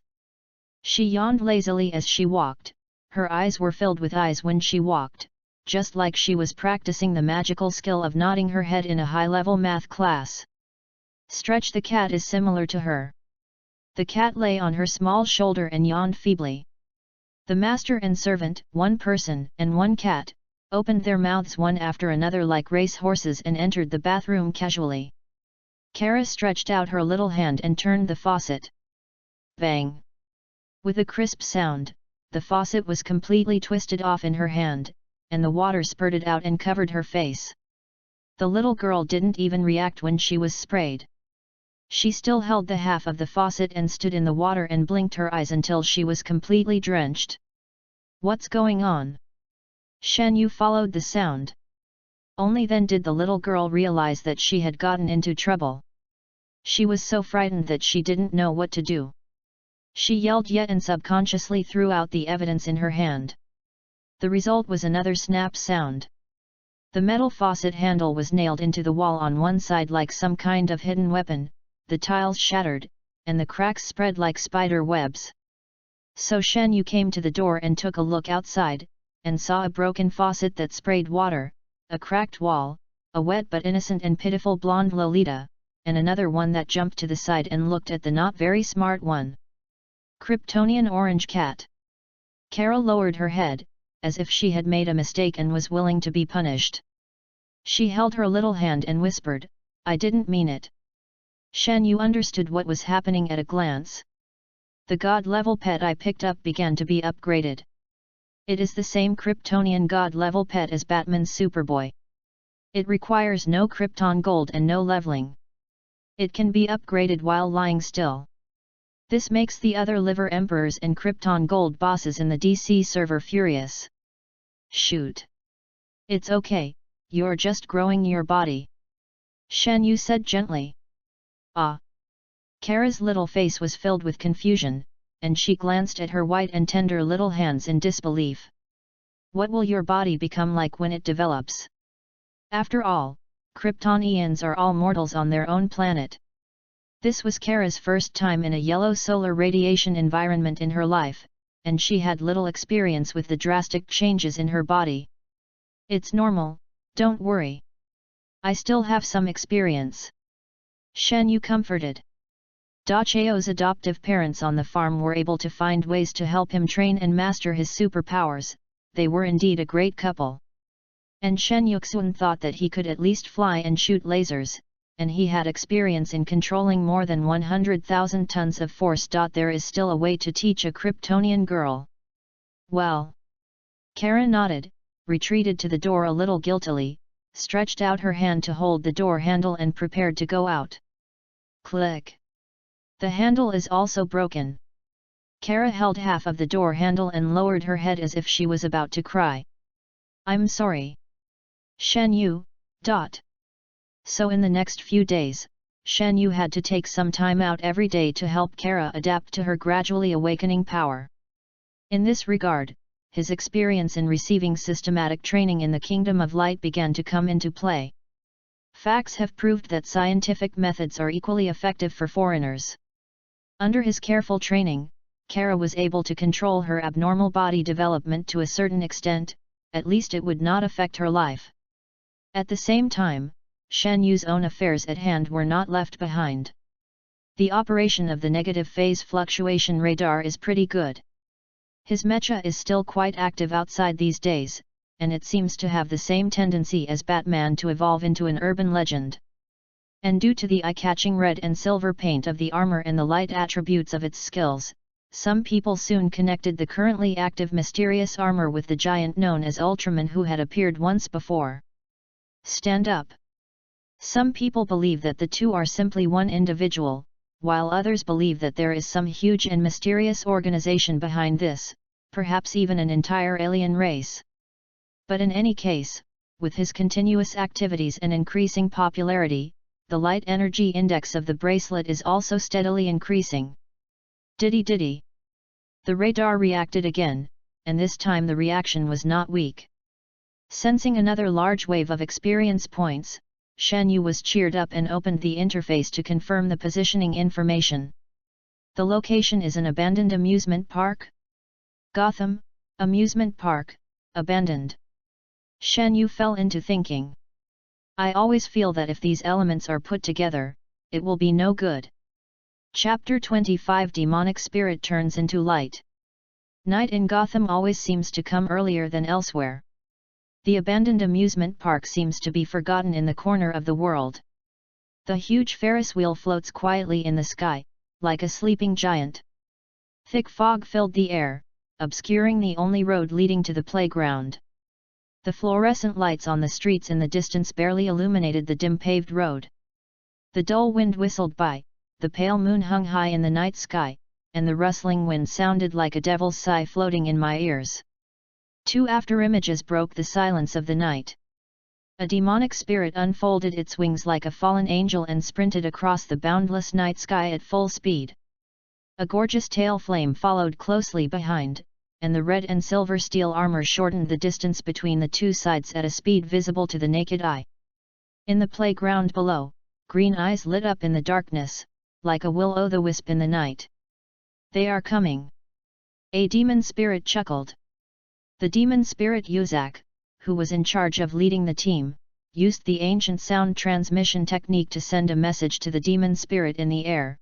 You first pretend to be invincible and lead the abominable Ultraman to the designated location. He will find us. Prepared a surprise for him. Following the sound transmission from the demon spirit in the air, he came back soon. Are you blind? I am really invincible. The demon screamed. My teammates, please help me. But it's too late. I saw the mechanism on the shoulder of the red and silver armor open, and a small launcher popped out from the shoulder. A scream pierced the sky, and the micromissile was ignited and launched with a roar. The demon spirit in midair could not escape, and after a heart-rending scream, it was hit by the missile, which exploded into a gorgeous fireworks in the night sky. All the demon spirits. The Specium warhead is the latest weapon developed by Shen Yu. Currently, there is only one test-fired prototype warhead. Inspired by the Specium warhead developed by guys of the Earth Defense Force in Ultraman Mebius TV, but the size has been reduced to be carried on a single soldier mecha. Missiles that use Specium matter as the main killing element have the same destructive properties as Specium light. The power is weaker than the previously developed light energy cannon, but the advantage is that it can be fired instantly without CD and consumes zero energy. All the demon spirits lurking in the darkness turned their attention to Yuzak, who was leading the team. Anyway, it has led the target to the designated location, and its mission has been completed. Yuzak said coldly, "It doesn't matter, I will take action. Proceed as originally planned. The red and silver armor landed in the amusement park. There was nothing all around. The trees with dead branches and thin leaves swayed in the wind, and the rustling sound was like the whispers of ghosts and gods. Everything looks normal. But the instrument shows that it can still detect dark fluctuations, and the value is not low. Shen Yu could also feel a faint sense of disharmony. With a thought in his mind, his mental power suddenly exploded, and Ultra's vision was activated simultaneously. Sure enough, ripples immediately appeared in the seemingly calm darkness around him. He looked around and saw a large number of demon spirits appearing silently in all directions. Most of them have dark-colored bodies, and their rugged bodies are staggered at different heights. Each one looks at them eagerly, like a pack of wolves surrounding their prey. However, when they were still a few steps away, they all stopped in unison. You looked at me and I looked at each other, as if they were waiting for their teammates to come first. In the end, a wolf-headed demon spirit took the lead and shouted, "He has been under the illusion, and he can't see or hear us now. Kill him now!" After saying that, he yelled and prepared to lead the charge. But he didn't expect that as soon as he took a step, Shen Yu suddenly turned around and extended his palm without any warning. A ball of light energy roared out from his palm and hit him head-on with a snap. It hit the face of the wolf-headed demon and blew its head away on the spot. The remaining headless corpse rushed forward for a while under the inertia, and then fell to the ground in an instant without making a sound. "He can see!" a demon exclaimed. "Don't be afraid if you can see it, there are many of us. There is no need to talk about moral principles when dealing with this kind of light warrior. Let's all fight together." As he said that, several demon spirits rushed up with shouts. Shen Yu gently turned sideways to dodge the sharp claws of a demon spirit, and flew up with a kick that hit his head, causing the latter's brains to burst and die on the spot. He deflected a punch with his left arm and elbowed the opponent into the lungs. The right palm opened at the same time, light energy poured out from the palm, and another demon spirit was shocked on the spot. The demon spirits shouted and surged up from all around, but with a series of muffled bangs, black shadows flew out one after another. The red and silver battle armor is like a steel god of war among the monsters, killing gods and Buddhas. And just when the battle was at its peak, a giant shadow suddenly emerged from the darkness behind. He approached the battlefield silently until the shadow of the huge body covered him with darkness. A bloody mouth. The body of the demon Yuzak expanded rapidly and turned into some kind of huge and ferocious monster. A body made of gel-like material, eyes like will-o'-the-wisps, and a huge mouth that swallows the world. While Shen Yu was charging between the besieging demon spirits, the giant mouth suddenly attacked him and swallowed him alive. Success! Yuzak was overjoyed. He didn't expect it to come so easily. Its belly is not the digestive system of ordinary creatures, but its most powerful weapon. There is a special magic space in its body, filled with magic power that can corrode any material, even steel can be corroded instantly. And that space also has a magic blocking function, which can block any magic means. In its opinion, the most difficult part is actually how to eat the enemy. Seeing that Yuzak succeeded, all the demon spirits who were beaten to pieces were quite surprised. The smarter ones have already rushed forward, saying with a rainbow fart that the boss is awesome, he is worthy of being a coder, and he can tell when he makes a move, and that guy doesn't have the slightest chance.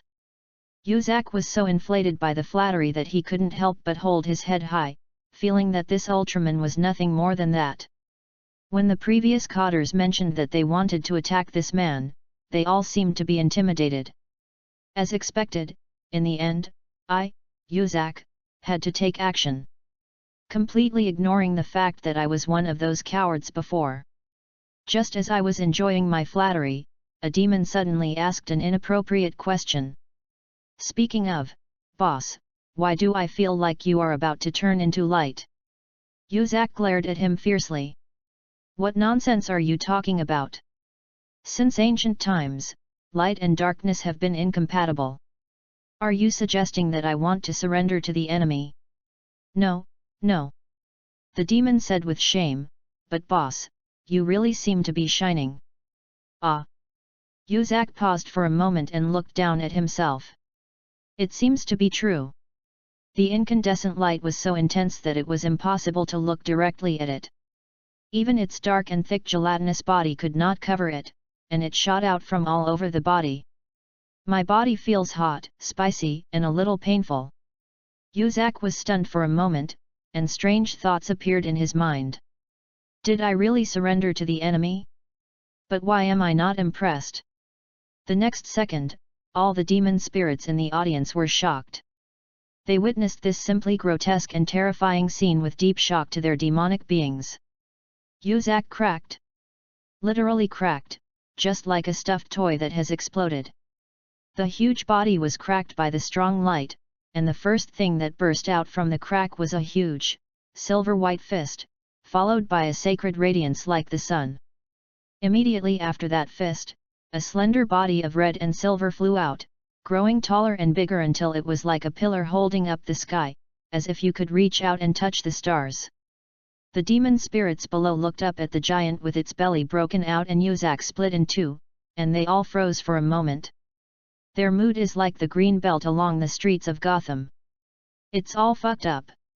Chapter 26, Prick a villain and curse him. After being eaten by Yuzak, can you still come out on your own?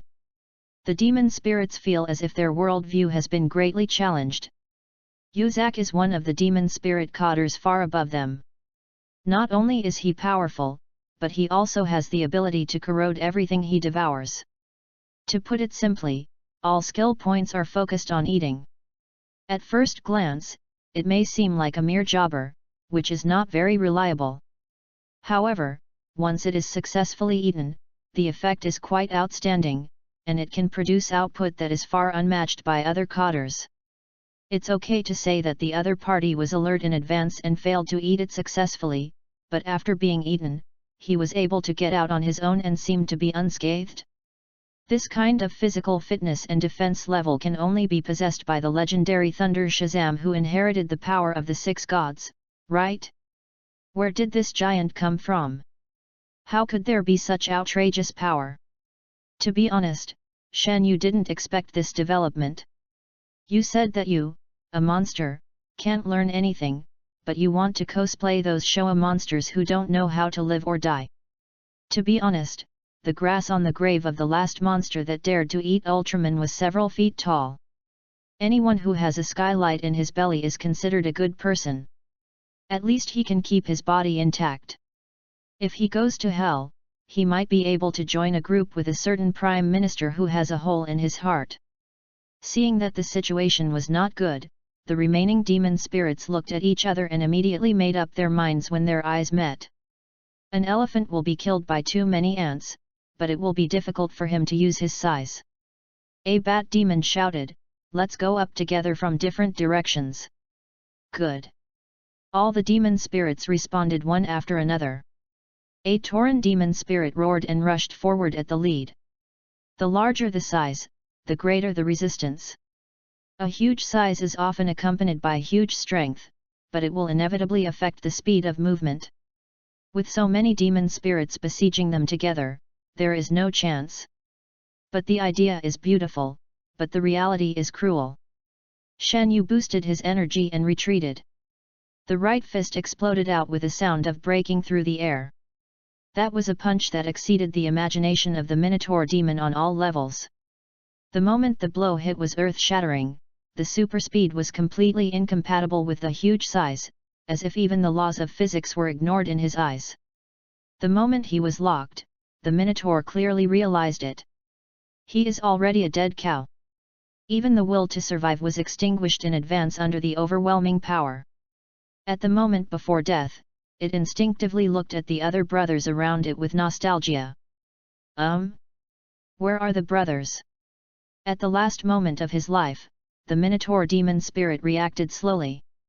It turns out that just at the moment when the brothers shouted "Come on together," only one cow got on. The other brothers immediately ran away at full speed in different directions without looking back. Only then did the bull-headed demon wake up. The clown is actually myself. Huge sadness, anger, and grievance came to my heart. You girls, look at Zohao's fresh legs. Boom! The silver fist fell, creating a huge crater.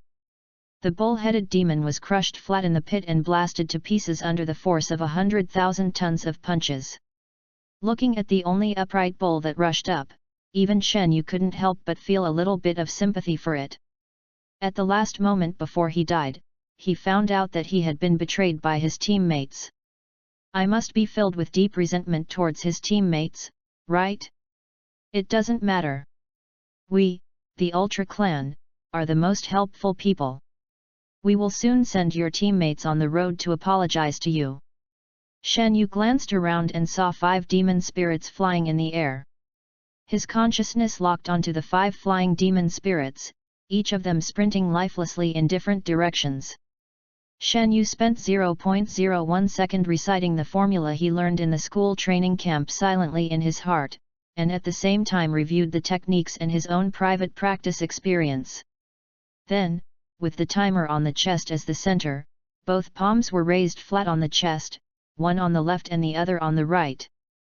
The left arm is kept flat, and then the right hand is raised like a knife, and pulled behind the back. It is a bit like the accumulation of power in the back fist, and also like the forward swing preparation of some kind of throwing action. The energy in Ultraman's body swam like a stormy wave, quickly accumulating towards his pulled back right palm. Blue energy radiated out, and the transparent electric arc was like thousands of little snakes gathering in the silver palm. The majestic specium energy was released from that palm, transformed into an energy entity, and was shaped into a ring shape under Shen Yu's precise control. A rapidly rotating hollow ring, the surrounding light energy polished sharp sawtooth, radiating penetrating lightning. 8-point light wheel, also called ultracut. It is also one of the basic courses like Specium Ray, and is a special move that many Ultramen on TV have mastered. It has the advantages of low energy consumption and high attack speed. Although its direct destructive power is not as good as that of the larger Specium Light, it uses all the ultra-high concentration of light energy to strengthen the will to cut and is able to cut iron. Mud's Sure-Kill Blade. However, the ordinary 8-point light wheel is only a basic skill, and being able to use it skillfully is just a pass.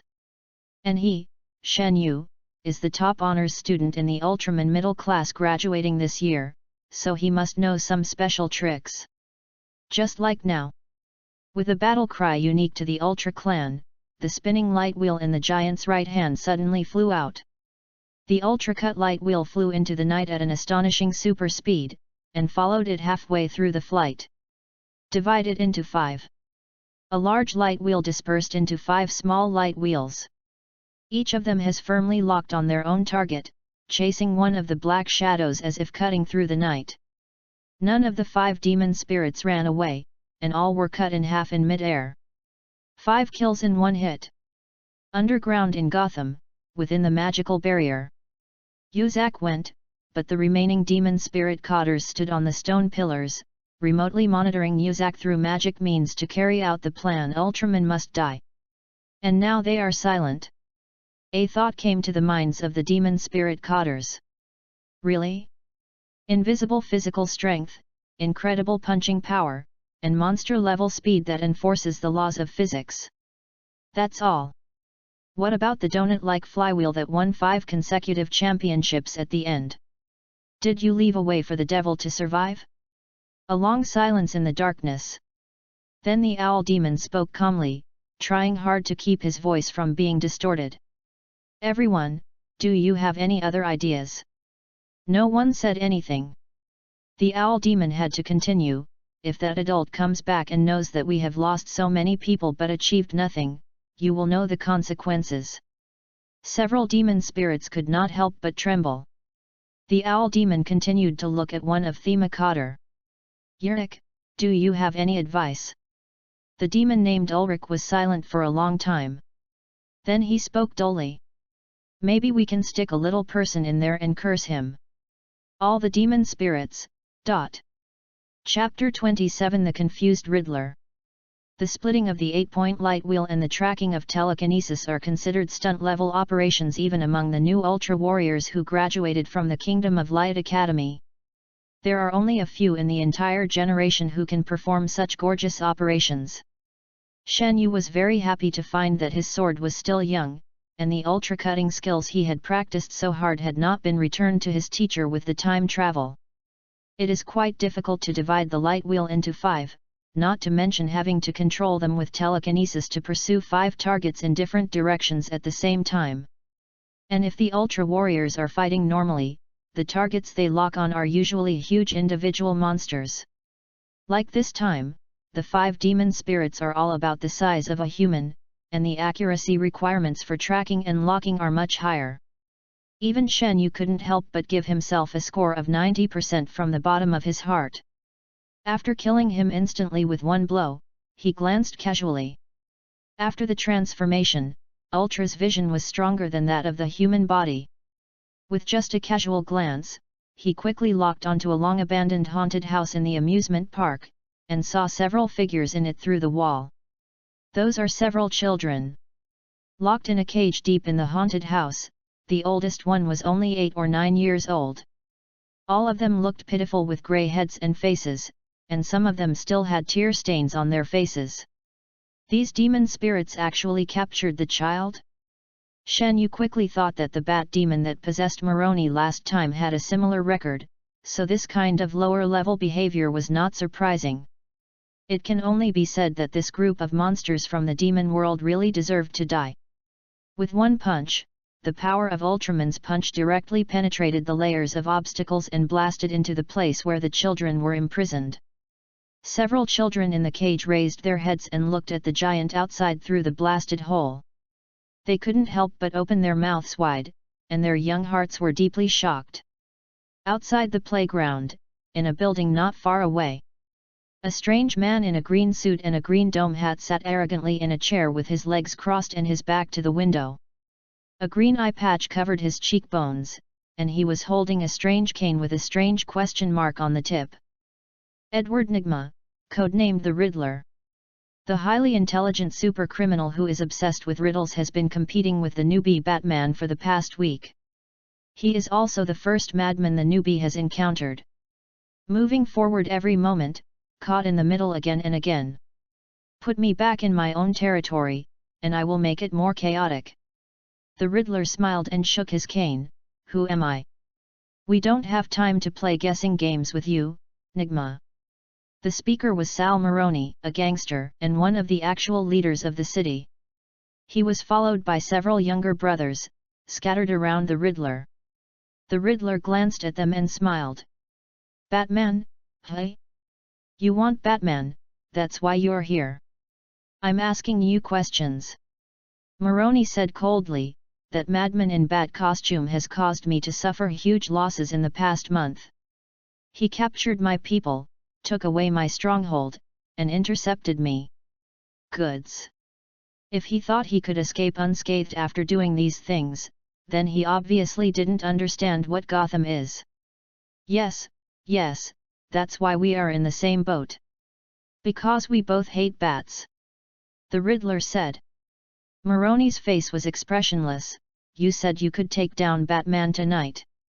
But from what I see, you just sit here and tell your boring riddles. That's because you are too slow to keep up with the rhythm. I am already taking action. Otherwise, why do you think I asked you to come here to join me? The Riddler smiled. The riddle just now is a hint. Moroni frowned, obviously not understanding what that meant. He looked at the younger men beside him. It was obvious that those muscular men were unlikely to guess the answer. The answer is electricity, geniuses. The Riddler chuckled. I locked up all the captured children in the haunted house at the amusement park, and left clues for the Dark Knight. Of course he can definitely decipher the mystery. Come here because he's smart, almost as smart as me. But I have studied his action patterns. I passed current through all the skylights, vents, and doors where he could enter. It was definitely enough high-voltage electricity for him to consume a pot. Moroni pondered for a moment. My people say he's very tough, Moroni said. I'm not sure high-voltage electricity can take him down. That's just an appetizer. I've prepared more surprises for him inside. If he wants to save the child, he has to pass through all the death traps I set, and that is definitely not a level that any human being has the chance to pass. Even if the same goes for Batman, he doesn't stand a chance either. However, the Riddler, who had his back to the window, did not see it. Just as he was making an excited statement, an incandescent light flashed outside the window, and the amusement park in the darkness was instantly illuminated. The sacred beam of light shot straight into the night, and the red and silver giant soared into the sky. Moroni and the other boys were stunned for a moment, with their mouths wide open and their heads filled with question marks. And Mystery the speaker was completely unaware and was still immersed in his brilliant plan. Today is the day when the dark night falls. But he is indeed a rival who can barely match me, and I will miss him. But this haunted house will be his burial place. A younger brother was stunned for a moment, and couldn't help but point his finger out of the window. Are you talking about that haunted house? Hey? This is nonsense, which other house could it be? WTF? The Riddler turned his head in the direction of his finger and jumped up from his chair in an instant. He was stunned to see that the red and silver giant punched through the ceiling of the haunted house with one fist, completely ignoring all the traps he had carefully set up, and grabbed several hostage children out like taking out chickens. He suspected that the giant might not even feel the existence of the so-called fatal high-voltage current. For the first time in his life, the Riddler was at a loss. What is this? Is he punished by God for his many evil deeds? Until the giant was surrounded by white light and his body turned into a light spot and disappeared, the Riddler was still confused in his deep doubts about life. Who am I? Where am I? Who am I going to kill? Is this thing really the opponent I should face? This must be a trap, sir. Alfred's voice came from the Batmobile's communication system. A trap is not a trap when you know it is a trap, but a head-on confrontation. Batman stepped on the accelerator and said coldly. Have you forgotten our previous conversation? You don't have to be alone. You can leave a message for GCPD, or if you don't trust them, you can at least contact Commissioner Gordon. The Riddler must have set up a trap waiting for you. Going to that amusement park alone is tantamount to committing suicide. I'm here. Batman still ignored it, stopped the car and said to himself. The sliding door of the Batmobile opened, and he turned over and jumped out. He walked fearlessly towards the playground in the dark, his black cape fluttering in the wind, like a knight ready to die. A minute later, Batman stopped in front of the haunted house with a punctured roof and half of it collapsed. He confirmed the deciphered clues again and again, making sure that he was in the right place. Then a trace of confusion appeared in his eyes. Where are the people? Chapter 28. Let's talk about it when we are happy. Wayne Manor, underground. Alfred walked down the newly built spiral escalator and found Bruce sitting in front of the computer in his bat suit, typing something on the keyboard. I am glad to see that the entrance is decorated. But in case you forget, I have to remind you that the last time you returned to the manor from the Batcave was last week. Alfred said. The manor is Bruce Wayne's home, and Bruce Wayne is just Batman's mask. Bruce said expressionlessly, I'm fine here. Alfred didn't refute directly, but shrugged. It seems that the next generation of the Wayne family will inherit a moldy, empty house. After a pause, he muttered again. It's good to say that there will really be a next generation. Bruce seemed to have long been accustomed to the butler's natural venomous tongue and didn't take it to heart. The words about Giant and Ultraman were displayed on the Batcomputer screen again, which was obviously a continuation of the incident in the playground last night. The man who had been on TV before was interviewed again excitedly. I said it a long time ago. He must be some kind of god, sent to punish the evil Gotham City. The end of Gotham is coming.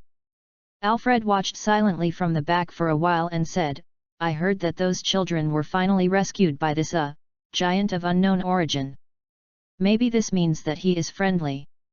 Bruce was silent for a while and said, "You can't draw a conclusion so quickly, Alfred.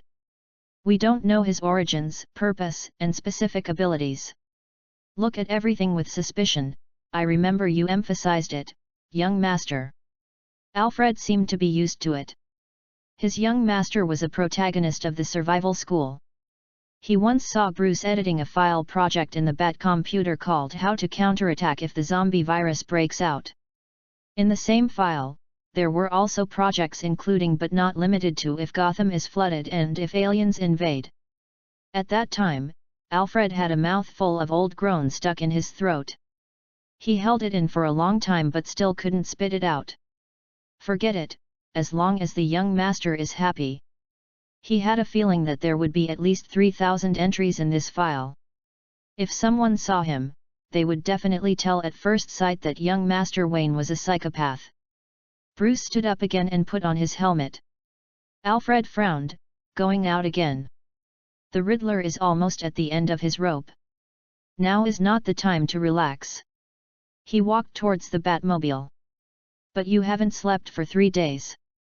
My current limit is 1 week, and I'm still in good shape now." As he spoke, he jumped into the Batmobile and rushed out with the roar of the engine. Alfred sighed as the Batmobile went away. He had a strange feeling, as if he was watching Bruce, the young master who was as close to him as flesh and blood, embark on a road of no return. "Don't be picky about food." Shen Yu suddenly turned around and looked sternly at Kara, who was secretly picking out the green peppers. Kara's face turned red, and she argued, "I just put it aside and eat it later." Shen Yu stared at her expressionlessly for a moment. "Okay, sorry." Kara obediently put the green pepper back into the bowl and started eating it honestly. The old wizard at the dining table glanced at her with a smile, and handed a piece of salmon from his plate to Kara's plate. Kara showed an expression of joy, her face flushed. "Thank you, Grandpa." The old wizard smiled and nodded, stroking his beard with satisfaction. Over the past few days, he has fallen more and more in love with this cute and lively little girl. He has guarded the temple for 9,000 years, and many of the emotions he had as a human have slowly faded away. "Now that my mana has declined and I have to retire, I have found something that I once lost in this small cafe on the corner. The thing called home that was buried in his memory 9,000 years ago. The weather has been getting cooler these past 2 days. Gotham is a relatively humid place to begin with, and the cold air will soon follow the season. But the strange thing is that even if the weather turns cold, Shen Yu still finds that the ladies who visit the coffee shop every day are all dressed in cool clothes, showing shoulders, arms, and long legs, and sometimes some bottomless mystery can be vaguely seen. The gully, those who didn't know, thought it was where the fabric was placed. For a time, Shen Yu was very impressed. "No, I'm Ultraman and I'm not afraid of regular low temperatures. Why aren't you guys afraid either?" Street Rider Tom even expressed his willingness to kneel down for the ladies. He felt that this was a great act and a contribution to world peace. However, his ability was limited and he could only do his meager part to warm up the young ladies in the cold world with his fiery eyes. Kara's language talent is also really good. I don't know if it's with the help of the awakening super brain, but following Shen Yu these days, I can basically communicate with him simply without using telepathy. Sometimes Kara would be envious when she saw other little girls coming to the store carrying their school bags to eat simple meals and drink coffee after school. She once tugged on Shen Yu's sleeve, looked at him longingly, and said, "I want to go to school too." Shen Yu thought for a while and said that there is nothing wrong with it if you really want to. But at least the Alliance Prayer and Dark Alliance Deosuo still has superpowers that must be controlled well. We don't want you to get hot and blind the teacher when you get excited, right? So Kara flattened her mouth and continued to practice speaking unhappily. Is this where Libagu Inalaha hit a wall? A tall man stood on the streets of Gotham, looking at the hurried pedestrians around him and frowning slightly. Weak. This was the first word that came to his mind. The level of civilization is primitive and backward, the technological level is stretched, the racial talent is stretched, and the physical fitness is as weak as a reed. How did those two idiots end up in a place like this? The man was puzzled. Maybe there is another mystery. It was the woman beside him who spoke. An unforgettable woman can be easily recognized in a crowd even if she is seen only once, even from a distance. But what most people can remember may not be her face, but the cluster of peaks and mountains, which look like ridges from the side and peaks from the side. Although the face is considered prominent, it is just not that eye-catching compared with the figure. Even after most people have seen her, when they think back, there is only one word left in their minds: big. When it comes to what it looks like specifically, I can't remember it. So big that it can even have a confusing effect like Superman's glasses. The woman ignored the sideways glances of the passers-by and leaned lazily on the man. They may be idiots, but at least they are idiots with some ability. On a planet with only a civilization level 3, since they will fall here, it must mean that they are not it's as simple as it seems. The man nodded slightly. That makes sense. Let's keep a low profile first and try to locate the Kryptonian girl's whereabouts. That's not a hurry. The woman chuckled, and her whole body coiled up like a water snake, so close that she was even squeezed out of shape. It's been a long journey and we're tired of traveling and traveling. Let's take a break first and have a good time before we get down to business. The man was startled. Didn't you have a happy time before you came here? That was before I came here. In a different place, the environment is different, the mood is different, and the happiness may be different too. The woman blinked. Right. The man smiled. Then let's be happy first. Chapter 29 Dreaming. Shen Yu had a strange dream. In the dream, the dark red sky enveloped Gotham, the gloomy atmosphere was overwhelming, and the air was so solemn and suffocating. The skyscrapers broke apart with sharp explosions and fell to the ground one after another. Reinforced concrete was twisted into strange shapes in the explosion. Ruins and rubble were scattered on every street corner, covered with layers of dust and debris. The sky filled with smoke and dust enveloped Gotham, and screams could be heard in the distance, just like the last cry before the end of this dark city. Shen Yu walked on the dilapidated streets, looking at the burning wreckage and the surrounding ruins, his expression a little dazed. He couldn't remember how things turned out to be like this, and he couldn't remember why he was here. The broken streets below gave people a strange and unreal feeling, and the smoke was a little irritating. The sky cracked. Countless pieces shattered, like a mirror being hammered into pieces. In the cracked sky a strange face appeared, with a red face, colorful eyes, and red barbs all over the body. He was quite impressed by this look. Ha ha ha ha. The strange shadow laughed in the crack. Another world has fallen into darkness, and now this is my realm of another dimension. You are that one. Who is that one? Don't remind me later. Shen Yu frowned and tried to wake up long ago memories. People from another dimension. Working Emperor? Boss killer. The red-faced monster was furious.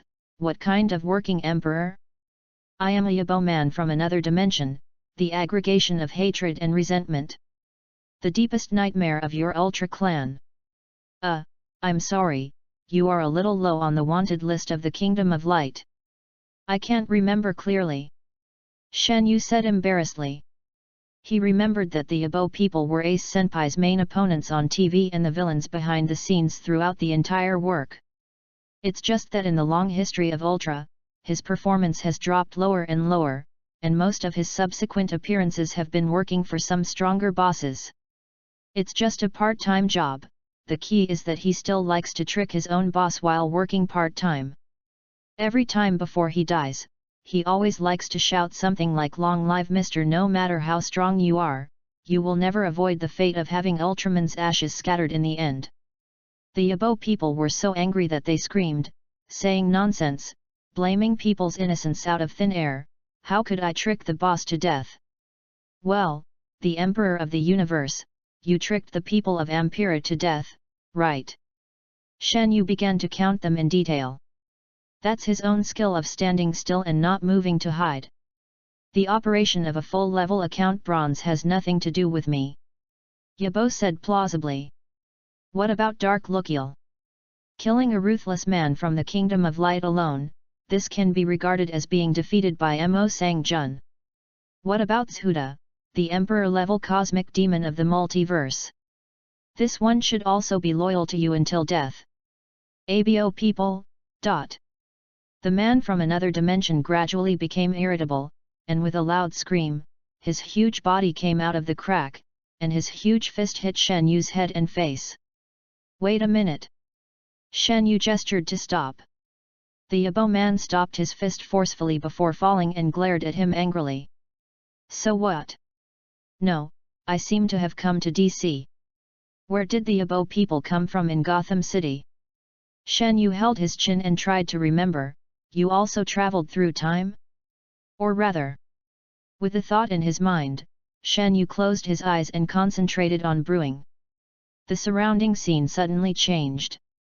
The huge Yabo figure disappeared out of thin air, and the dark red sky and burning streets began to spin. Everything was sucked into some huge vortex, everything was swallowed up into chaos. Opening his eyes again, Shen Yu had returned to the cafe and found that he had fallen asleep sitting in his seat at some point. Sure enough, what just happened was just a nightmare, something I imagined. You actually woke up on your own. The voice of the old wizard came to my ears. Shen Yu turned around and saw the old wizard Shazam looking at him in surprise. This is a rare and powerful dream energy. I have some special methods to avoid being captured by nightmares. And you can actually do it too. The old wizard paused and looked at Shen Yu with a complicated expression. Your spirit, the strength is also very strong. The aliens have received some relevant training. Shen Yu stood up and stretched his muscles. What's the situation? A dream magic suddenly appeared, and it may have covered the entire city at this moment. See for yourself. Shen Yu looked around and found that everyone in the cafe had indeed fallen asleep. Tom, who came here often, was lying on the table, with a puddle of cracks at the corner of his mouth. Lao Wang, a regular customer who lives in Gotham's Chinatown, was also lying on a dining table in the store, sleeping soundly and talking vaguely in his sleep. If you look closer, you can vaguely hear him muttering something like "Sister-in-law is awesome." Even the talk show on TV fell asleep, snoring into the microphone, and thousands of homes echoed with this old man's loud snoring. Even the Kryptonian girl Kara was not spared. She was originally studying with a teaching aide called English Teaching Materials Partner. As she continued to learn, she fell asleep in the book, and the dull hair on her golden head swayed. Oh, this may not have much to do with it. She usually takes a nap while reading. Dream spells, this field should be controlled by Morpheus of the Endless Family. I don't know how something like this went wrong. The old wizard frowned, but it will be very dangerous if it continues like this. My dream spell can help me enter the dream realm to find the culprit, but now that I have very little magic power, I don't know if I can cope with the dangers here.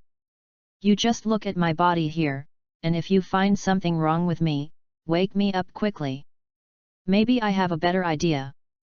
Shen Yu said, maybe you can take me with you. You? The old wizard frowned. I know you are strong, alien. But dreams and reality are completely different dimensions, and dreams have their own rules. I understand the rules of dreams, so my magic can work there. And you? No matter how powerful you are in reality, you can't bring it into your dreams. Don't worry, I still understand the laws of dreams. Shen Yu said confidently. The Kingdom of Light strives for every Ultraman to fight against the Hexagon. The direction of scholars is all-round development, and there are also related courses in Dreamland. In TV dramas throughout the ages, more than one generation of Ultraman seniors have performed dream manipulations, defeating monsters that control dreams in their dreams. It is enough to prove that the power of light can also be effective in the dream world. Seeing how confident he was, the old wizard couldn't help but be even more surprised. Even the laws of the dream realm are involved? Is the road so wide? It made him even more curious about Shan Yu's origins. Okay. But I have to say it first. If there is a crisis, I won't be able to distract you now.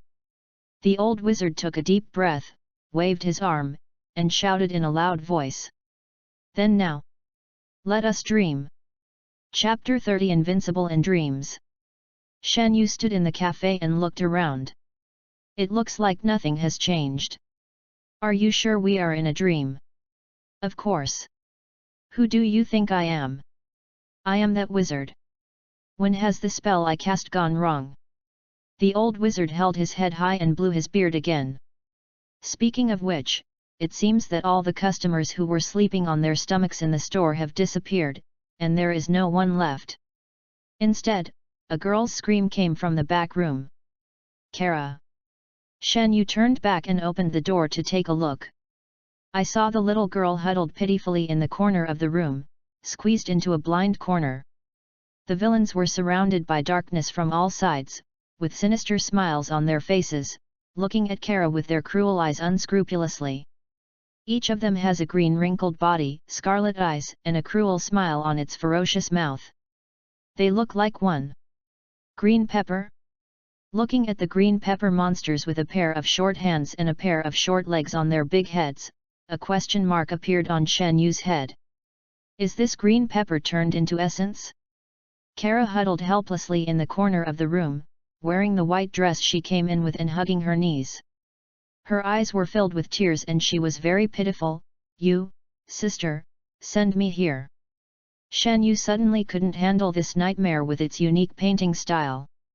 For a moment, she couldn't tell whether it was the influence of nightmares or whether she really hated green peppers so much. At this time, the old wizard came forward and patted Shan Yu on the shoulder. Let's go. She is trapped in her own nightmare, and there is nothing we can do to help her. All we can do is to find the culprit quickly and end all this. Shan Yu nodded and followed him outside the house. The scene outside the Dream World Cafe was like a chaotic dance of demons. A Gotham in total chaos. Cars were driving down the road, and disgusting creatures with big eyes and a bunch of tentacles were climbing up the buildings. Next door, Lao Wang and his neighbor's sister-in-law were chatting happily, and the male host suddenly appeared. A group of black boys carrying baseball bats wanted to take advantage of the chaos to buy for 0 yuan, but suddenly they encountered a big bat that dropped from the sky and spread its teeth and claws. Make them wise. It's really a nightmare with Gotham characteristics. Lord of the Realm, ruler of nightmares, in the name of the wizard Shazam, reveal your true identity quickly. The old wizard raised his arms high, and his sleeves and robes were blown by the wind. Shan Yu silently gave him a sound effect of urgent as a law in his heart, and there was no sense of violation. The surging darkness suddenly erupted, like pitch-black lava in the middle of the city street. It rolled and flowed, gathered at one place, and transformed into a huge human shape more than 100 meters high. Under the black hood is a faceless skeleton, with dark red light shining from the deep-set eye sockets. The entire body is shrouded in a white cloak, standing in the jungle of reinforced concrete. There are still people who dare to resist me in the dream world, my domain? Your destiny! The skull face shouted gloomily. At first, Shan Yu only thought that the skull face looked familiar, and it looked like Taskmaster from the Marvel studio next door. It wasn't until this guy's words Destiny came out that Shan Yu remembered what kind of person he was. Dr. Destiny, formerly known as John D., is a patient at Arkham Asylum. Possessing the ability to control dreams, he once dragged most members of the Justice League into nightmares, almost destroying all members of the Justice League in their dreams. The moment this giant shadow appeared, everyone in the city stopped moving. Suddenly, he became the only focus. All eyes were involuntarily drawn towards that majestic figure. The huge body is like being firmly attracted by a magnet. Then fear. Yes, fear. This is the only thing everyone in the nightmare can feel from that body. It was like the sound of deep breathing lingered in everyone's ears, and unparalleled fear invaded the soul. His hands and feet were cold, and his body seemed to be submerged in a body of cold water. The devil's whisper was like a cold wind, making even the air he breathed become unprecedentedly thin, seeping into his body bit by bit, causing the most indestructible will to collapse. That's right, fear. Then despair. Dr. Destiny clenched his hands into fists, as if endless darkness was pouring into his body from all directions. The more afraid you are, the stronger I will be. This is my world, and I am the only god. The strong wind whipped up out of thin air. The old wizard looked up at the giant shadow in front of him, his eyebrows extremely solemn. He is stronger than I thought, and it is a bit difficult to deal with it with my current magic power. You stand back, I'm going to use the forbidden spell. Maybe. Before he finished speaking, he felt a huge light exploding behind him. The sacred white light bloomed like thousands of lotus flowers, and a fist grew in size rapidly. Breaking out of the light, a shocking punch struck Dr. Destiny in the face. At this moment, Dr. Destiny was laughing, intoxicated by his own expanding power. The skull mouth opened and was dislocated with a click in the middle of the smile. The 100-meter-tall body fell with a rumble, smashing down an entire row of buildings along the street next to it and sending dust flying into the air. The old wizard opened his mouth, and the forbidden spell seal he was about to cast on his hand stopped stiffly, and he swallowed back the rest of the unfinished sentence.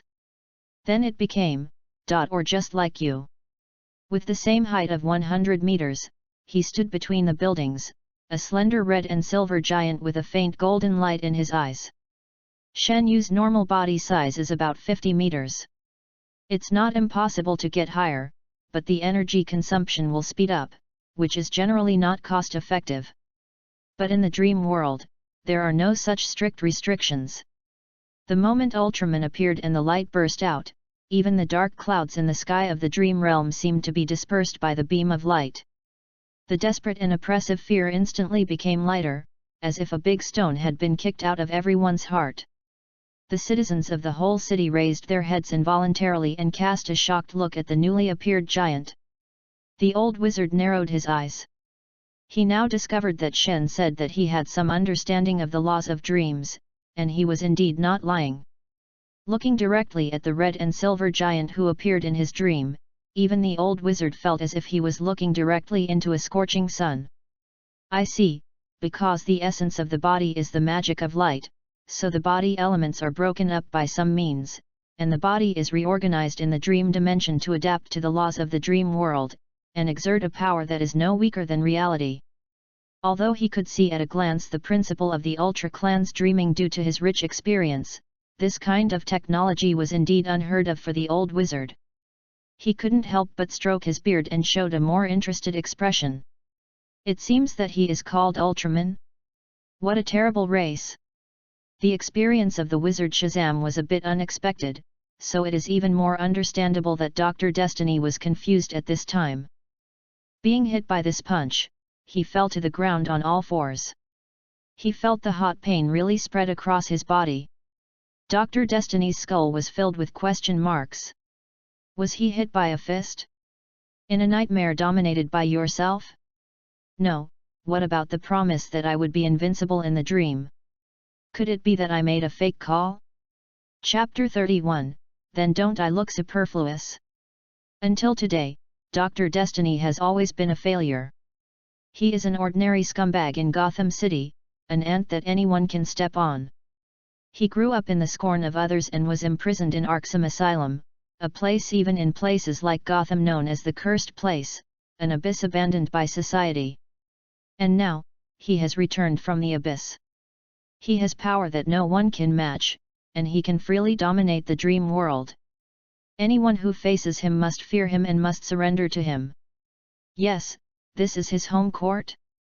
He can be as strong as he wants and as fast as he wants. The only thing that can restrain him is the limit of his imagination. Here, he is the only god. Thinking of this, the skeleton's eyes once again flashed a dangerous red light.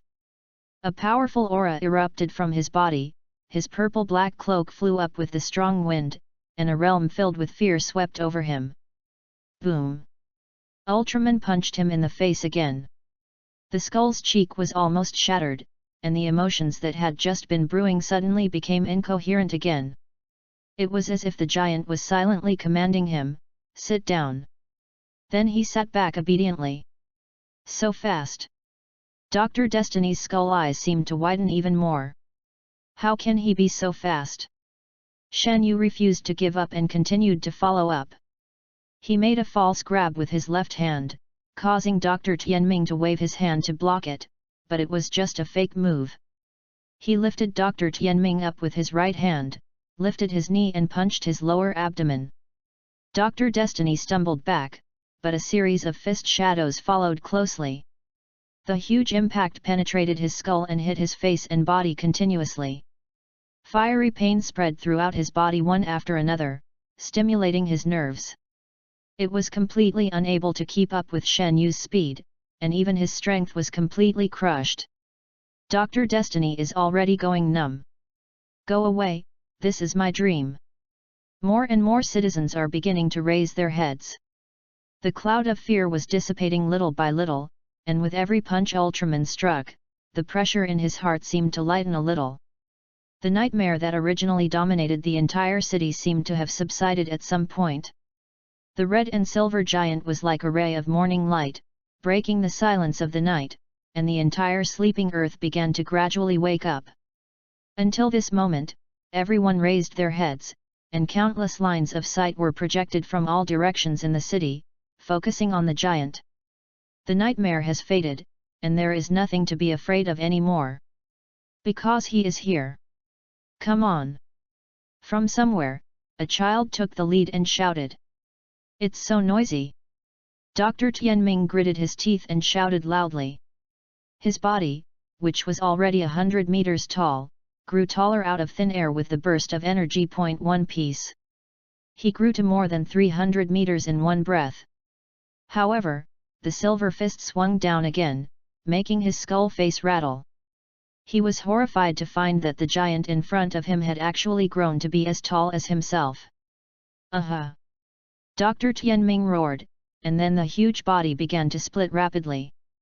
The moment Ultraman swung his punch, Dr. Destiny's body split into two, and he dodged sideways, one to the left and the other to the right. Then it changes from 2 to 4, and from 4 to 6.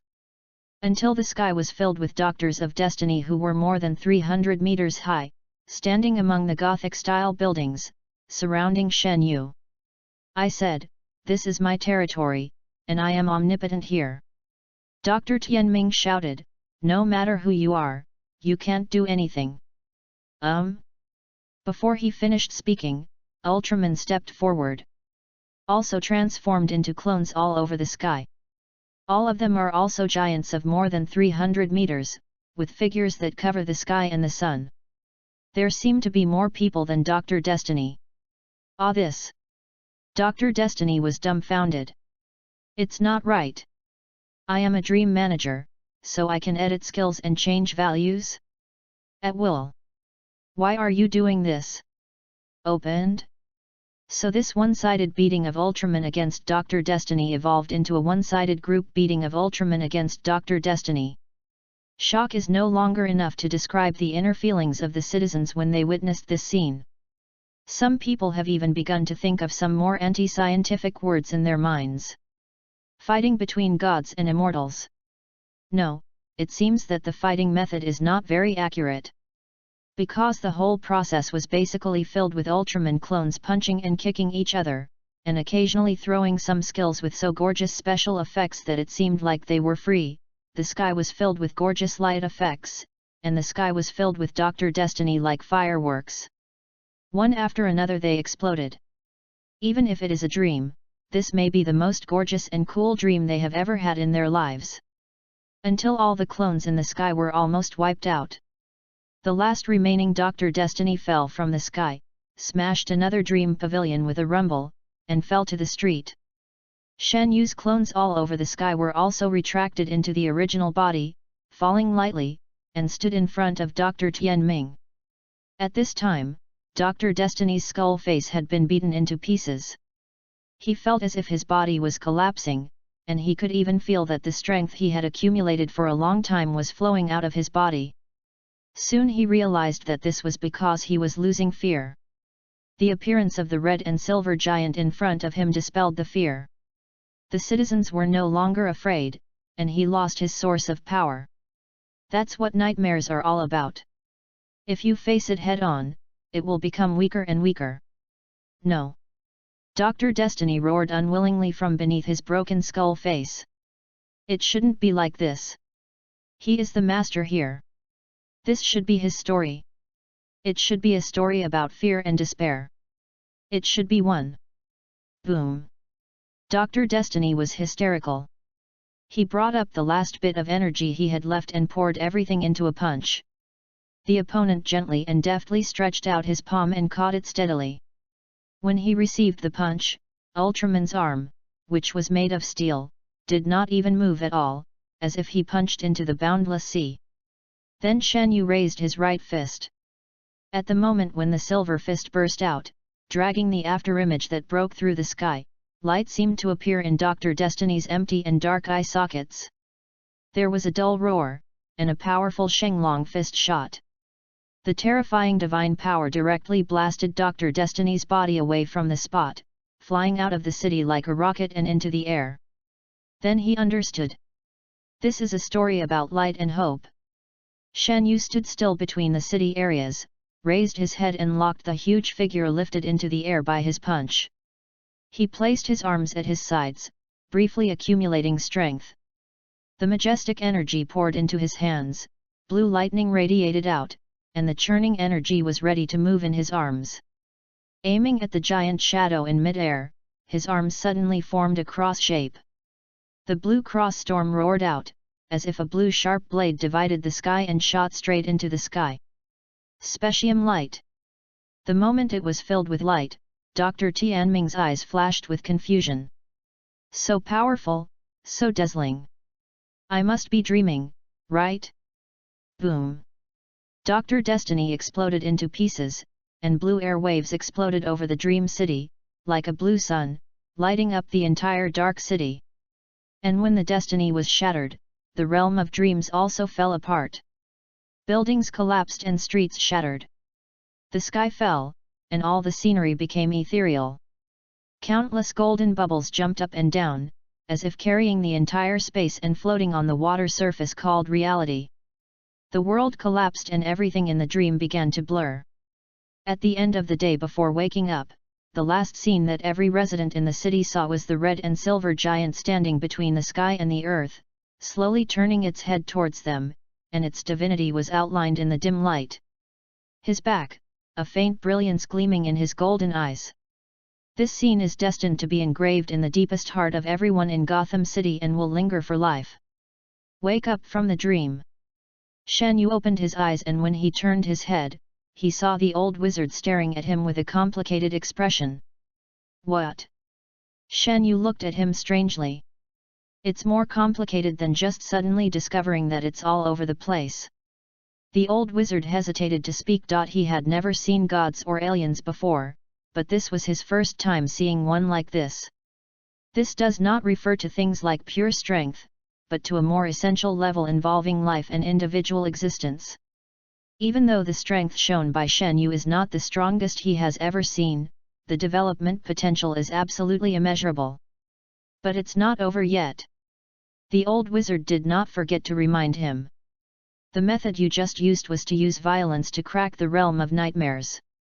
It should cause a certain degree of trauma to the madman who calls himself Destiny, but it is mainly mental. His real body is still there, and he only needs to rest for a period of time to recover. It's okay, I know where the main body is. Shen Yu said. The old wizard was still minding his own business and said, Don't worry. As long as I cast a simple little spell, I should be able to track it. He was stunned mid-sentence and raised his eyebrows. You already know. Then don't I look superfluous? Chapter 32 Destiny. John Dee has been obsessed with dreams since he was a child. He thinks dreams are the most incredible things in the world. No matter what kind of person they are, poor, weak, or born with defects, only in dreams are all equal. Dreams are the best gift God has given to people. Only here can you be free, put aside all the pressure and worries, and even get rid of the prison of the weak human body, become anyone, and do anything that is impossible during the day. He was obsessed with the study of dreams and the concept called lucid dreaming, trying to let his brain control dreams intentionally. Unfortunately, there were some side effects during this process, which had some unexpected effects on his spirit. This is why he lived in Arksum. But this instead brought him new opportunities in life. The Perception Enhancer is a piece of equipment donated to Arksum Asylum by a cutting-edge scientific research institution. Its design purpose is to help the study of human dreams and to enhance people's senses to a certain extent. Because it is more dangerous to be in the experimental stage, in order to avoid the need for a large number of experimental volunteers, the research team reached an agreement with the lunatic asylum to use the lunatics detained here for testing. This is simply the best gift God has given to John D. He was crazy and obsessed with this machine. The moment he looked forward to most every week was the few minutes he could try out the machine as a volunteer. Because of the risk, the doctor did not allow the patient to use it longer. John succeeded. With the help of this machine, he felt that the dream module in his mind had been developed more and more clearly. Now he could almost control his dreams freely, and it had no negative impact on himself. Because of this, the mental problems he had when he was first imprisoned in the asylum were resolved. Your recovery is incredible. I say you will be discharged from the hospital next month. The doctor said to him with a smile at that time. At that time, John thought that his life was about to reach its peak. It was equivalent to him going to Arksum and getting what he had dreamed of for many years, and he could return to the trajectory of his life. Then he was cheated. It was his girlfriend who told him when she learned that he would be discharged from the hospital next month. She was already with John's best friend and they were getting married. The sudden hat stunned him. But it didn't take long for him to be convinced that this couple must have been having an affair for a long time, and there might even have been problems before he entered Arksum. Suddenly his desire to go out faded away, which prompted him to have the boldest idea in his life. He attacked the doctor, illegally activated the dangerous perception enhancement device, and used it on himself, with all its power fully activated. He knew that this could be dangerous, and that if he was not careful, his brain would turn into burnt bread. But he doesn't care. If you don't succeed, you will become a benevolent person. And he succeeded. So Dr. Destiny was born, a god of dreams who dominates dreams and has power beyond the reach of humans. Using this power, he easily killed his ex-girlfriend and the friend who cheated on him in his dream. And he soon realized he could do more than that. He will drag the world into an eternal nightmare and become the god of the new world. Then he was shot. Now that he has returned to reality, he has discovered that there are still sequelae. Now whenever he closes his eyes, the giant with eyes like two salty eggs will appear in front of him, and the feeling of being filled and the tearing pain will also follow. Even if he tried to use his power to create any dream, he could never get the horrific scene out of his mind. The direct consequence is that no matter what dream he creates now, that terrifying giant will definitely appear in the scene. The fear of destruction has been indelibly burned into his DNA, causing all his dreams to become his nightmares. John was going crazy when he suddenly realized someone was approaching his hiding place. The perception enhancement device not only gave him the ability to manipulate dreams, but also strengthened his spirit and senses. He can sense the approach of any thinking living person within a certain range.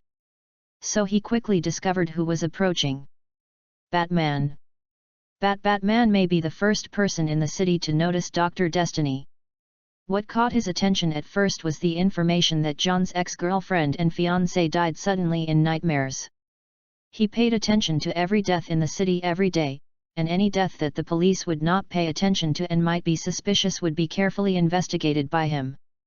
Within a day, he linked this murder case to John D., who escaped from Arksum, and the illegally activated perception enhancer. Then the nightmare that enveloped Gotham broke out. Relying on some mind control methods learned while traveling around the world, plus a little bit of bat-like willpower, Batman forcibly broke out of the nightmare. In connection with the case of the previous day, he quickly thought that John Dee, who had gained superpowers, might be the culprit. Based on his mastery of traceology, following the clues found at the prison break scene, Batman quickly found this place, the hiding place of John Dee, or now it should be called Dr. Destiny.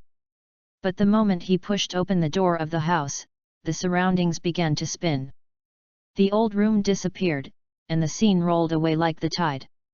The black and white picture was like a scene cut out from an old videotape of the last century. When he came to his senses, he was already in a dark alley, and the street lights emitted a gloomy and dim glow. Batman's pupils shrank. This was a scene he would never forget in his life. Crime Alley. A man and a woman, holding a small child, walked into the alley. The reason they came to this unfortunate place at this unfortunate time was because the child stubbornly asked to leave early before the movie was over. No, this is not true. Batman tried to close his eyes and shook his head. At such a close distance, the effect of Dr. Destiny's superpowers was enhanced to the extreme. Without entering a dream, he could make the target accept his ability to dream. Batman ignored all this and continued to move forward. Then the gunman appeared. A robber, holding an old pistol in his hand. It was as if the god of death, who had come here under the guidance of fate, was destined to pull the trigger at this moment. No, this is just a nightmare. Batman continued to say to himself. Focus on the mission. Alfred is still in a nightmare, Gordon is also in a nightmare, and this city is very dangerous. It's too late, you can't save them, but you can still save others. Too late. Bang. The gunshot, two flames cut through the silent alley. No. He finally couldn't help shouting. Only this scene, only this night, he couldn't ignore. The man and the woman fell down, and the pearl necklace bounced on the ground. In a trance, Batman and the helpless child overlapped, and knelt down in the pearls and blood all over the ground. Under the sophisticated equipment and the cloak of the Dark Knight, he was just the 8-year-old boy, kneeling in the blood of his parents and crying. Then Thomas Wayne, who was lying on the ground, suddenly moved. He stood up from the pool of blood, his face as pale as a zombie, holding a sickle like the god of death in his hand. It's all your fault. If you hadn't insisted on watching this damn movie. If you hadn't asked to leave early. Batman still knelt down with his head down, without any reaction. Thomas Wayne raised the sickle in his hand. You killed us. The sickle fell. But at that moment, the hand under the cloak reached out and grabbed his wrist, stopping the sickle from falling. Batman slowly raised his head, and his eyes under the mask flashed with angry but firm light. The scene changed again. The pool of blood and the pearl necklace, the corpse on the ground, the dim lights and the entire crime alley disappeared in an instant. Including Thomas Wayne's figure disappeared, replaced by John Dee with a shocked face, and the hand holding the sharp knife was held in Batman's hand. How is it possible? John Dee was shocked beyond words. You resist my nightmare. At this distance? And you look me in the eye. He is Dr. Destiny, the master of nightmares.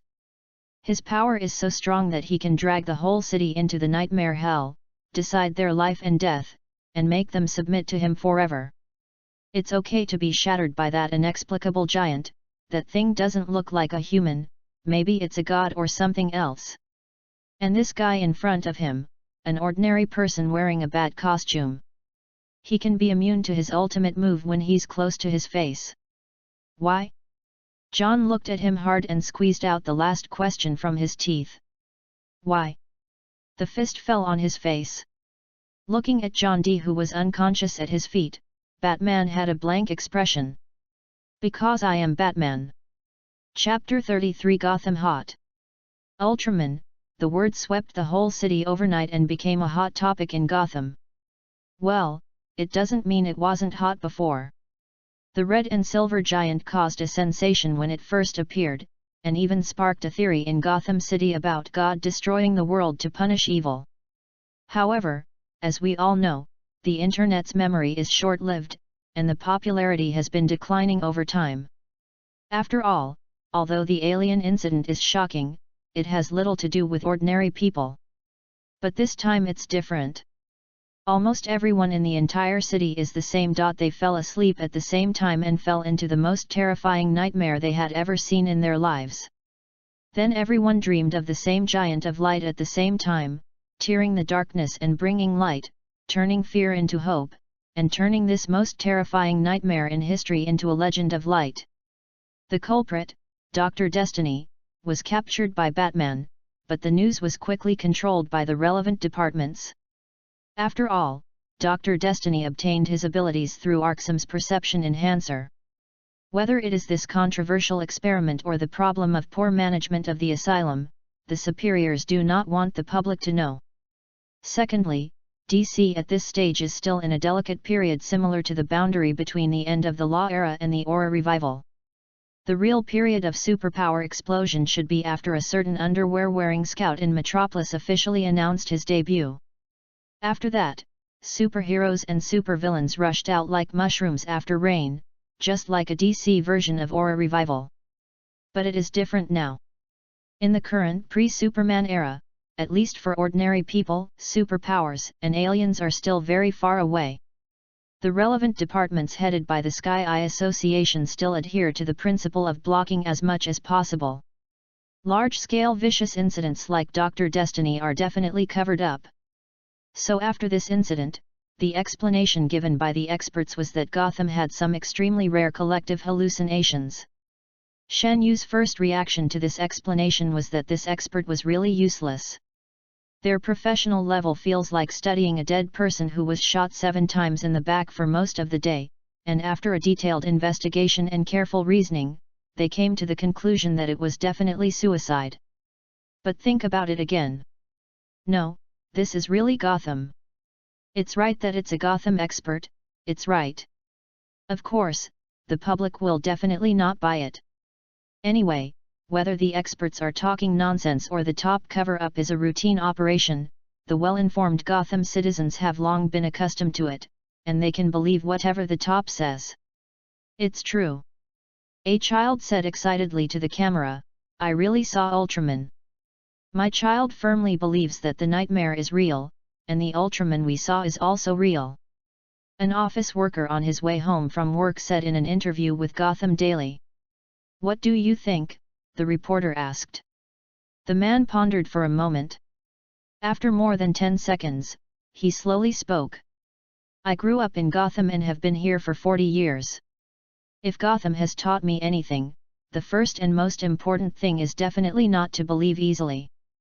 The last time I believed in a hero was GCPD Officer Elliot. The pot-bellied guy had a change of heart and rescued a child who fell into the water while on patrol.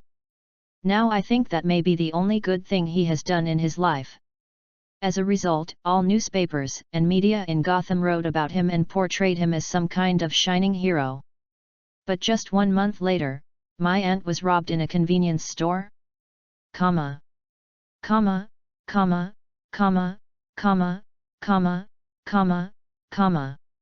Colon, comma, comma. Dot. Comma. Comma. Comma, comma, comma, 10%, comma, comma, comma, comma.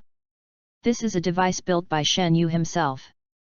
It may be similar to a physical examination for Ultraman.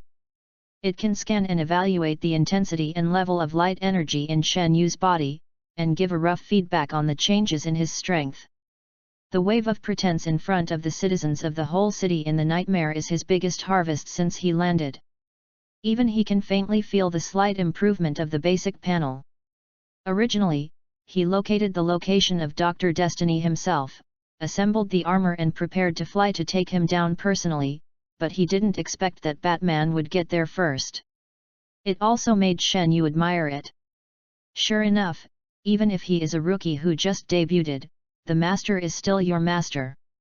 An ordinary person can resist the nightmare of Dr. Destiny at close range, and his willpower is indeed superb. However, this also saves Shen Yu the trouble of doing it himself. Anyway, his experience has been harvested in the dream, and he is in a good mood. When he came up from the laboratory, he was humming a little song, and he felt a lot more comfortable. When Shen Yu passed by, he noticed that Kara looked at him differently than before. Her big eyes were full of admiration and awe. "What's wrong?" "Nothing." The little girl thought for a moment. "It's you. You're so awesome," she said from the bottom of her heart. "I didn't know you were so powerful before." Shen Yu was amused and touched her golden little head. "You should study hard and practice hard, and master the skills I teach you as soon as possible. I guarantee that you will be better than this in the future." "Is it true?" Kara's face was full of doubt. After all, Shen Yu's performance in the dream was so invincible, he was almost like a god.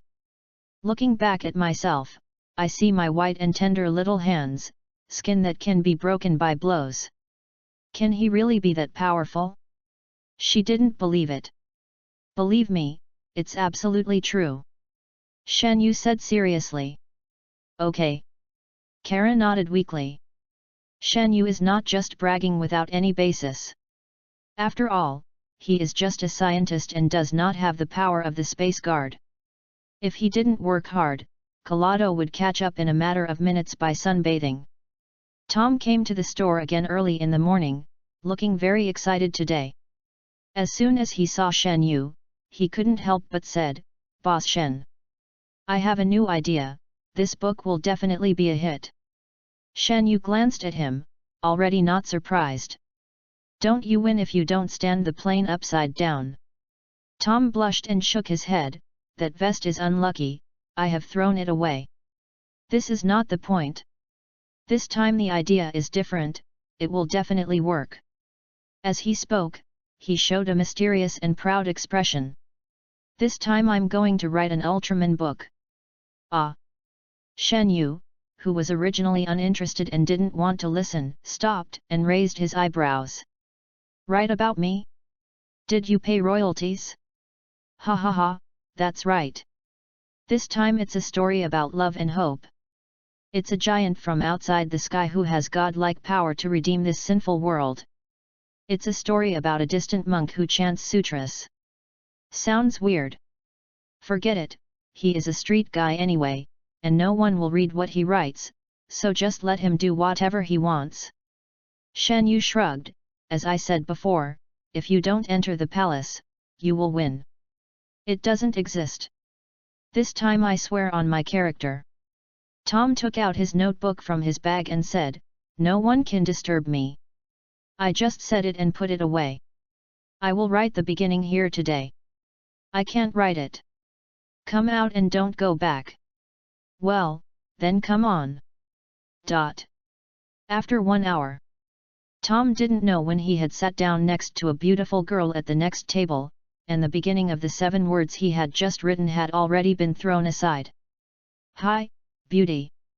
He chatted up with a smile, "Want to know my secret identity?" The girl glanced at him. "What? Are you Batman?" "Ha, of course not." Tom held his head high.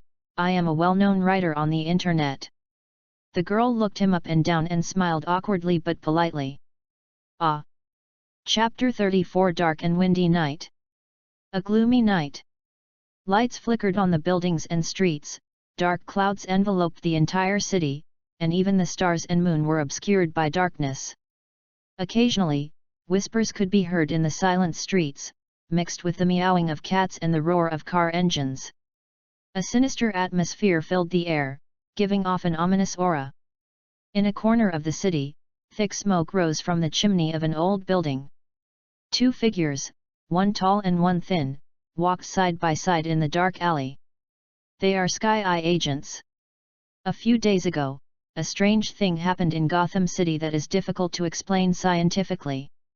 Most of the people in the entire city were dragged into a nightmare. The giant named Ultraman appeared in the dream and defeated the culprit of the nightmare in incredible ways, saving the city. The incident naturally attracted the attention of the Sky Eye Society. In fact, the Sky Eye has been paying attention to Gotham for a long time. Ever since Starro, the Sea Star, was turned into fireworks by the Red and Silver Giant, the Sky Eye has been searching for clues about the giant. So after Ultraman appeared next time, their sights had already reached Gotham. This is why these two agents are here. However, what they carried out was not a top-secret mission. They were just investigating in Gotham to learn the details about the nightmare. At this moment, they had just finished their midnight snack and were leaving the restaurant and heading towards the safe house where they had settled. "So, we have known for a long time that aliens are real," the tall and lanky agent asked in surprise. "Of course, otherwise why do you think our Sky Eye exists?"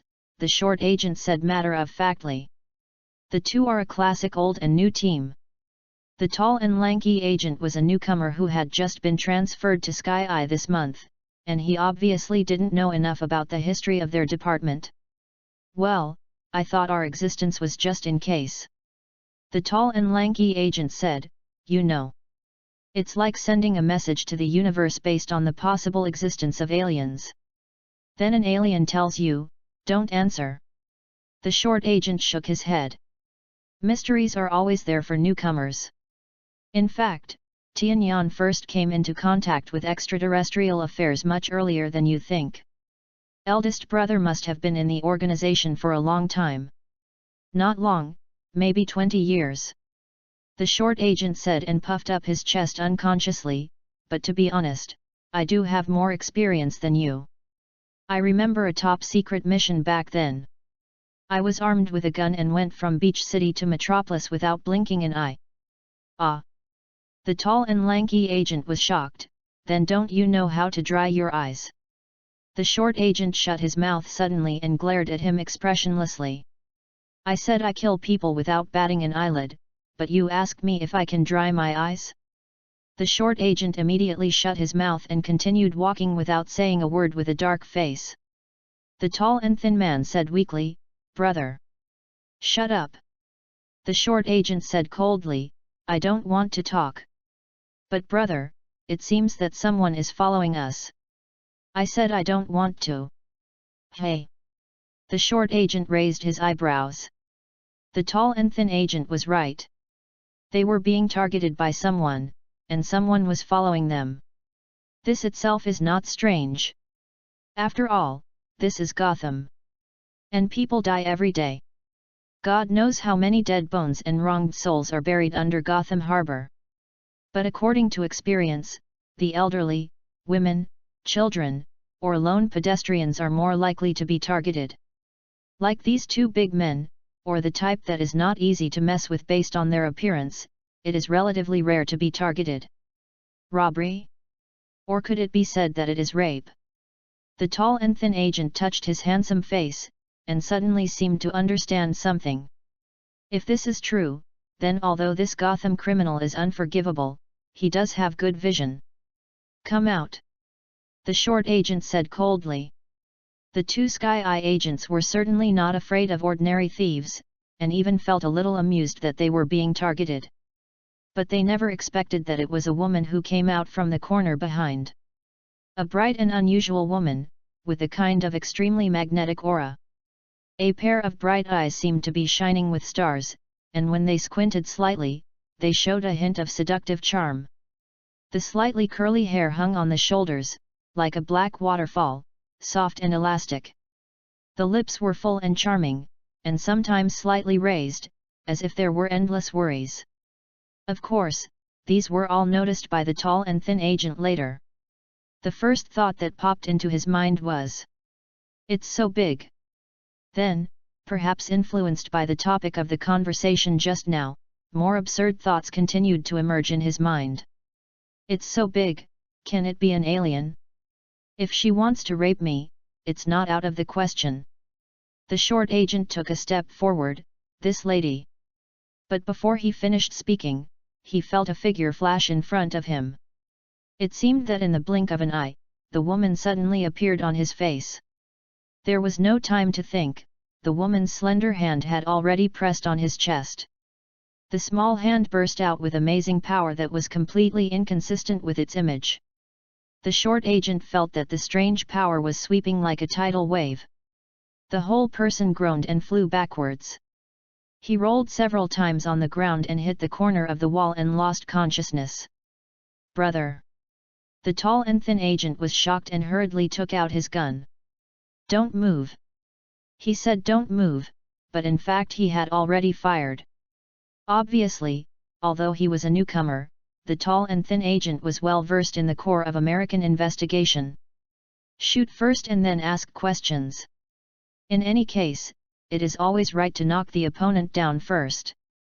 But it didn't matter. The bullet hit the woman's chest directly. Instantly, the scene. But that was all. Several bullets that were crushed and deformed fell to the ground with a clang. The woman frowned and looked up at the tall and thin agent holding a gun in front of her. The tall and thin agent looked at the bullet that was bounced off the other person, opened his mouth, and was speechless in astonishment. "It's not a human, it's not a human." The woman raised her arm and slapped him casually.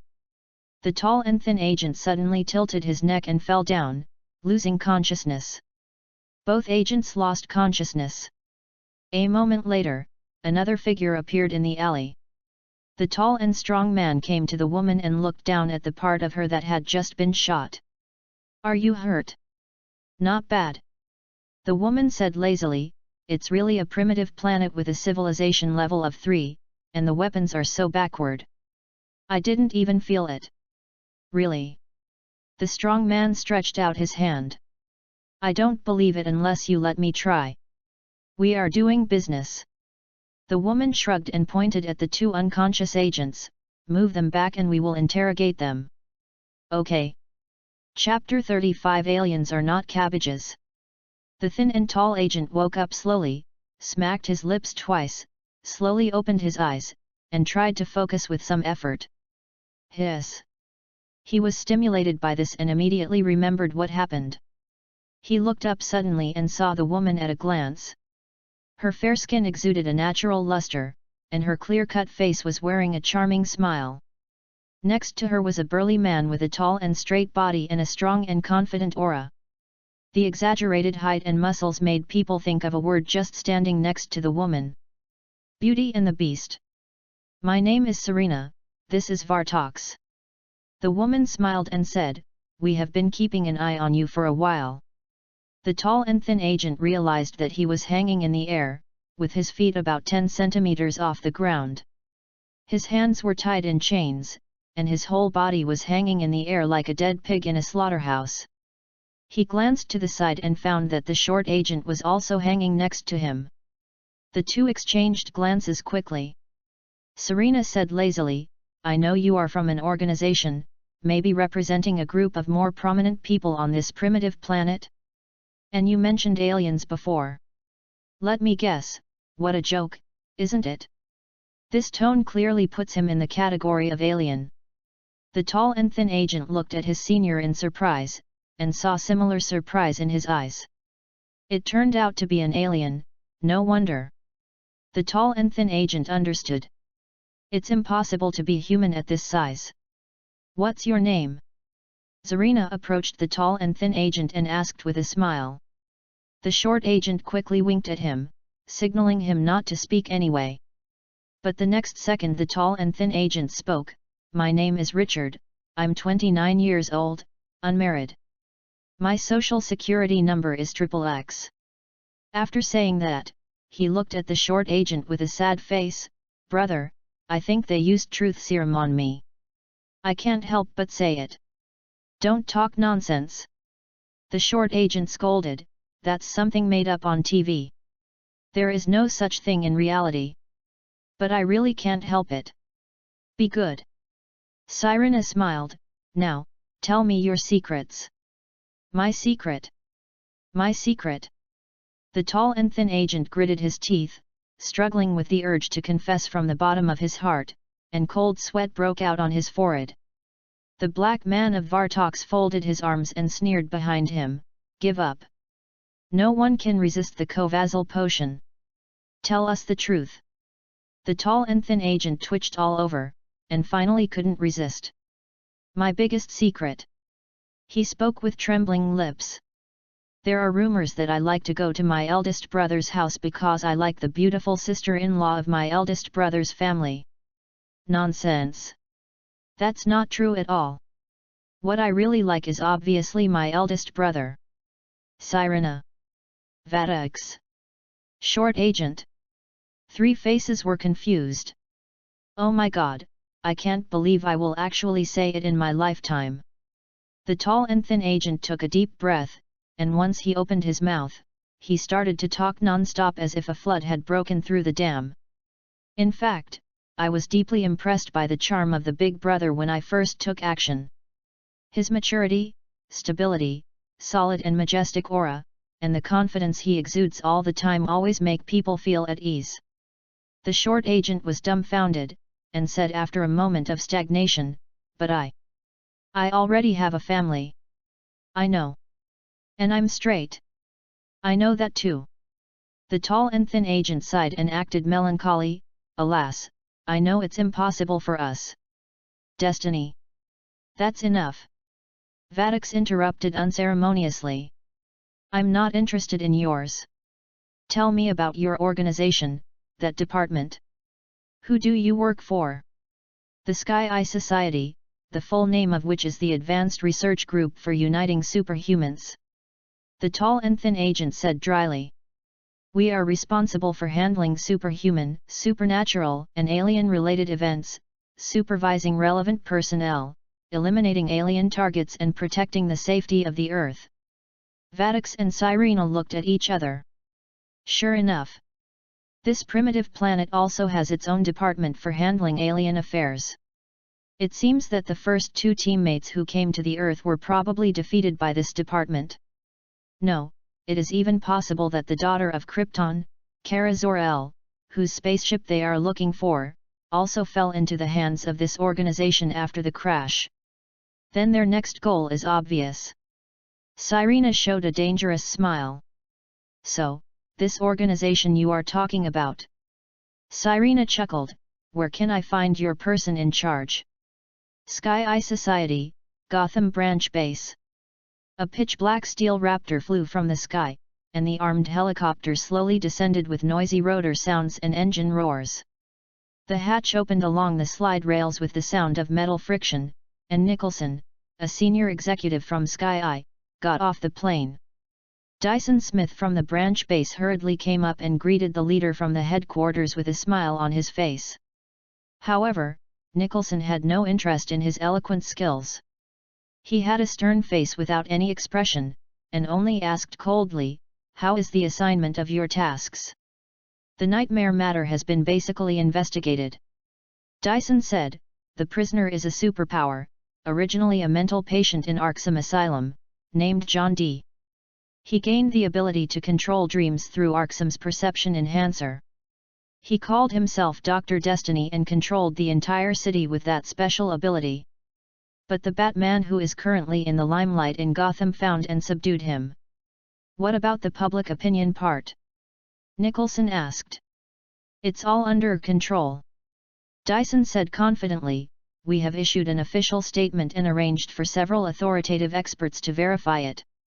The names of Dr. Destiny or John D. will never appear in any media report. It's better to be so." Nicholson nodded. "Don't underestimate this part of the work. If something goes wrong at that time, you may have to become a temporary worker." Dyson was embarrassed. "I understand. If you make a mistake, you have to become a temporary worker.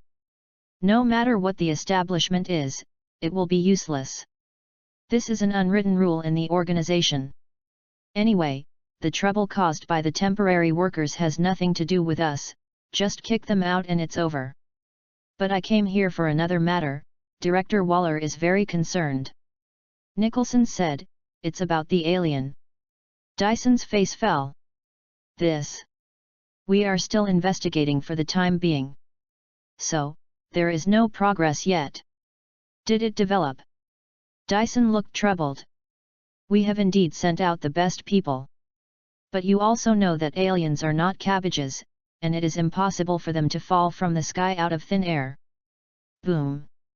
As soon as the voice fell, there was a loud bang, and the alarm bells of the entire base rang loudly. Both of them were startled, and turned their heads to see that the ceiling had cracked, and a burly black shadow fell from the sky in the falling rocks, and fell to the ground firmly, stirring up a circle of dust. The tall and strong man smashed through the wall with his body and fell to the ground. He slowly stood up, holding a dangerous battle axe with a metallic luster in his hand. Dyson was stunned. No way? Is my mouth open or what? Did it really fall? Chapter 36 Sliding and Kneeling to Greet. A loud bang followed by a red light alarm. Then came the sound of gunfire, dense and resounding through the sky, and dull explosions.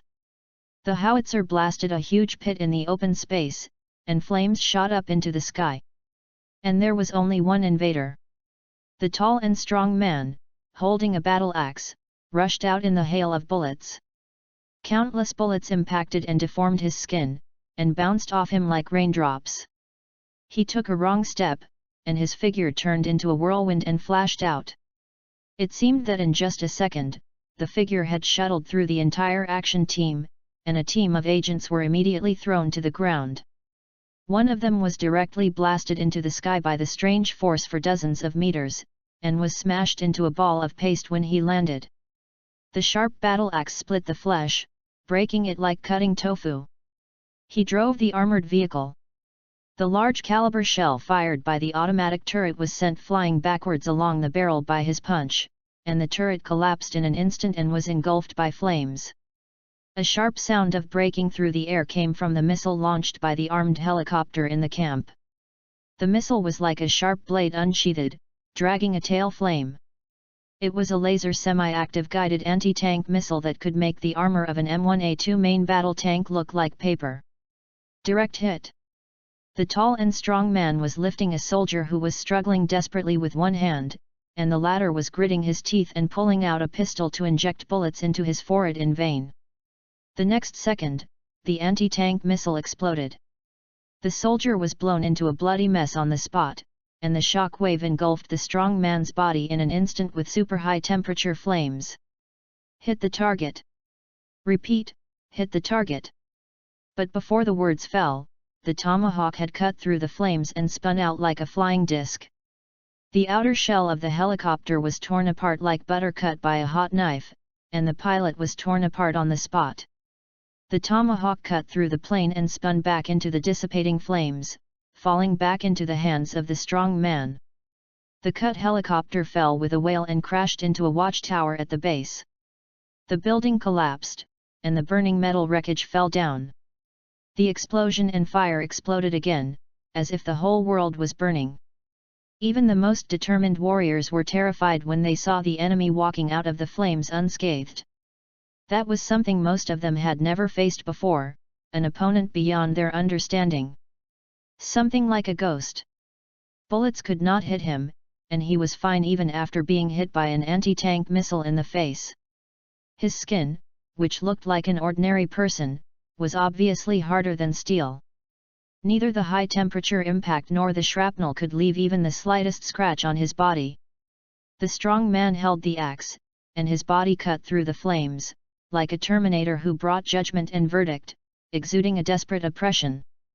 And it was at this desperate moment. A beam of light tore through the darkness.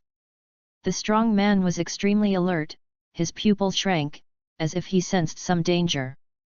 Without thinking, he turned around suddenly, crossed the battle axe and blocked it in front of him. The next moment, a light wheel spinning like a chainsaw hit the alloy battle axe head-on. The light wheel, which was completely constructed of energy, had teeth spinning at an astonishing speed. The battle axe was cut into pieces all over the sky. Sparks, just like using an electric saw to cut steel. The strong man gritted his teeth and resisted the cutting of the light wheel. He was horrified by the amazing energy and impact of this small flywheel. He roared, poured strength into his arms, and deflected the cutting direction of the light wheel with a tomahawk.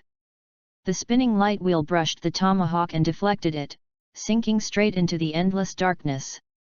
When flying out, a corner of the wheel brushed the strong man's cheek.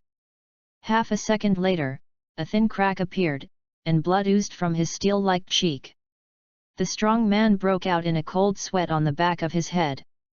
The last second, he was still completely relaxed.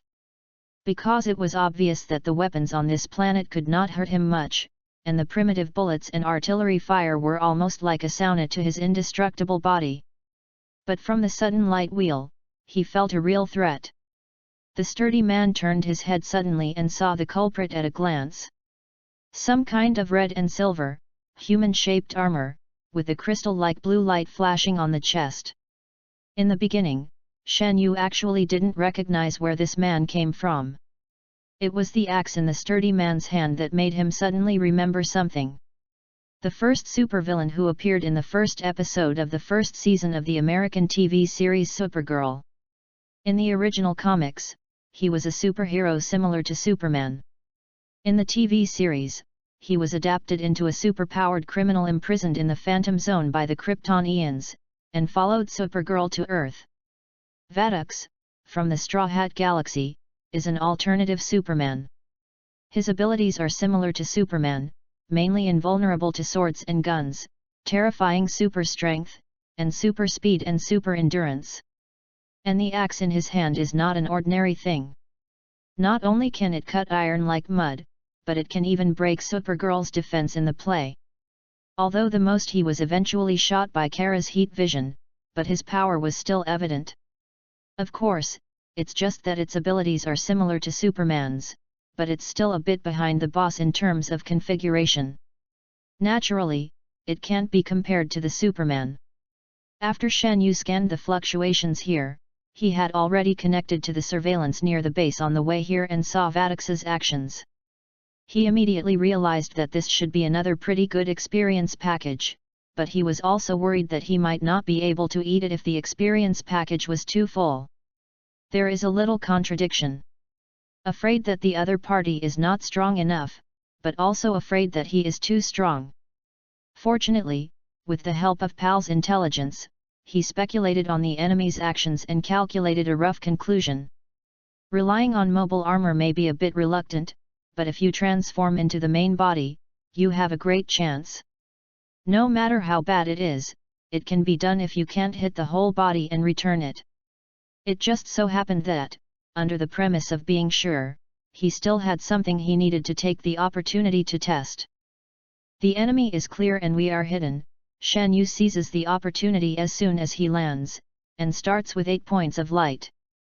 Vadux was quite alert, and blocked the light wheel with his axe backhand. Although the 8-point light wheel released by the mobile armor is definitely smaller than the original one, there are still 2 brushes that can block this attack. However, Shan Yu was keenly aware of a little blood scratched on Vadux's cheek. It means that the light wheel can cut his skin. Very good, this wave can indeed be fought. Vadux immediately regarded the sudden appearance of Shan Yu as the number 1 threat, and rushed out with a loud roar. As for Shan Yu, he had already raised his right arm unhurriedly. Make a fist with your right hand, and the wrist will pop open with a click. The device was activated, and invisible waves shot out in the direction of Vadux's sprint.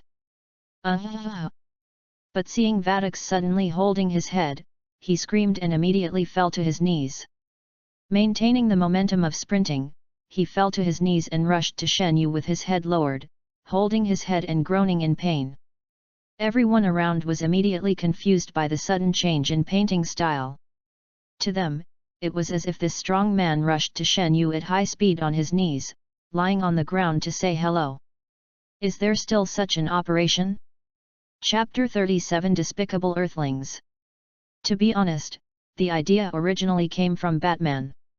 This is one of the hundreds of response postures Batman has studied against Kryptonians. As we all know, every Kryptonian will have a painful experience when he first awakens his super senses. Because he cannot effectively control his eyes and ears with unlimited senses, his nerves are easily overloaded.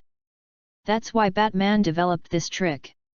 He has specially developed sound waves of a specific frequency that are super doubled to Kryptonians, and uses his keen hearing to inflict 10,000 tons of mental damage.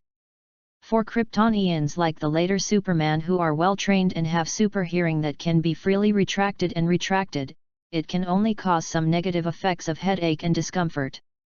But for Kryptonians who have just arrived and are not proficient in hearing, it can even cause them to shut down and faint immediately. It's not that Shen Yu meant to plagiarize the master's idea, because he thought this trick was really useful. And when it comes to who has the most adequate means to counter the Kryptonians, then if I'm talking about second place, I'm afraid only a bald entrepreneur from Metropolis would dare to compete for first place. In fact, just knowing this theory is useless.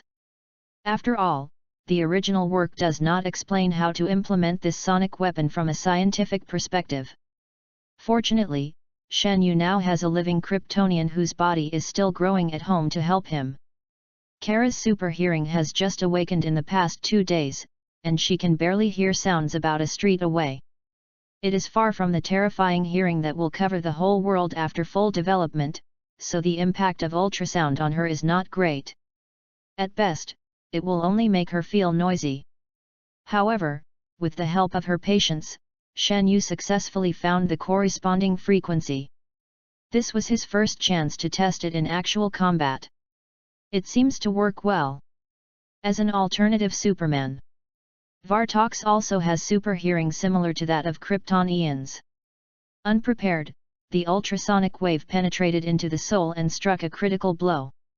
People who don't know the situation may think that the two of them are in the same group.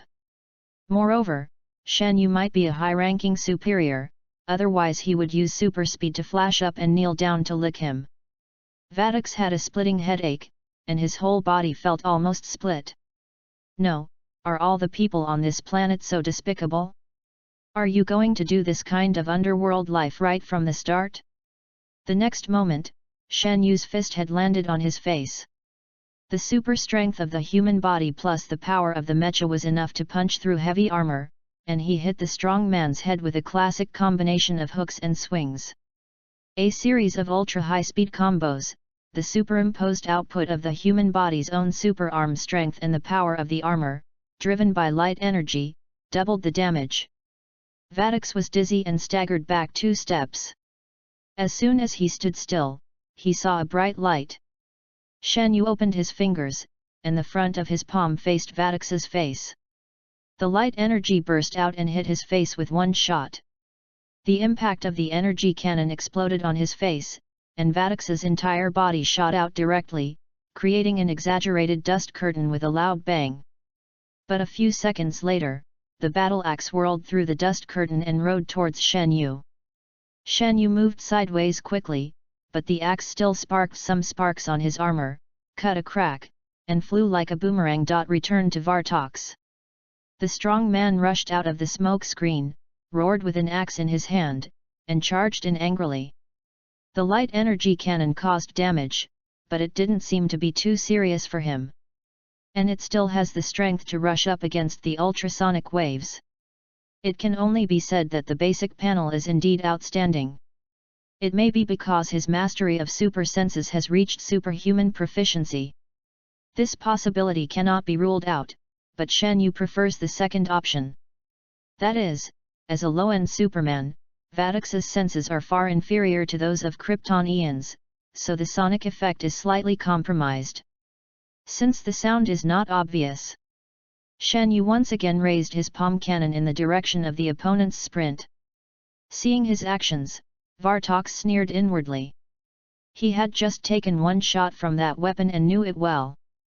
The energy impact of that exoskeleton was indeed much stronger than other human guns. It made him feel pain, but it was still bearable. So as long as you take a hard shot and take this opportunity to get close, you can tear this hateful mecha into pieces, and then crush the guy inside to ashes to relieve the hatred in your heart. FXCK. The next second, Vadix roared in his heart. Completely beyond his expectations.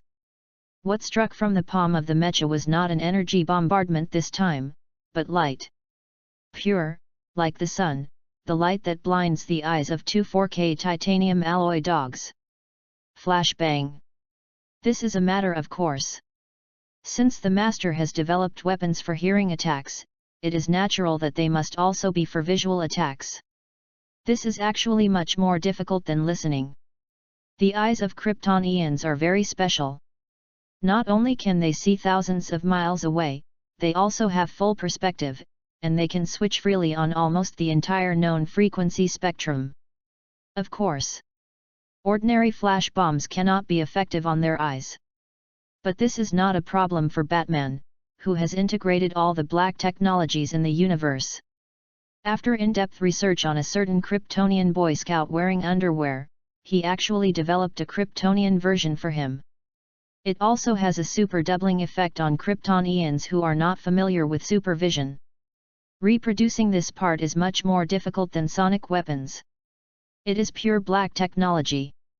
Fortunately, after staying in the Kingdom of Light for 5,000 years, I dare not talk about other technologies, but when it comes to optics, Shen Yu is still confident.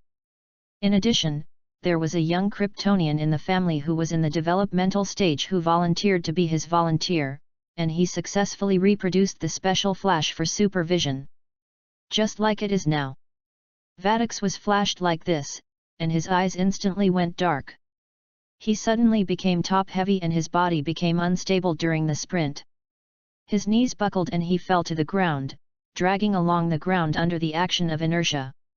He knelt down again and bowed his head respectfully, kneeling down and stopping in front of Shen Yu. Scored twice. Vadix's eyes were flashed into darkness, his ears were buzzing as if there were 10,000 excavators running at the same time, and his head felt like it was on the verge of exploding.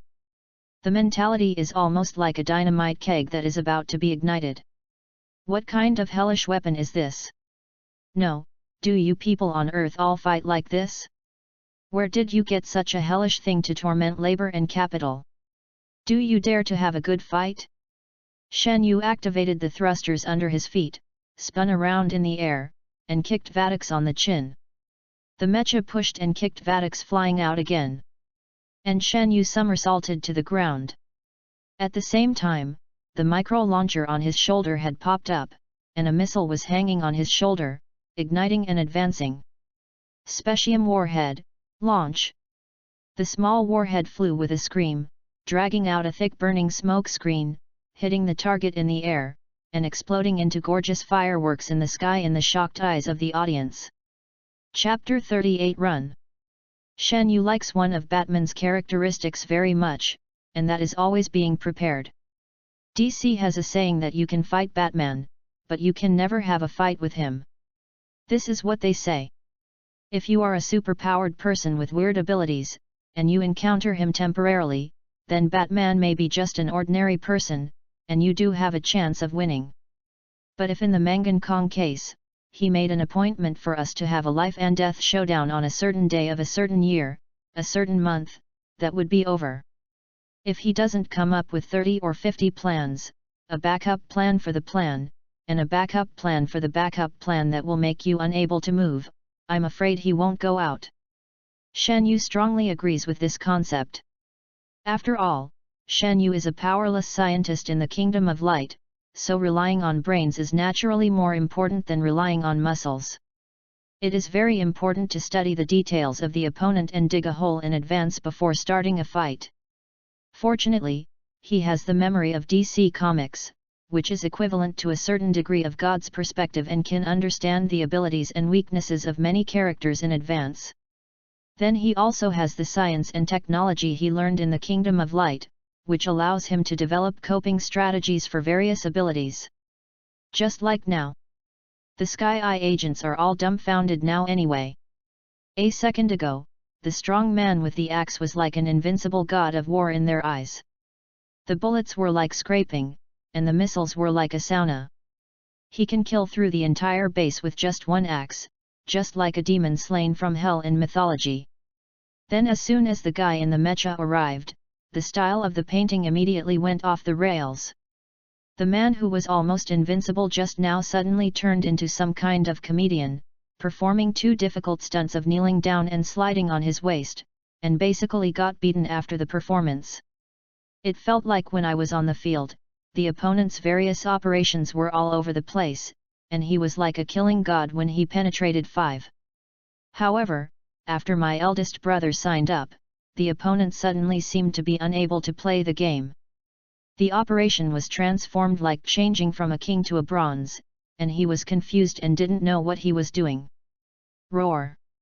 Roaring again, Vadux rushed out of the fire curtain like a wounded beast. His face was covered in blood, his body was covered in paint, and his shirt was blown to pieces. But he ignored the pain all over his body, his eyes were red, and he desperately grabbed Shen Yu. It looked quite miserable, but even the Specium warhead couldn't inflict fatal damage, so its defense was enough to defeat the enemy. Moreover, this shot didn't even hit hard, which was a bit beyond Shen Yu's expectations. He immediately activated his super speed, activated the armor's thrusters at the same time, and was about to fly away with a short boost. But Vadux's super speed was faster, and he stretched out his arm to grab Shen Yu's ankle just before he flew away. He punched and shattered the propeller on the sole of Shen Yu's left foot, slamming the armor back to the ground. After Shen Yu landed, he immediately raised his right palm, a light flashed from his palm, and he prepared a cannon to blast directly in front of his face. But Vadux was extremely fast and grabbed his wrist. The armored wrist deformed and deflated under the terrifying grip, and sparks of electricity exploded. The light in the palm went out, and the energy cannon in the right palm also went offline. It seems that it still needs to be optimized. Shen Yu quickly came to a conclusion in his mind. He felt that his tactics and preparations should be fine. It's just that the current first-generation mobile armor is still a bit difficult to face enemies of this level, and its basic performance is suppressed. Another point may be that the opponent's super senses are far less outstanding than those of the Kryptonians, so the weapons targeting the senses are not as effective as they could be. In fact, Vadux's vision is slowly recovering at this moment. Although his eyes were still sore and his eyes looked like they were covered in thick mosaics, he had regained his basic combat abilities. In any case, the test purpose has been achieved, and the data collected in this battle is also very precious. Go back and analyze and improve it. If you need to face Kryptonian enemies in the future, it should play a key role. After the test is over, it's time to call it a day. Pal, you come and take over the armor. Shen Yu said calmly. Okay, sir. Pal's voice sounded inside the helmet, enter hosting mode. While speaking, the armor was already held down by Vadux, who roared and raised his fist high to strike down. In an instant, the light bloomed like a lotus made of energy. The dazzling white light instantly blinded everyone in the room, and Vadux couldn't help but close his eyes to protect his face. His raised fist finally failed to fall. Following that, he instinctively felt a chill on the back of his neck, with an extremely ominous premonition. He turned his head and saw at a glance the red and silver giant whose brilliance had not completely dissipated. And the fist that hit at supersonic speed like a cannonball. Bang! A loud noise echoed throughout the base, and a white air circle exploded in the sky. Vadux, who had received the punch head-on, flew backwards, blasting through countless layers of debris and flying straight into the open forest outside the base. Witnessing the terrifying punch power at close range, hearing the deafening explosion and the roar of the air exploding, the Sky Eye agents stayed on the spot for a moment. Who on earth in this pre-Superman era has ever seen such great power? This godlike power made the guns and artillery shells in their hands look as ridiculous as Lego bricks. Dyson at the base swallowed hard and glanced at Commander Nicholson, who had the same dull expression next to him. Sir, when the Ultraman you want arrives, shall we capture him? Nicholson gave him a stern look. That expression is like saying, please use your brain, which is smaller than fly droppings. Do you hear what you are saying is stupid? Shen Yu stepped forward, and his 50-meter-tall body flashed out, and a transparent hurricane burst out behind him. In the transformed state, all his basic attributes instantly soared to incredible values. In an instant, he had caught up to the place where Vadix fell. The alien was lying in the forest like a dog chewing mud. As soon as he stood up, he felt an overwhelming shadow pressing down on him, and his silver fist seemed to roll down with burning air waves. Boom! Vadix, who was just halfway through getting up, was knocked back by the fist again. The ground sank suddenly, trees sank with their roots, and the earth collapsed and cracked in all directions. In fact, if the state is full, Vadix and Shen Yu will not be able to fight.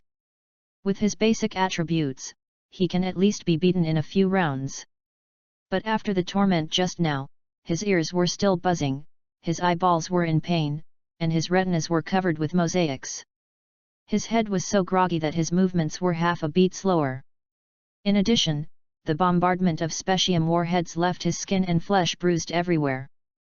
Vadix couldn't even use half of his strength, but Shen Yu had full mana bars and full status. He also took advantage of the flash effect of his transformation to attack first. He even hit the opponent with a set of moves that made him unable to raise his head. Get up, not even a chance to resist. Another punch hit him, and Vadix felt like he was hit head-on by a comet. It was as if the bones in his body had been taken away, with not even a shred of strength left, and he was only rolled up into the air softly by the strange force and whirlwind. Shen Yu crossed his hands, his arms lit up with blue light, and thousands of electric arcs danced. Vadix now seemed to finally understand why the two previous members had lost all news on this primitive and backward planet. It turns out that it's not that the teammates are too weak. It's that there is a great terror here. The means are despicable, the underworld is vulgar, and they will do anything to achieve their goals. The key is that the strength is so amazing. How to play this? At the last moment when he was engulfed by the light of spacium, he desperately sent a message to his teammates. The earth is terrifying, run. Chapter 39. If you say there is no, there is no. The night is getting deeper and deeper. There are usually no decent pedestrians on the streets of Gotham City at night, and the streets at this time are even more deserted. Shadows silently cover the streets, and only the darkness that is pitch black and the lights of the lights flicker in the darkness. A bright light flashed in the dark night. It was a red and silver mecha. It dragged a jet tail flame behind it, and the bottom of its right foot kept crackling with electric sparks, and the propulsion flames kept flashing, and the whole body swayed as if the center of gravity was unstable. After flying for a while, a beam of white light shot from the other side of the night, penetrated the armor and drilled into it. Countless light particles condensed and combined, transforming into a human form, and the body shape perfectly fit into the hollow of the armor. Shen Yu, who transformed from the photon state back to human form, opened his eyes, and the built-in UI interface was suspended on the display in front of him, and the built-in identity recognition authentication passed. "Welcome back, sir." Pal's gentle voice sounded. The hosting mode is lifted, and it is switching back to manual operation. After taking back the control of the armor, Shen Yu suddenly had a sense of déjà vu of the predecessors of all generations who flew back to the plane after killing monsters to fool their teammates about what they had done in the 3 minutes they just hung up. Thinking about it this way, the vehicle was still flying in the sky after the transformation, which must be quite rare compared to the predecessors. Victory Eagle heard the silent swallow number 1 and cried, and Zinkendagyu said overnight that he would not believe in rumors or spread rumors. How could he finish a plane and not fall down? The anti-radar system is working properly, and the stealth mode has been activated. Very good. Let's go back and check the data from this trip. After flying back to the laboratory, he couldn't wait to access the combat data collected this time, and conducted a detailed analysis and evaluation of the armor and the enemy's capabilities. The tactics are effective, but there is still room for improvement. Shen Yu reflected and concluded, the main means used this time are all aimed at the senses, and the methods are somewhat repetitive. If we can find different entry points to design more means, it should be more effective. In addition, the main problem is the armor. Before, because the opponent he faced was not strong enough, it was not highlighted. After using a high-level opponent for actual combat testing this time, it was found that his first-generation mobile Ultra armor still had a lot of room for improvement. It should be mainly a material problem. The parts were easily damaged by the opponent's superpower, mainly because the purity of N-metal was too low and the hardness was not enough. N-metal is a cosmic artifact. In theory, even Superman can't easily break the defense of the purest N-metal. More importantly, N-metal has top-notch magic resistance.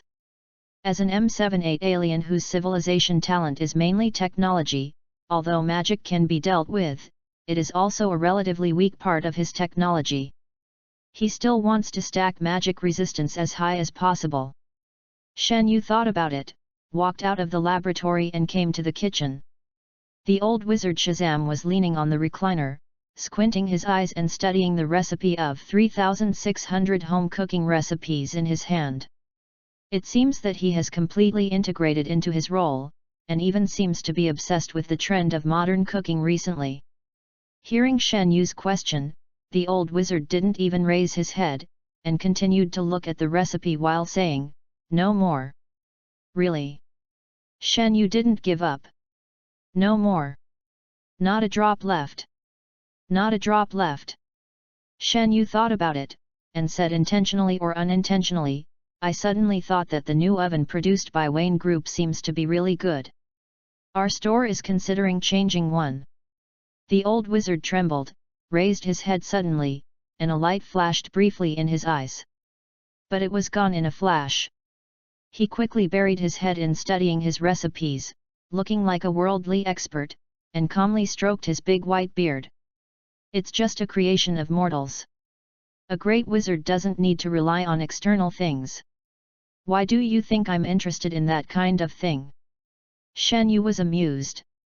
When he saw the advertisement of the new oven on TV that day, his eyes almost popped out, and he was still stubborn.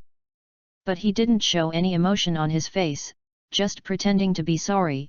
"Is that so? I was going to buy one tomorrow. If you are not interested, forget it. It's just a good opportunity to save some money. Sorry to bother you, Senior, please continue." He turned around and prepared to go out. Hearing this, the old wizard immediately sat up straight. "Wait a minute, come back." The old man rolled his eyes and said, "I thought about it, some of the creations of mortals are quite interesting. Although not as wise as wizards, it doesn't hurt to try." Shen Yu smiled at him. The old wizard looked back with a guilty look, but nth metal is really gone. Before Shen Yu could say the next word, he immediately changed his tone, "But I know where there is still some." "Oh." Shen Yu became interested. Nth metal is the most common god-level material in DC, but it is only common compared to other similar materials. Shen Yu could immediately think of places with nth metal in the original work, such as the Bat Cave, the Justice League Watchtower, or in the hands of Hawkman. Anyway, excluding them, it seems that there is no place yet. I once fought side by side with the Greek gods. They had a brave and skilled team under their command. The old wizard said, "A team composed of the bravest female warriors, and they are protected by the gods and will never grow old." Paradise Island. Shen Yu's eyes lit up. "Hey!" The old wizard was surprised, "You know?" "Certainly. For DC comic fans, there should be no one who doesn't know. Paradise Island is the hometown of Wonder Woman Diana Prince, a small island protected by the Greek gods. All the people on that island are immortal female warriors, who call themselves Amazons. Their island is surrounded by a magical mist that disappears from sight once they get further away from the island. Trying to find the way back is like looking for a needle in a haystack." "Is there N metal on Paradise Island?" This is indeed Shen Yu's knowledge blind spot. It's just that Amazons are famous for hating men. Even if there is N metal, it might not be that easy to get it. Of course, we can figure this out later. First of all, you must at least know where Paradise Island is. Do you know where it is? I don't know. The old wizard spread his hands. Shan Yu stood up and prepared to leave, muttering, "It suddenly occurred to me that the store's finances have been a little tight recently. But I can count," the old wizard said quickly. "Hey!" Shan Yu sat back, "I heard that no one can find the way to Paradise Island." "Oh, that's immortal." The old wizard stroked his beard confidently. Shan Yu immediately thought that in the early comics, it was said that Wonder Woman would never be able to return once she left the island, but in subsequent stories she would still run to Paradise Island every few days. Come to think of it, this fog is not so absolute, it just needs the correct way to open it. Can you calculate the coordinates of Paradise Island? Shan Yu was surprised, is it so powerful? The old wizard leaned back, what is the supreme wizard? Okay, please.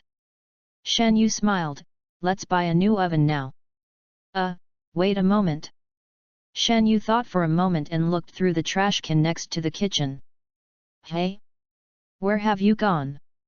The old wizard blinked, what are you looking for? That piece of advertising paper, the one promoting the oven. If you buy it with that piece of paper, you can get a discount. Shan Yu frowned.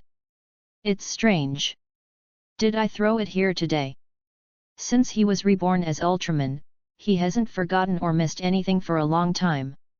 He replayed the scene from earlier today in his mind, convinced that he should have crumpled up the advertising paper and thrown it into this trash can. The old wizard remained silent and cast a spell silently. He made a seal with his left hand, turned his right palm, magic power surged out, and a piece of crumpled advertising paper appeared lightly in his hand. Shan Yu looked at the crumpled paper and was silent for a few seconds. So, he finally couldn't help but say, why has this paper been rummaged in the trash can? No. The old wizard's eyes wandered away, it's just a simple finding spell. There is nothing that my wizard Shazam can't find. Shan Yu looked at him suspiciously. Young man, why are you staring at me like this? If you say no, you don't. The old wizard was so angry that he blew his beard. Fine. Shan Yu nodded and took the crumpled paper from his hand. Then just pretend it's gone. Chapter 40 Upgrading while lying down. The secret lies in your will and the subtlest control of every muscle in your body. Shan Yu was walking on the way back to the store, carrying a stuffed shopping bag that he had just purchased from the supermarket, and at the same time patiently educating Kara beside him. Only listen to what you want to hear, and eliminate all other unnecessary sounds. Let your attention be focused on a single object. Shan Yu. Kara walked beside him, now wearing a headset-like device on her little golden head. That was the sound isolator specially built for her by Shan Yu overnight, which could help her block all external sounds. If a normal person wears this thing, it is basically equivalent to being deaf. Even if someone slaps their hands in the ear with all their strength, they will not be able to hear it. But for Kara, it can only reduce her hearing to a certain extent and filter out some distant sounds. Yes, that's right, the little Kryptonian's body is starting to grow again. This time the problem was with the ears. In fact, the super hearing has begun to awaken before, but it is not working at times, and the farthest range can only be heard by the ant a street away. But this week the situation seems to have worsened. The source of the sound she heard was getting farther and farther away, as if the sound of the entire city was filling her ears crazily like a vast ocean. All of a sudden, the Kryptonian girl's nerves were almost overloaded. In the worst case, she almost rolled her eyes and fainted on the spot. It is impossible for ordinary people who have not experienced it to imagine what kind of pain it is. It is as if the whole world has turned into a huge engine, roaring continuously in the ears. Shan Yu also has super hearing, but of course it is far less exaggerated than Kryptonians covering the whole world. Moreover, he has never experienced such nerve overload due to hearing problems, because he has received systematic training and guidance from professional teachers in the Kingdom of Light since his senses began to develop, and he has been able to control his senses freely since he was a child. Because of this, he has some experience in sensory control. Let's start simple. Let's focus on listening to specific content. Put all your attention on what you want to listen to and exclude everything else. Shen Yu explained patiently. Helping Kara train also helps him review the basics of various classes on his own. And watching a Kryptonian girl slowly transform from a pretty girl into a human god who can tear apart battleships in his hands, he felt an inexplicable nurturing pleasure. For example, over there. Shen Yu pointed to a man and a woman who were whispering on the street corner in the distance. Listen to what they are talking about. Kara took off her headphones, closed her eyes, gritted her teeth and endured the noise coming from all directions, trying her best to eliminate the noise and focus her attention. I seem to have heard it. She showed a happy expression. It really works. The man was talking. He said, I brought tools to unclog the sewer. Do you want me to help you unclog it? The woman said, okay, but you'd better remember to bring lubricant. I've been doing a lot of work these past 2 days. Carol looked at Shen Yu with a cute expression. What do you mean? Did I hear something wrong? Why don't I seem to understand? Shen Yu coughed and quickly helped her put on the sound-isolating headphones again. You heard that right, that man is here to repair the water pipes. Kara seemed to understand but still seemed a little doubtful, but she still nodded to express her acceptance of the statement. The old wizard who was holding the newly bought oven box next to him spat and muttered, the world is getting worse, the world is getting worse. Today's young people. He shook his head as he spoke. That night, the old wizard held a transparent magic circle made of blue light in his hand, and in front of him was a projection made of magic energy. That is an island. Delicate undulations and curves. You can even clearly see the outlines of mountains, hills, canyons, and rivers through the light and shadow of the spell, and even the waves that constantly beat on the coast are vividly presented. Pal, have you recorded the coordinates? Shen Yu asked. The location has been marked and the address is named Paradise Island. Pal said, a flight route plan to Paradise Island is being planned. Shen Yu was very satisfied and expressed his admiration in a timely manner. It's amazing, you actually found this island shielded by the gods in such a short time. It's not worth mentioning. A truly great wizard is never complacent with his achievements. The old wizard stroked his beard and continued to lean back tactically. Like me, I have guarded the mortal world for 9,000 years, suppressed countless demons, and guarded the magic of the world. That wizard, did I mention this? That's about 3,000 times a week. Shen Yuxin said. Shen Yu said, by the way, about the trial I mentioned last time. Ha, of course it's no problem. The old wizard stroked his beard, with a childish expression on his face. There are not many enterprising young people like you these days. Unfortunately, if you were a human, you would definitely be the master of my divine power. Best heir. Shen Yu has always been worried about DC magic. After all, he doesn't understand the principle of this thing very well. If I have the chance, I still hope to practice and strengthen my resistance to demons, or explore its operating principles and methods. The Ultra Clan has one huge advantage that many superpower systems cannot match, and that is that their abilities not only come from racial talent, but also from a systematic learning and scientific system. Based on their knowledge system, even if they encounter some abilities and phenomena that they have never seen before, they can still explore and understand them with their existing perspective. And now there is a top DC mage in front of him. Although his strength is no longer good, his theoretical knowledge is still top-notch, so Shen Yu naturally cannot let go of the opportunity to ask for advice. Then let's start with simple illusions. The old wizard smiled. This is also a common control method with strong deception. It can also use the dark side of the opponent's heart to enhance the effect. Let's see how you are with this type first. Okay. Shen Yu took a deep breath and got ready. So the old wizard began to cast spells. A string of words that Shen Yu had never heard before, chanting like chanting sutras, accompanied by rapid changes in gestures.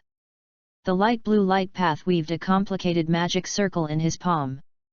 The old wizard's eyes widened as he patted the magic circle lightly. The magic circle suddenly transformed into thousands of butterflies, floating towards Shen Yu, and dissipated quickly. Then the old wizard and him stared at each other for a long time. After a long while, Shen Yu couldn't help but said, "Has it started?"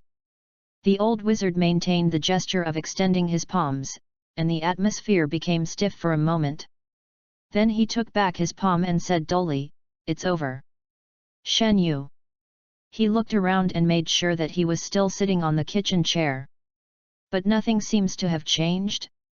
The old wizard was also a little confused by this reaction. Shouldn't it? Even if you are facing a stronger demon or wizard, maybe the other party has powerful means and rich skills to easily resolve your spell, but it doesn't mean that you don't feel like this at all, right? Is it possible that this alien's mental power is so strong that it defies heaven? Ahem. The old wizard coughed twice to ease the embarrassment.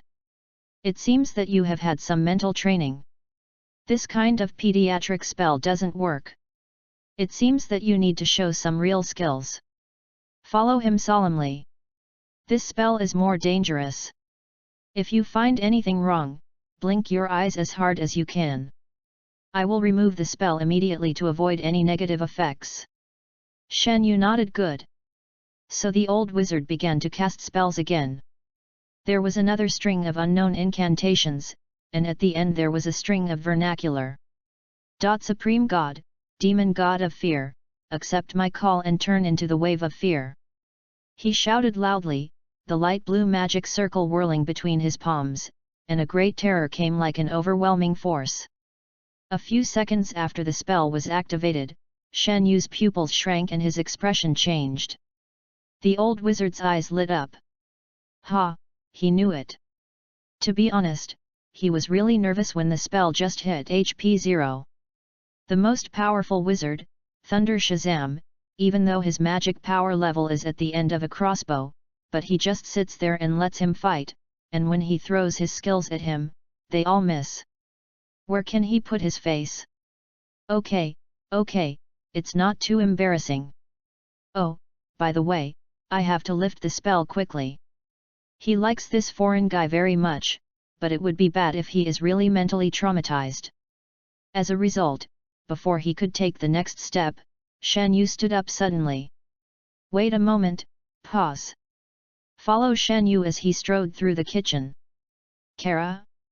I just saw through perspective that there are green peppers in the trash can outside. Did you throw them away? The little girl who was memorizing words was startled, her eyes evasive. No.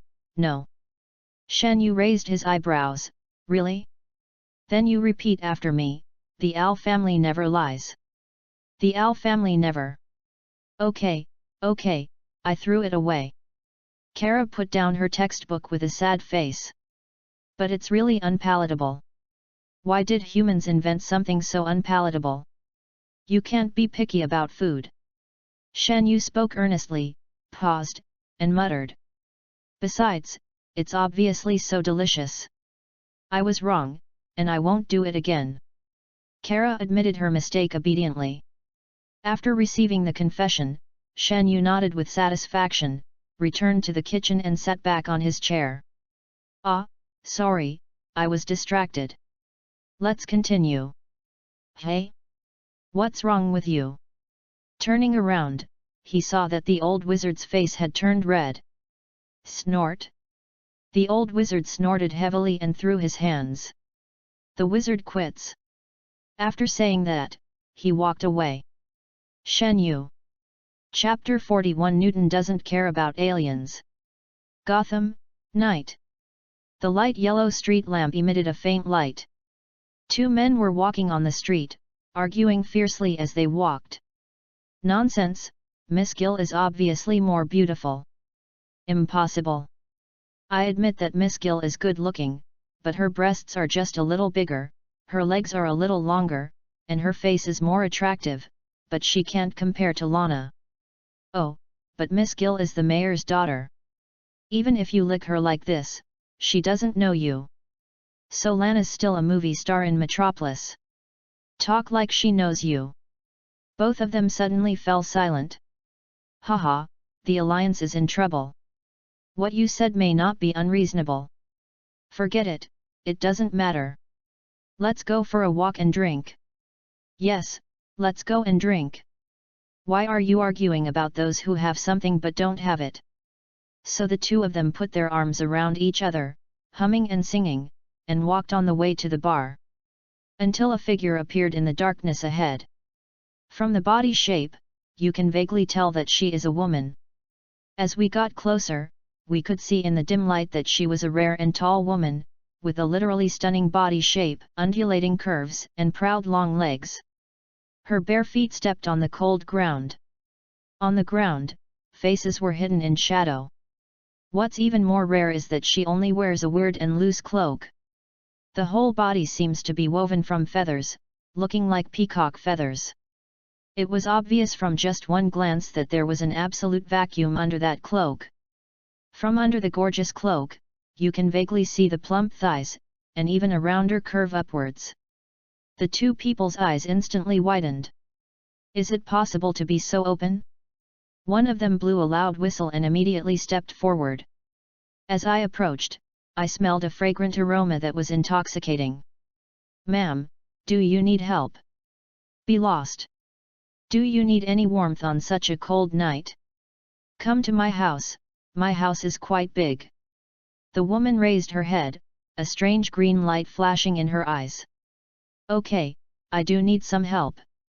As he spoke, his snow-white arms shot out from under his cloak. She was extremely fast, like two white lightning bolts. The 10 fingers of both hands were involuntarily clasped at the throats of the two of them, and they were lifted off the ground with amazing arm strength. The two men's faces suddenly turned red as liver, and veins popped out on their necks. A dark green ball of air was released from the woman's fingertips, poured into the man's throat along the neck, and entered the body along the complex veins. The two of them screamed in unison. Their bodies began to expand rapidly, and their sleeves were torn into strips of cloth. The skin became rough and hard, and the waist was squeezed and bent, turning into some kind of slender and twisted monster like a zombie. The woman let go of her hand.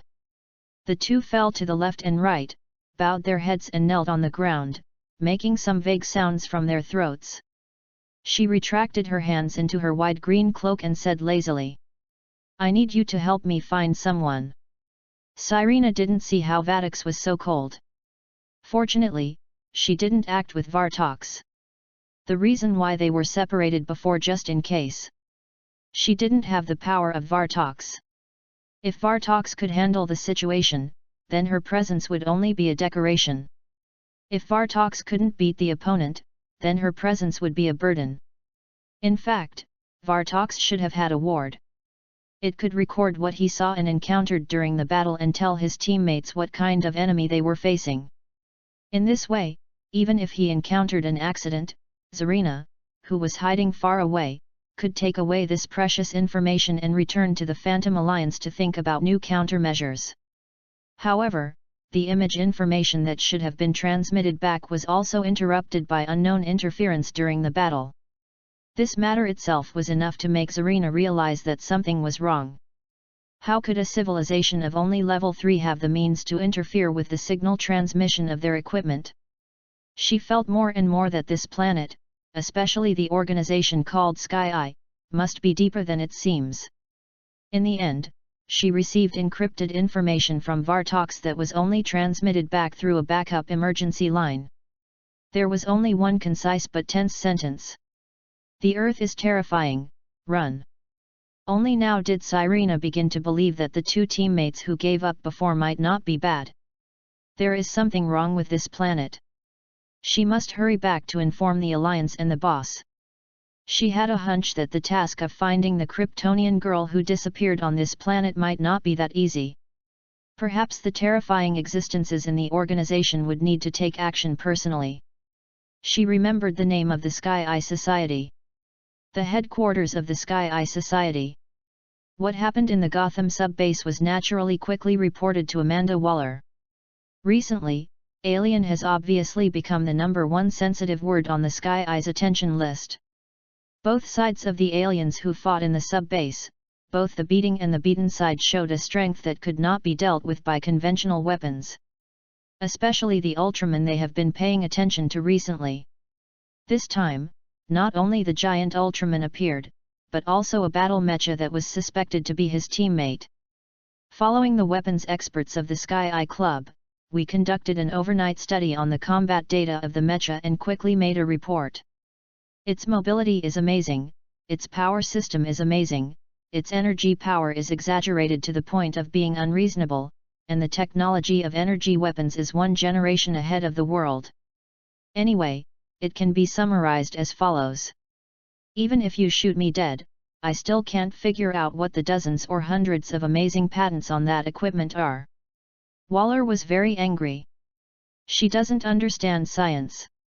But she thinks that someone has already made the finished product, and the specific effects have been shown in front of you, and you still tell me that you can't understand it.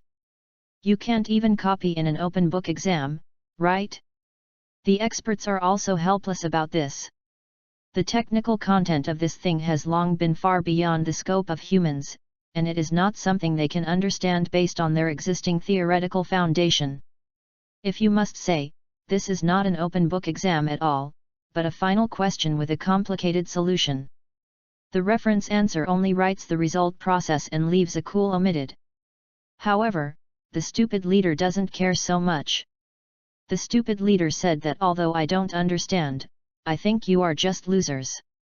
Mechas are relatively speaking the part they can barely understand, and the giants have basically touched the category of creatures that they cannot understand. Anyway, judging from the two short-lived appearances of Ultraman, the existence of this creature itself seems to be to break all the physical laws they know. Just looking at the huge image, Waller feels a headache. But there is no way, aliens may really not be under the control of Old Man Newton. Achoo! Amanda Waller sneezed violently. Did you catch a cold, sir? Asked the adjutant next to him. It's none of your business, concentrate on your work. Waller said coldly. Yes. The adjutant was bored and turned around to continue working. Waller rubbed his nose, frowned, and was a little confused in his heart. There is always a feeling that someone is thinking about him, and I don't know if it is an illusion. I even felt that someone had put a big blame on me. Chapter 42 From Horror Movies to Comedy. At night. The blonde girl walked on the street at night, surrounded by deep darkness. She tried not to look at the shadows around the empty block, and not to imagine that there were strange shadows crawling in the shadows. If possible, Zora certainly didn't want to go out alone on the street in Gotham at night. Everyone knows that this is a city full of dangers, especially for a young and beautiful single woman. Unfortunately, the situation tonight was special, and she really didn't have many options. A stupid leader in the unit who didn't work very well suddenly slapped his forehead near the end of the get-off work day and said that the plan for tomorrow had to be changed. As the saying goes, subordinates are difficult to deal with once the leader opens his mouth. Zora had to work overtime until midnight and went home at this time. The night road is indeed risky. But this is her first time, and she thinks that walking the night road occasionally may not cause any problems. Obviously, she was naive. She heard footsteps. Zora stopped and turned around, looking back. No one. The streets were still empty, without a single ghost. The jagged buildings in the darkness seemed to be abandoned, and the outlines looked grotesque and hideous, which made people involuntarily think of all kinds of mysterious and terrible legends that have been associated with this city for hundreds of years. The footsteps seemed to have stopped. Zora turned around and continued walking, and the footsteps sounded again. But looking around, there was still no one around. A great sense of fear came over her, as if some hideous monster was approaching in the dark with its fangs and claws. She spread her feet, turned her head and ran at full speed. The footsteps then turned into running, following her like a shadow. The fear overwhelmed her mind. Zora didn't remember how she ran here, but when she came to her senses, she had already arrived at this abandoned building. Gotham is full of abandoned buildings and warehouses, and any ordinary citizen knows that they should stay away from these places, because most of them are accompanied by legends such as ghosts, goblins, or owls. Zora hid in a room full of cobwebs and locked the rusty but fortunately still useful door lock. These actions almost drained her last bit of strength. She slumped against the door and began to pant violently. The footsteps stopped. After 2 minutes of silence, she began to suspect that maybe it was just her hallucination. Most supernatural events ended with similar conclusions. Maybe she was just too tired from work during the day, and her tired brain was scaring herself. But this thought disappeared the moment the axe broke the door. She couldn't control her mouth and let out the sharpest scream, and her body moved away from the door like a conditioned reflex. An axe broke the door domineeringly. From the crack, a burly shadow could be vaguely seen in the dark, wearing a hockey mask, waving the heavy axe in his hand, swinging it at the old wooden door again and again. The huge fear instantly made Zora almost numb. In a trance, she seemed to have become Wendy Torrance in The Shining, desperately and helplessly watching the last line of defense protecting herself being broken bit by bit, getting closer to death every second. Then a hand fell on her shoulder. Zora screamed again and ran away in the opposite direction like a frightened rabbit. Turning her head, she saw that in this room where she should have been alone, a second person appeared behind her. A person covered in some kind of exoskeleton metal, painted red and silver, with a striking blue crystal on his chest. For some reason, it was clearly a cold mechanical body, but the moment she saw him, she felt inexplicably relieved. She remembered that she seemed to have seen it on a strange website. Just like Batman, he is a mysterious existence that has been active in urban legends recently. The poster on the forum called him Ultraman. "Stand back, lady." Shen Yu, wearing armor, walked forward calmly, pinched the handle, and broke the door lock with a click. The door was opened. The man wearing a hockey mask outside the door was holding an axe in both hands, ready to swing, as if he never expected the door to open. He swung the axe down and hit the iron head of the mobile armor with a bang. Sparks flew, and the axe spun like a dart.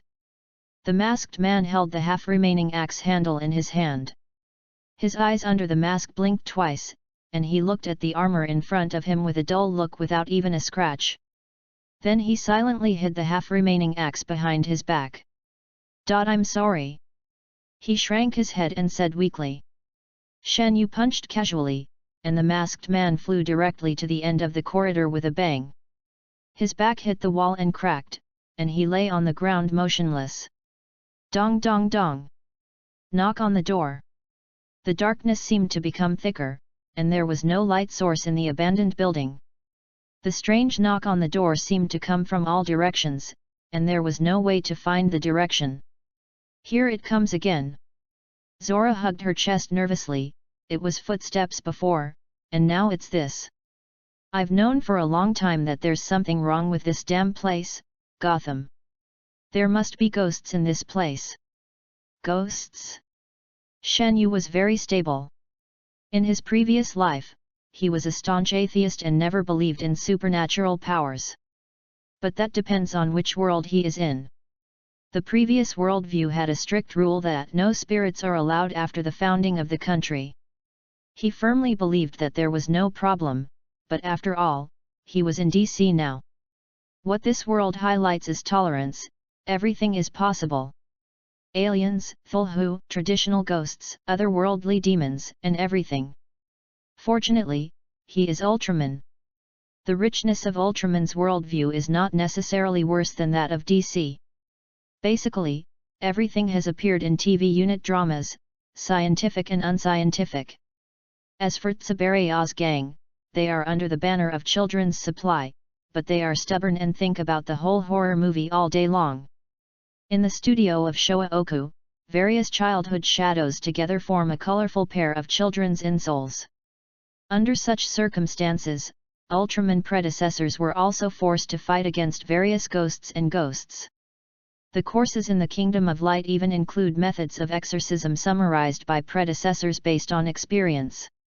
Shen Yu has chosen related courses based on interest, and his personal summary should be 2 sentences. There is no ghost that cannot be solved by 1 specium. If there is, then 2 shots. There is no way. The skills of our Kingdom of Light are technology, not metaphysics. It is too difficult for them to do serious exorcism such as chanting and performing rituals. It is too complicated for them to understand and not know. But as the saying goes, equivalence and justice, there is truth everywhere within the range. Ultraman pays attention to it as a physical transcendence. Even if the 500,000 degree specium goes to Satan, it will stop. The knock on the door sounded again in the darkness, echoing in the dark corridor, looking dark and weird. Without saying a word, Shen Yu raised his palm, and a blue light lit up in his palm. A beam of light pierced the darkness, like a sharp sword from Huishi, sweeping along the entire corridor of the abandoned building. Boom boom boom. An exaggerated series of explosions, and the door panels of the rooms along the way exploded one after another. The domineering bright light broke through the path ahead, almost blasting through the entire floor, burning a path filled with roiling heat waves. Behind a shattered door along the way, a human figure whose whole body was scorched black by the heat wave was standing there blankly, blinking twice in confusion, and raising his right hand in the air as if he was preparing to knock on the door. However, the door in front of him was gone, so the posture of holding his hands up in black clothes suddenly seemed quite awkward. Zola sat down on the floor behind her, looking at the steel figure in front of her, with a complicated look on her face, and she was speechless for a moment. It was clearly terrifying a minute ago. It feels like I have mistakenly entered some kind of horror film set, and I am the passerby cannon fodder used to enhance the atmosphere in the classic scenes. Now, just 1 minute later, the painting style has changed suddenly. Not only did the terror in my heart disappear in an instant, but I even felt a bit happy when I saw the awkward pose of the guy knocking on the door. Then she realized it. It turns out that from horror movies to comedy, there is only one Ultraman missing in the middle. Chapter 43 Birdman in Dream. The results proved that those who pretend to be gods are not ghosts, but humans. It's just a person who has done some tricks. After the 2 men wearing masks and wielding axes and knocking on the door were both brought down, Shen Yu used the armor scanner and ultravision to observe and scan their bodies, and soon made a discovery. A certain kind of strange energy filled their bodies and wandered among their internal organs, temporarily strengthening their bodies and allowing them to gain physical strength beyond that of humans. But not only that, with the help of Ultra's sight, Shen Yu could see that weird energy rushing all the way into the nerve centers of the 2 people. Apparently that force affected their brains, interfering with their behavior and judgment. Maybe it's magic? Now Shen Yu is not like when he first came here, he was completely blind to the DC magic side. Not only did he have several experiences fighting monsters, but he also had the top wizard on the magic side, the wizard Shazam, by his side. Although the old man is now withered and the blue bar is at the bottom for a long time, his strength is relatively weak, but his vision is still there. During daily life, Shen Yu gained a lot of experience in magic by casually learning from the old wizard, and learned some basic ideas and observation perspectives. It seems that these 2 people were affected by similar magical energy. He will definitely not be able to break the curse. Shen Yu thought for a while and decided to try throwing out a purifying light first. If it didn't work, he would consult the old wizard. The Purification Department is one of the branch courses in the light technology of the Kingdom of Light. Almost all Ultramen have more or less mastered 1 or 2 purification techniques, which mainly have the effects of dispelling darkness, calming the mind, soothing the spirit, and restoring blood and replenishing demons to a certain extent. The representative figure is naturally Gauss. This senior's attainments in the art of purification can be said to be unprecedented and unparalleled. After all, the predecessors of the past generations faced their respective bosses in TV dramas. Some of them turned humans into light and charged for it. Some of them helped people to fight in groups. Some of them rented a power bank and used it for 999 days. However, like Senior Gauze, the Cliff was the only one who was directly transformed into a girl by the boss and taken into the harem group. This story is also widely circulated in the Kingdom of Light, and even triggered a craze for young Ultramen to learn purification techniques. Shen Yu is not very good at this aspect, he can only say that he has a slight understanding of it. Fortunately, it seemed to work. His light quickly dissipated the magic power. The two men regained consciousness. After sitting up, they looked confused at first, and then couldn't help but scream when they saw Shen Yu beside them. After calming down and being asked what was going on by Shen Yu, the two looked at each other and fell into thinking.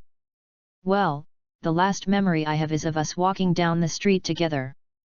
Then I saw a woman. Yes, it's very white, and it's very big.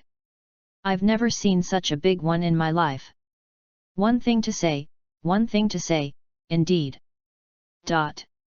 Seeing the two LSBs gradually going off track, Shen Yu had to cough and drag them back to the topic. Oh, then I remember that I seemed to be attacked by her. She seemed to have grabbed our necks. I struggled, and then I felt like my brain went blank. Yes, me too. I'll be here when I wake up. A woman? Shen Yu realized that should be the key.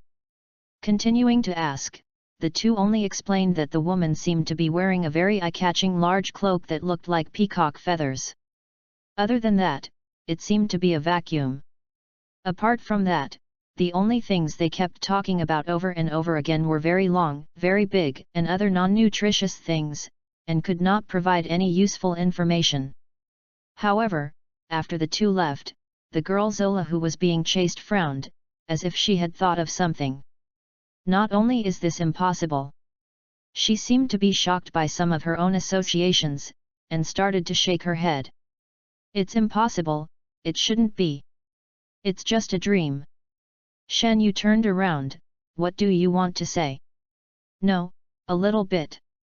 Zola scratched her head, but that's too ridiculous. I don't think so. Then do you think it's normal to be chased by two brainwashed guys pretending to be crazy? Shen Yu asked back. Zola pondered for a moment. Really? Speaking of which, this matter itself has nothing to do with normality. It's no surprise what happened. Well, first of all, thank you very much for saving me. I have seen you on the internet. By the way, the girl blinked with expectation. Let's talk about your business first, Shen Yu said. Oh, yes, okay. It's still a bit strange to say. It was a dream I had. Zola said. Dream? Yet. I was also being chased in the dream, as if I was in some primitive tropical jungle. Zola frowned, trying to recall the dream scene. Some memories are blurry. But I remember there should be monsters. Has been chasing after me. Then I ran, and suddenly I felt a gust of wind blowing from the side. I looked back and saw that the monster was dead.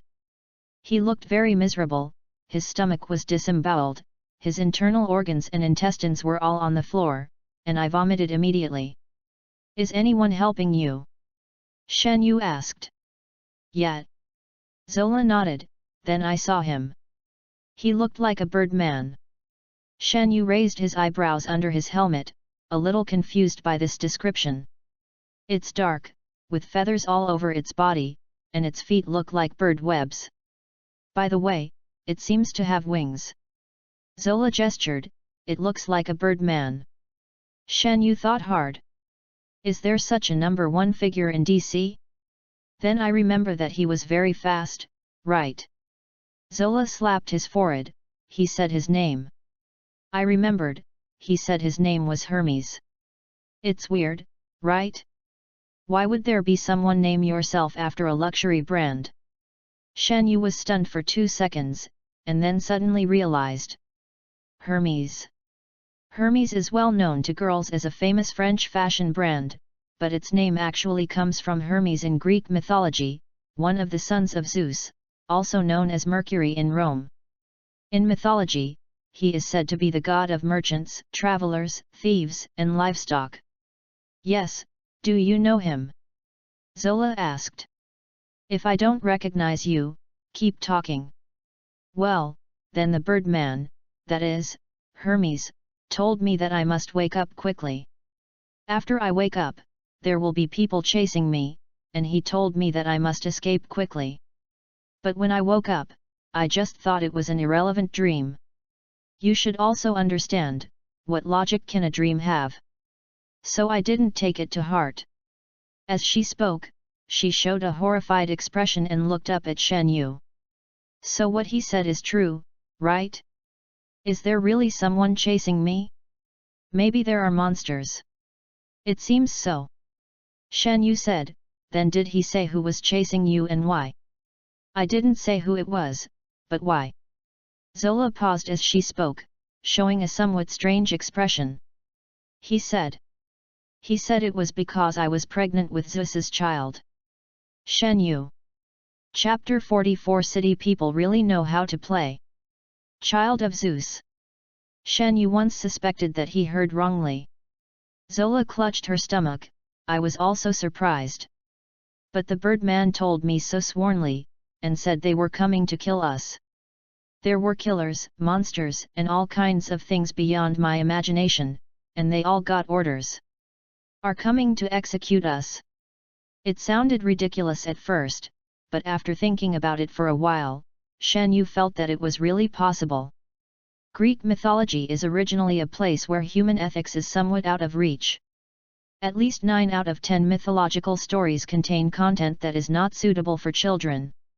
In line with the concept of respecting the original works, the DC Comics system has perfectly preserved the characteristics of the Greek gods during the adaptation, and Zeus, as the king of the gods, has carried this concept to the extreme.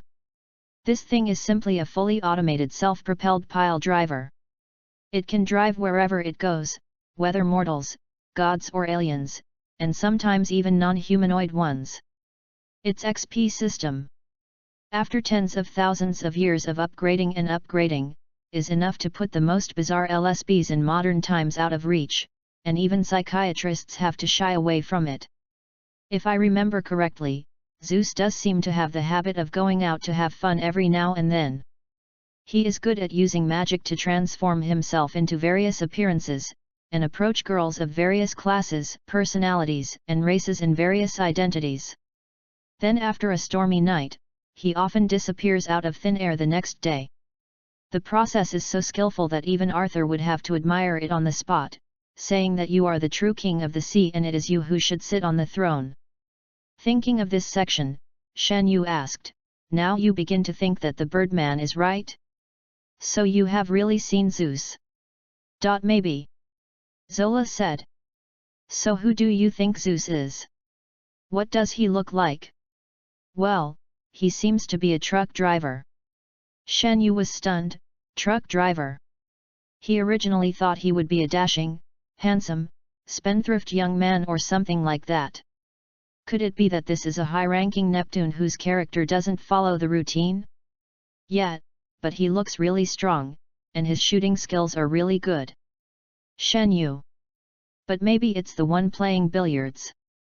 Zola scratched her head and thought, he really looks handsome. I took the initiative to buy him a glass of whiskey, and then we then went to the hotel to talk. Shen Yu. Oh, I can't tell you it's the guy from the band. Zola mused, he sings very well, and I like that his voice is wrong. It doesn't feel like it. Because he is a bit small and too fast. Shen Yu. He suddenly realized that it was not entirely unreasonable for this girl to meet Zeus. City people really know how to play. Ah, I remember it now. Zola frowned. The Birdman also said that it is unsafe for me to go anywhere. The killer will not give up, and that person will chase me to the ends of the earth. Unless there is only one place. I remember that the word he said at that time should be something like She's Hemis. Shemiskala, Paradise Island. Shen Yu reminded.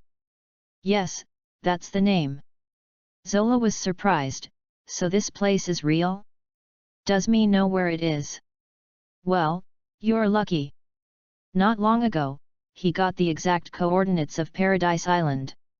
Otherwise, it would be impossible for normal people to board that legendary island. After Shen Yu wrote down the coordinates, he was planning to find a chance to make up a reason to visit that Paradise Island. Although it is not impossible to rely on fists to speak, their light warriors never bully the small with the big, and generally prefer to convince others with reason.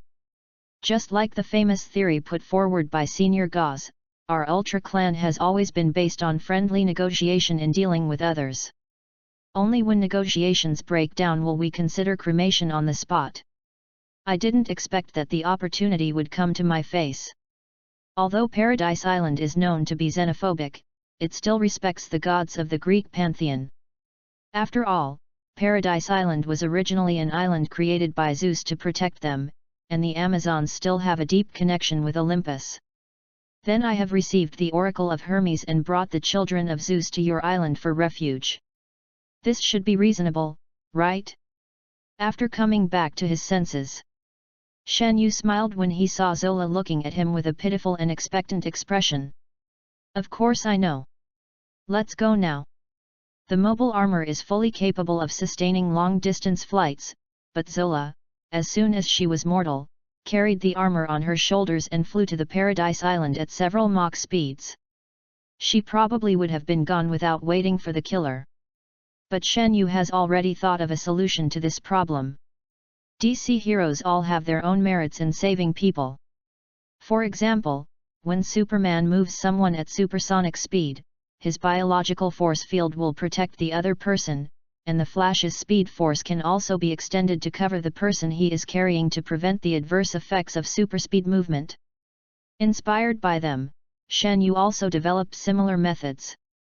It also protects the carried target in a manner similar to a biological force field or the speed force. But as Ultraman, the force field he developed is naturally driven by light energy. Zora is wrapped in a light energy field, which is similar to the energy field of a green light ring. In this way, he can use all his power without any scruples and head straight to Paradise Island at supersonic speed. Near the coordinate mark position. Although there is still some distance, with Shen Yu's super eyesight, theoretically he should be able to see Paradise Island. But looking around, the sea was calm and there was nothing. He tried switching the line of sight of various frequency bands, including using the sensor equipment mounted on the armor to scan, but also found nothing. Sure enough, the invisibility buff given by the Greek god is quite powerful, and it is really difficult to detect it by conventional means. It was indeed fate that Steve Trevor landed on this island. It can only be said that it was destined by God. In such a big Pacific Ocean, the probability of landing on this island is almost like shooting off a Japanese dog's head from 800 miles away. Then in just an instant, the wind and clouds surged. A storm suddenly rolled up without any warning, and the howling wind caused the sea water to roll up huge waves, like mountain peaks rushing into the sky. The stormy waves hit heavily in the darkness, like a heavy war hammer. Huge waves like mountains, with rolling black clouds overhead, sprays rising into the sky, splashing in all directions in the strong wind. The sea level, which was extremely calm just a moment ago, suddenly became turbulent and exaggerated. Its amplitude curve made people think of the adult version of Kara, the Power Girl. That is already a curve that writes big into the character level. Shen Yu was hanging in the air, and through the soaring storm and the huge whirlpool, he saw the huge black shadow rising slowly from the bottom of the sea, opening its mouth to the two people in the air like a demonstration. What? What's going on? Zola asked in horror. Don't be afraid. Shen Yu said calmly, it's just a monster. Zola. Chapter 45 Amazon Hospitality. In the setting of the DC world, the unfathomable sea cannot be underestimated. In the deep sea that humans cannot reach, there are a large number of extraordinary creatures that are unimaginable to them. Among them are some extremely powerful sea monsters, and a few of them have even had a glimpse of them in the legends of ancient people about ocean monsters. In the Justice League, Aquaman, who is known to have the ability to talk to fish, has summoned deep-sea monsters to help in many large-scale battles in the Alliance, and has also performed well in major events. I have never seen the sea monster swimming in this huge whirlpool before, but its power can be seen from the sound of the water being stirred when it appears. And not only the waves, its appearance even affected the accumulation of black clouds in the sky, which is enough to show that this sea monster may also have some magical powers, and is not just an ordinary deep-sea animal. Those who come are not good and need to be dealt with caution. A tentacle shot out from the water, breaking through the waves and wind, and swept towards the two people in the air precisely. But Shen Yu reacted faster. His body swayed, and at the same time his armor pushed back, and he dodged backwards to avoid the tentacles' thrust. Tentacles carrying salty waves and whirlwind passed by the two of them dangerously, and Zola screamed. The next moment, a huge black shadow broke out of the water. Tons of sea water crashed down from the ferocious body, creating huge white waves.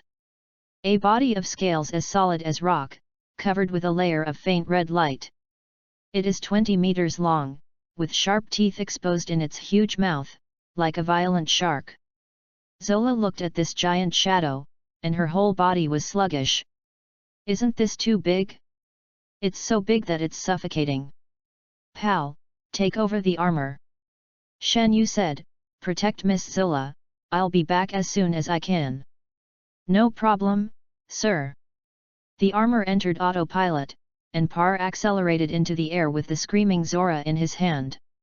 At the same second, Shen Yu's whole body became hot, and it turned into photons and dissipated on the spot. A beam of light seemed to fall from the clouds, and suddenly shot into the water behind the sea monster, exploding into large waves. The sea monster, which was roaring to the sky with its mouth open, seemed to feel a chill behind its back. It paused abruptly, turned around stiffly, and raised its head. I saw the huge red and silver giant, half of its body floating on the sea level, looking down at me. There is clearly no expression, but it strangely makes it feel like it is saying, "Little brother, what's the matter with you?" The sea monster kept its open-mouthed pose, but the kingly roar that looked down on all living beings stopped abruptly. It kept its mouth open for a long time and could not make any sound. After half a second, it closed its mouth and shrank its head. The mouth full of fangs actually squeezed out a flattering smile. It's like saying, "Brother, I'm joking with you, you won't take it seriously, right?" Bang! Without giving any face, Shen Yu punched the sea monster directly on the cheek. Don't ask him where the lower half of his body is standing when the sea is so deep. Because he can fly. The sea monster's entire face was directly distorted, and one of its sharp front teeth flew out along with the blood foam. The body of more than 20 meters long crashed into the water, and the waves rising into the sky were like a series of torpedoes detonating underwater. This punch made him dizzy, and his brain almost burst out. It felt that its face must have been deformed, one of its teeth flew out, and a few others were swallowed into its stomach. Realizing that the battle was inevitable, the sea monster shouted. Several tentacles ejected from the water, and using the concealment of the water body, they suddenly wrapped around Shen Yu's hands and legs. A fierce light flashed in the sea monster's eyes. "It's now." A scarlet light lit up on its body, and electricity surged out along its tentacles. The electric shock transformed by magical power hit Shen Yu's body without any hindrance, spreading along his red and silver body to his limbs and bones. Then there will be no more. Not only did Shen Yu feel calm in his heart, he even wanted to laugh a little. Such a small amount of electric sparks are useless. He stepped on the sea monster and pulled hard with both hands. This time, tens of thousands of tons of force were used to forcefully tear the tentacles off the sea monster. Jet black blood spurted out from the fracture, and the sea monster let out a shrill scream. Shen Yu took advantage of the situation and added a whip kick. The powerful kick hit the sea monster's huge body. The monster's body swayed and water exploded. The sea monster felt that its internal organs seemed to have shifted, and even the pain was almost numb. Final blow. Shan Yu straightened his right hand and placed his left hand flat on his arm. The light energy in the body circulates rapidly, pouring into the right arm and condensing to the fingertips of the palm. Dense needle-shaped light bullets shot out continuously. Ultra shot. From the beginning of Severn to the new generation, there are many general-purpose skills used by Ultramen. It is also one of the most versatile light skills in the Kingdom of Light. The setting has an advanced kill with the same power as Specium, and can derive a series of effects such as weathering, corrosion, paralysis, and immobilization, and quick attack explosion based on fine-tuning. But this time Shen Yu didn't use anything that was too flashy, but chose the most versatile and brutal form, the ultimate destructive power. All the needle-shaped light bombs that penetrated the sea monster's body detonated, and the light energy expanded rapidly. The sea monster didn't even have a chance to scream, and its entire body was blown to pieces in an instant. Huge waves spread violently in all directions, scorching fireballs rolled up with dazzling white light, and fireworks and water splashes intertwined to create a picture of destruction that revealed supreme power. Zola, who was lucky enough to be in the front row to watch this scene, was stunned. She originally thought the sea monster was big enough, but she didn't expect this giant to be even bigger. Not only is it big, but the laser it shoots is so powerful. It's simply breathtaking. In Zola's field of vision, after killing the sea monster cleanly and instantly, the giant disappeared out of thin air. But what she couldn't see was that the light particles quickly fell back into the armor around her and transformed back into a human form. Of course, she didn't even know that the pilot in the armor beside her had left. Looking at the sea monster that was blown into pieces and the water that filled the sky like rain, Zola was silent for a moment, turned around and asked, "That, Ultraman? Is he with you?" "So be it." Zola pondered, and swallowed the second half of the sentence. "Then you are really awesome." Paradise Island. After breaking through the sudden layer of fog, the island appeared in front of us like a legend. Compared with the outside world, the water is exceptionally blue and clear, and the white sand on the beach is as delicate as jade. Nearby, the waves lap gently along the coast, and in the distance are rolling mountain peaks and islands. The cliffs are steep and verdant. Silks of mist filled the sea area, and everything was covered with crystal clear water drops. "This is it." Zola looked around in surprise. "Paradise Island, yes. Looks like we've arrived." Shen Yu landed and put the girl on the ground. As soon as he landed, the armor's sensors marked the approach of multiple heat sources. The sound breaks through the air. Shen Yu raised his hand casually, and gently held an arrow shot from the jungle with his right hand. He glanced at the direction of the arrow and squinted his eyes in the armor. It is indeed a paradise island. As expected, they are as hospitable as the rumors say. After consulting the editor, the reading data of this book so far is quite good. If it had been published last year, it might have been ordered by 10,000 people. But this year, the fandom theme has been cut off. If you read the original 3,000 pieces, you will have a chance to be on the small speaker. Last week, I heard that the fandom will get at least 4,000 yuan. And now we are almost at the 4,000 mark for follow-up reading, and I heard that because there are too many big guys during the summer, 6,000 points for follow-up reading have been taken away. There should be no hope for the small speaker. The data is still good, but this book may be a little untimely QAQ. Please give me another round of reading, hoping to at least have a chance to compete for Sanjiang. Chapter 46, Paradise Island. One after another, figures walked through the bushes to the coast, and each of them locked onto the two uninvited guests with their bows and arrows ready. Amazon people. A group of muscular female warriors, all wearing golden armor. Although they are all different, each of them has complex and delicate patterns on their armor, wearing gold and silver combat bracelets, and a wide belt around their waists. Strong and well-developed muscles, graceful curves, and everyone's face is resolute and determined. Most of their hair is tied behind their backs, and some have ring braids. Of course, everyone was full of hostility towards them as expected, with faces ready to go to war if they disagreed. Shen Yu even suspected that there might be some kind of warning setting in the magic that protected the Amazons. On the surface, they are clearly a primitive tribe, but in the original work, people landed on the island again and again for various reasons. No matter which part of the coastline they were on or parachuted directly into any corner of the island, the Amazons would always rush out immediately, automatically following the game. Like refreshed minions. Shen Yu doesn't believe it if they say they don't have a defense system. Soon, a woman with outstanding temperament rode a horse and came with a small group of cavalry. She is tall and majestic, wearing gorgeous armor, long hair, and a solemn and awe-inspiring face. Your Majesty the Queen. The Amazon warrior leading the team saluted her. This quickly convinced Shen Yu that this was the ruler of Paradise Island, the mother of Wonder Woman, and Amazon Queen Hippolyta. Zola shrank nervously behind Shen Yu. What are they? Primitive aborigines? They won't stew us in an iron pot, right? Don't be nervous, it won't happen. Shen Yu said. Queen Hippolyta walked up and frowned slightly when she saw Shen Yu's fully covered armor. Man, what's your intention of breaking into Paradise Island wearing this so-called technological weapon? This girl is being hunted. Shen Yu pointed at Zola behind him. Hermes guided her to seek refuge here.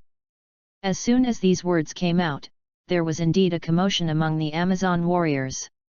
Hippolyta frowned, seemingly a little surprised, and thought quickly in her mind. A blonde Amazon next to the queen shouted, "Lies! How could the great god allow a dirty man to defile the Paradise Island?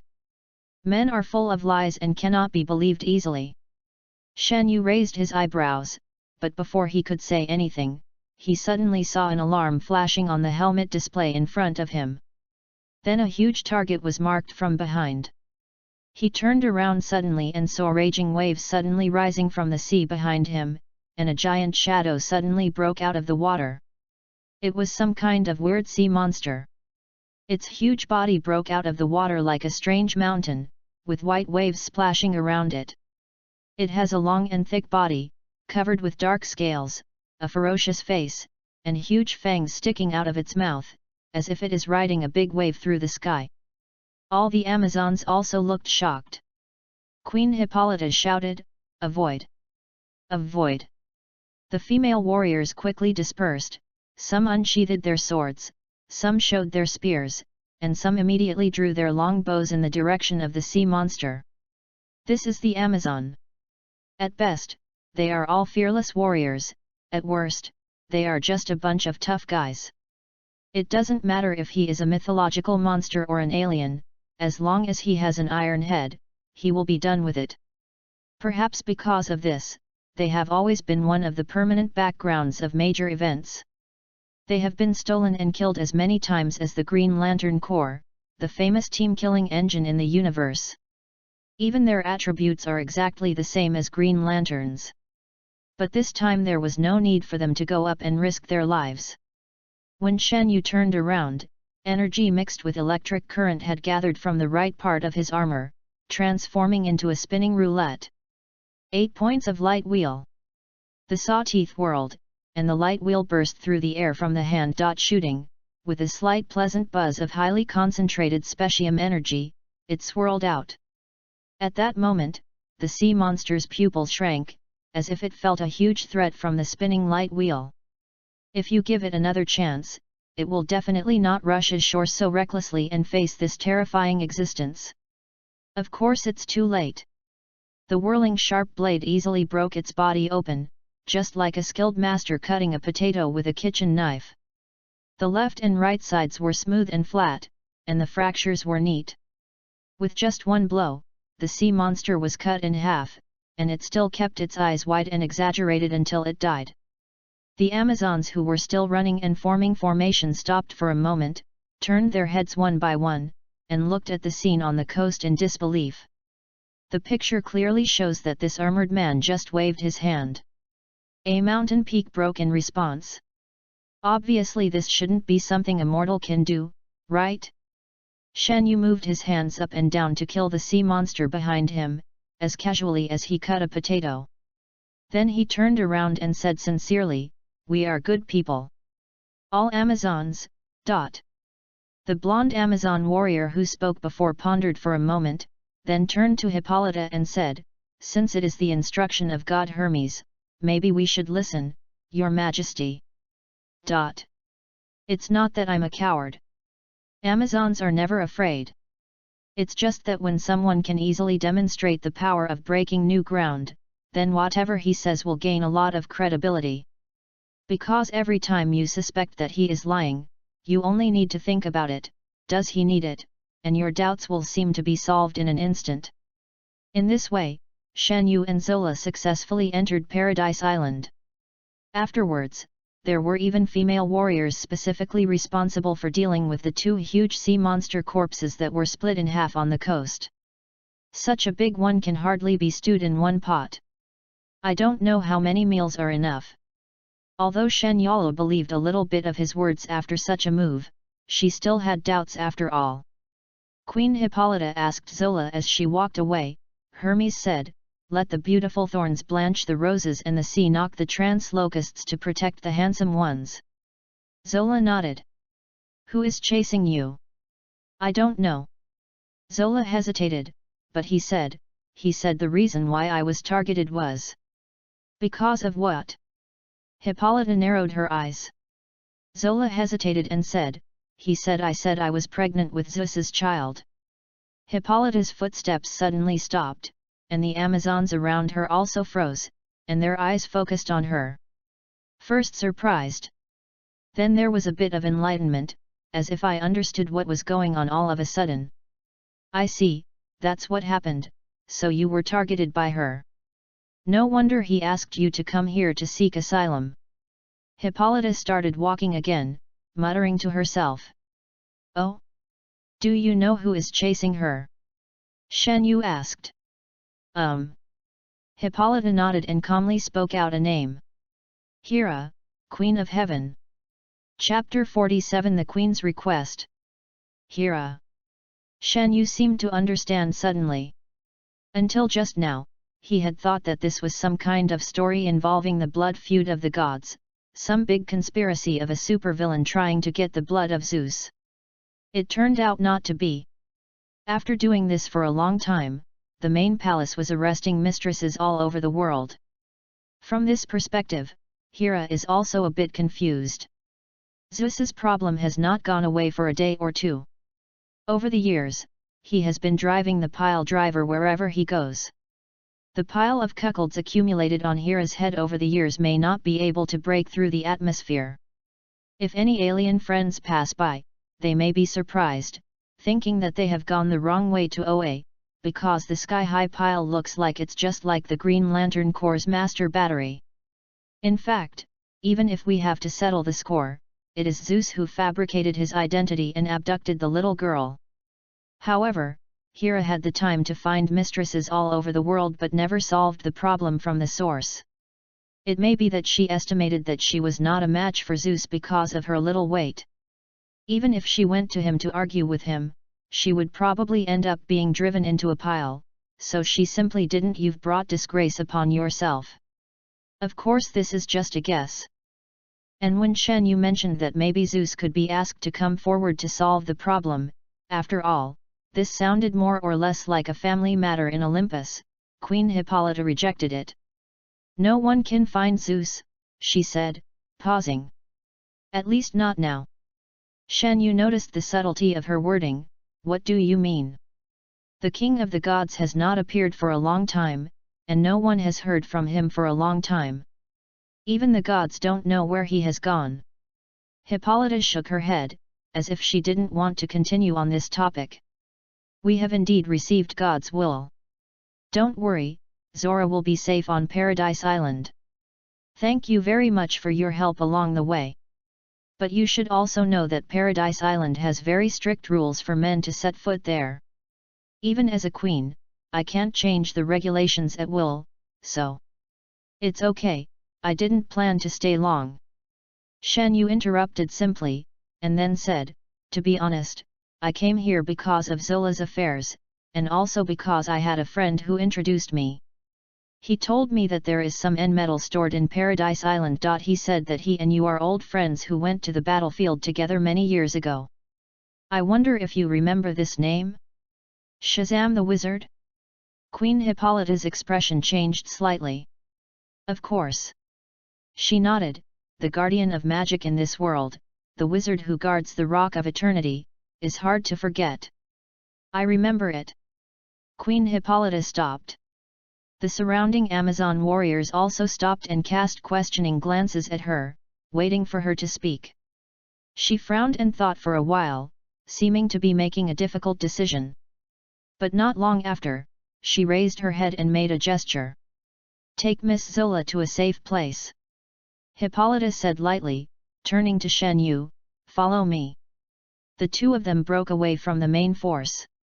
Shen Yu followed the queen through twists and turns in the overgrown jungle of the Amazon. We came to a rather steep rock. The queen refused Shen Yu's invitation to take her flying and stubbornly climbed up with her bare hands. But she was very agile and climbed up the cliff in a few clicks. Shen Yu started to push forward with his feet and flew up. A protruding rock appeared in front of us. Queen Hippolyta stepped forward and pressed her hand on the rock. The entire mountain peak suddenly let out a low roar, a burst of light blue fluorescence flashed from the surface of the giant rock, and the thick stone door slid open with a rumble. Hippolyta led the way inside, and the torches on both sides of the grotto lit up one by one. Orange light flickered in the cave, illuminating a bright passage. Various weapons are displayed around the cave. Swords, guns, swords, halberds, shields, bows and arrows, and other weapons that are nameless. Although they were all cold weapons, Shen Yu's super senses could sense some dangerous aura from many of them. The Amazons were indeed primitive in their fighting methods, but Shen Yu knew that many of their weapons still had something to offer. A very small number of weapons may be mixed with N-metal materials, while many others are made of magical alloys called Amazon metal. Not only does this metal have extraordinary hardness, but it also has a very powerful property, which is that it is very compatible with magic. Its material positioning is similar to the URU alloy used to build Thor's hammer in the Marvel shed next door. In addition to its superior performance, its biggest feature is that it is easy to enchant. In the setting, it is called a metal for gods. The most outstanding representative of the artifact is Wonder Woman's pair of silver bracelets. Both the movie and the original work show extraordinary defensive properties, invulnerable to even the heat vision of Kryptonians, and also has the function of amplifying Diana's divine power, or absorbing reflected energy similar to the vibranium next door. Anti-armor function. Your wizard friend is right. There is indeed N-metal on Paradise Island, but there is not much left. Hippolyta said, having already walked all the way to the deepest part of the armory. She reached out and pressed on a secret door, and the door quickly opened. But we still have plenty of Amazon metal. It is also a very superior material if you are interested. N-metal is called the 9th metal in the DC system, and Amazon metal is the 8th metal. Not only is this material equally superior, but the 8th and 9th metals can inspire additional effects when they collide with each other. And then there's this. She showed a rope. This time Shen Yu was really surprised. Mantra noose? Isn't this one of Wonder Woman's iconic 3-piece artifact sets? No, it's not a mantra lasso. Although they look a bit similar and can also sense certain magic fluctuations, they are not exactly the same. My daughter has a similar rope in her hand, which represents truth and truth. Although this one is not as good as hers, it is not ordinary either. Queen Hippolyta said, this is a lie lasso, corresponding to truth, it represents lies. Shen Yu understood. He also remembered this thing. In the comics, Batman once bought one from the magic black market as a prop against Wonder Woman. It has the function of weaving illusions and immersing the bound person in illusions. This is a precious gift. Shan Yu pondered for a moment, then turned to look at her. My intuition tells me that you are showing these things to me definitely not because of your friendship with the wizard, or because I helped Zola, right? You are very smart. Queen Hippolyta nodded. I do need help. It's about my daughter. She looked a little sad when she said this. Her name is Diana. On a moonless night long ago, I shaped the clay of the Amazon into the image of a baby and prayed to the gods to grant me a child. The gods heard and answered my prayers and gave this child life. So there was her, my Diana. The most perfect Amazon warrior, protected by the gods, born with divine power, the most spiritual body generated by heaven and earth. Hippolyta paused and added, at least the legend has always been like this. She thought it was like this, and this is what I have always told the sisters on the island. But that's a lie. Shan Yu said. Yeah, it's a lie. Hippolyta admitted frankly, the reason why I told this lie was because I didn't want her to know that I just wanted to protect her. Shan Yu deliberately made his tone sound a bit surprised, even though he actually already knew the true origin of Wonder Woman. My dear, May, she is her father, right? Yes, her father is the king of the gods, Zeus. Hippolyta sighed softly. I thought this truth could be concealed forever, and she would never have to know. But I should have known, no truth can be concealed forever. There are signs that the queen may already know about this. And if she really knew, then she would definitely be very angry. But Diana is no longer with me. She went to your human world a long time ago, and I don't know where she is. But if the Queen of Heaven comes to find her, and she doesn't know her life experience yet. Shan Yu understood, you want me to help her. N-metal is the metal with the best demon-breaking properties in the world. Hippolyta was willing to give these to him, not only as a reward for the task, but also as a bargaining chip to deal with Hera. But Shan Yu thought for a moment and added, but this is just the first time we've met. I have no choice. I can't turn to the gods for help. No god would be willing to offend Hera for my sake.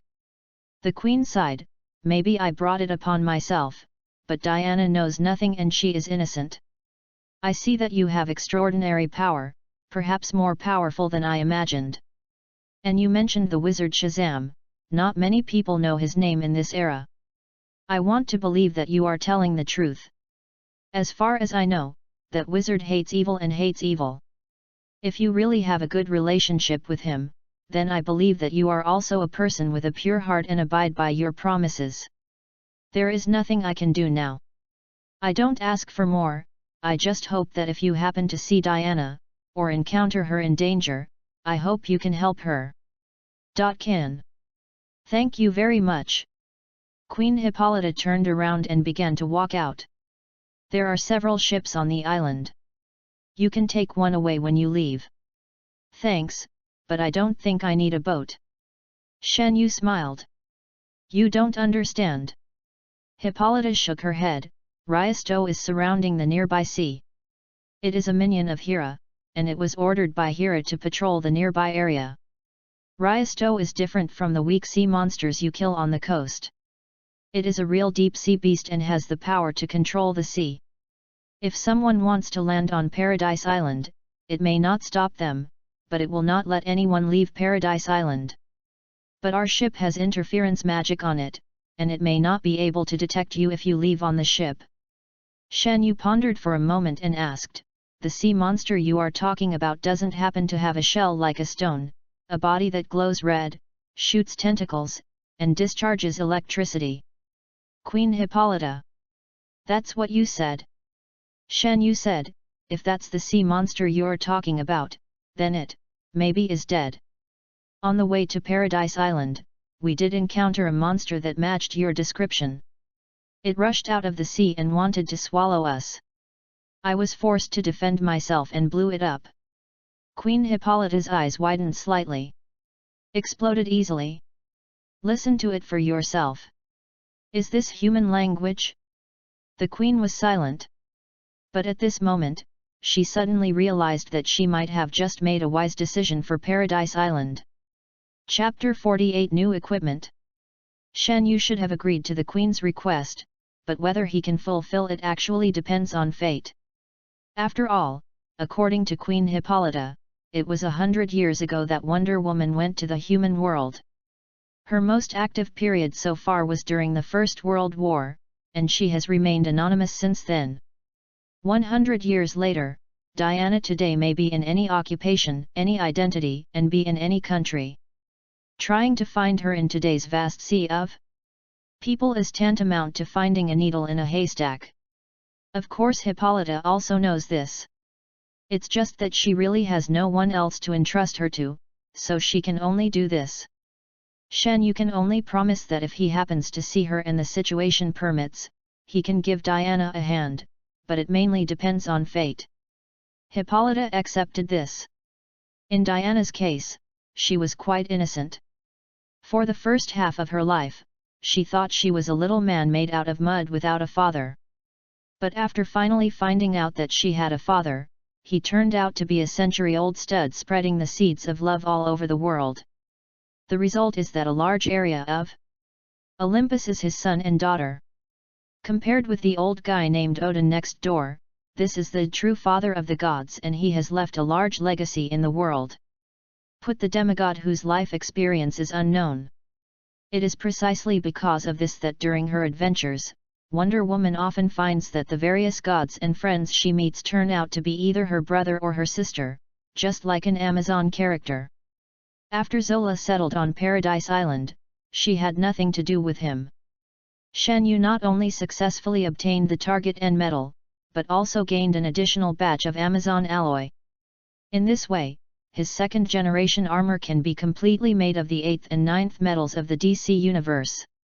If successfully completed, the strength will be completely different from the first generation. So this immediately became his main development focus in the next few days. Mobile Ultra Armor has no technical problems for him. With the experience of the first-generation armor, the technology of the second generation will be more mature. The primary goal of this generation of armor is to improve energy utilization. Higher energy efficiency will naturally bring stronger strength, faster speed, and more powerful light weapons. Shen Yu quickly tested that Amazon metal has a very good effect on realizing this part of the function. He discovered that the main reason why this alloy was chosen as the number one material by the old gods was probably because of its extraordinary energy transmission efficiency. It can achieve almost zero loss, achieve energy transmission, and even have a certain amplification effect if designed properly. If the transmission pipeline of specium's energy is completely designed with this metal, theoretically, the maximum output of the second-generation armor to release specium is at least twice as strong as that of the first generation. In addition to the performance of the armor itself, Shen Yu's other current focus is related to the Krypton ions. After analyzing the data on the spacecraft brought by Kara, Shen Yu successfully extracted some documents about the geographical environment of Krypton. One of the chapters mentions in detail the records of red stars in the galaxy where Krypton is located, including various data records of Kryptonians' observations of stars. This part of the content immediately attracted Shen Yu's great attention, and he specially picked it out to create a new scientific research project named Red Sun Simulation. Anyone who knows a little bit about American comics will know that Kryptonians, who can become super gods simply by basking in the sun, easily gain power, but they also have three most classic fatal weaknesses: kryptonite, red sun, magic. There are thousands of parallel universes, and versions have been restarted and restarted, and the settings have been eaten up again and again, but these three weak settings are reserved in 99% of the versions. Among them, magic is still more controversial. Although officials have always said that Kryptonians have negative magic resistance, sometimes Superman can resist some obviously high-level magic attacks without being hurt, and sometimes a most ordinary small fireball can directly knock him out, just like an actor. Therefore, everyone generally believes that Superman's magic resistance belongs to Schrodinger's magic resistance, and he may or may not have it according to the needs of the plot. But the other two weaknesses rarely cause problems even in DC, which claims to not be hungry. Kryptonite is naturally the most effective, but the only way to get this thing is to mine it. Artificial synthesis is not impossible, but it is extremely difficult and prone to problems. The simplest, most convenient, and least difficult to synthesize artificially is the red sun generator. In the DC setting, the sun in the solar system is a yellow star, and krypton ions will quickly strengthen when exposed to this kind of solar radiation.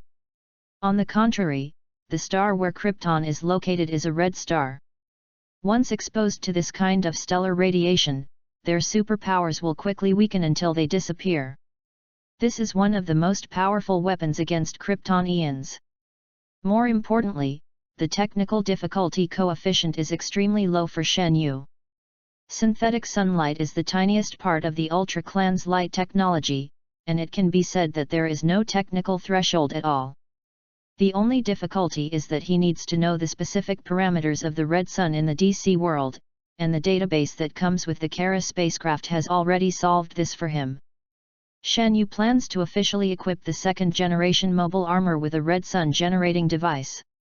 Of course, before doing this, the effect must be tested first. So the importance of having a domesticated Kryptonian around came to light again. Kara was actually a little confused when she followed him to the laboratory.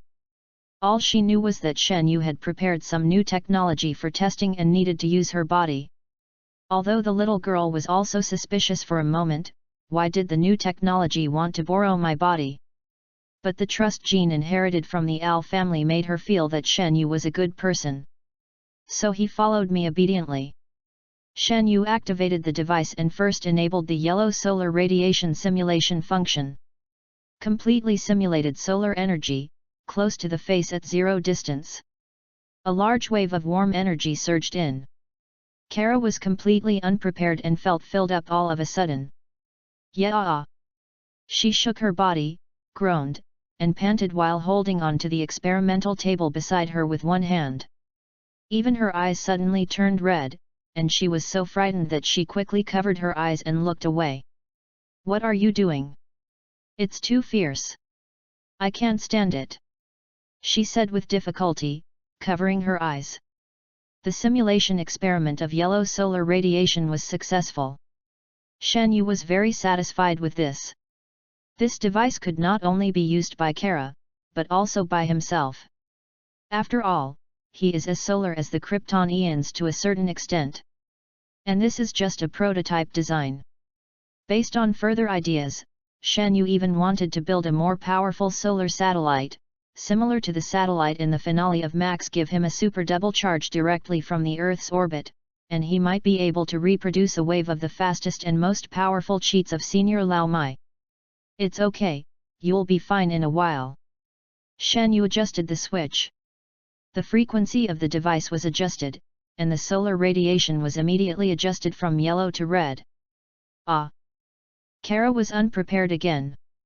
1 second it was almost uncontrollably full, and the next second it suddenly felt as if the body had been hollowed out.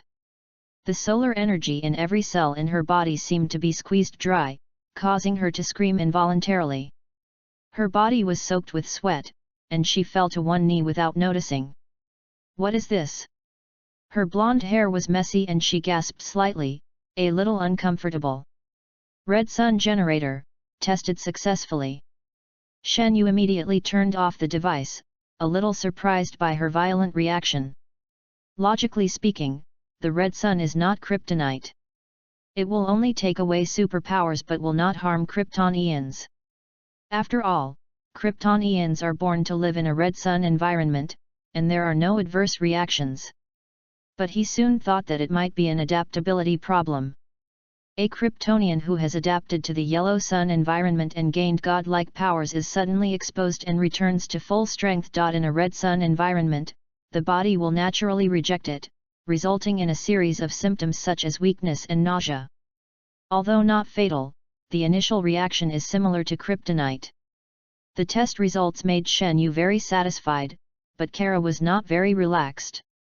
This was the first time since she came to Earth that she was exposed to the red solar radiation of her own galaxy. Without any experience or preparation, her whole body was weakened by the radiation. Afterwards, until she left Shen Yu's laboratory, the little girl still had a flat mouth and a look of being bullied.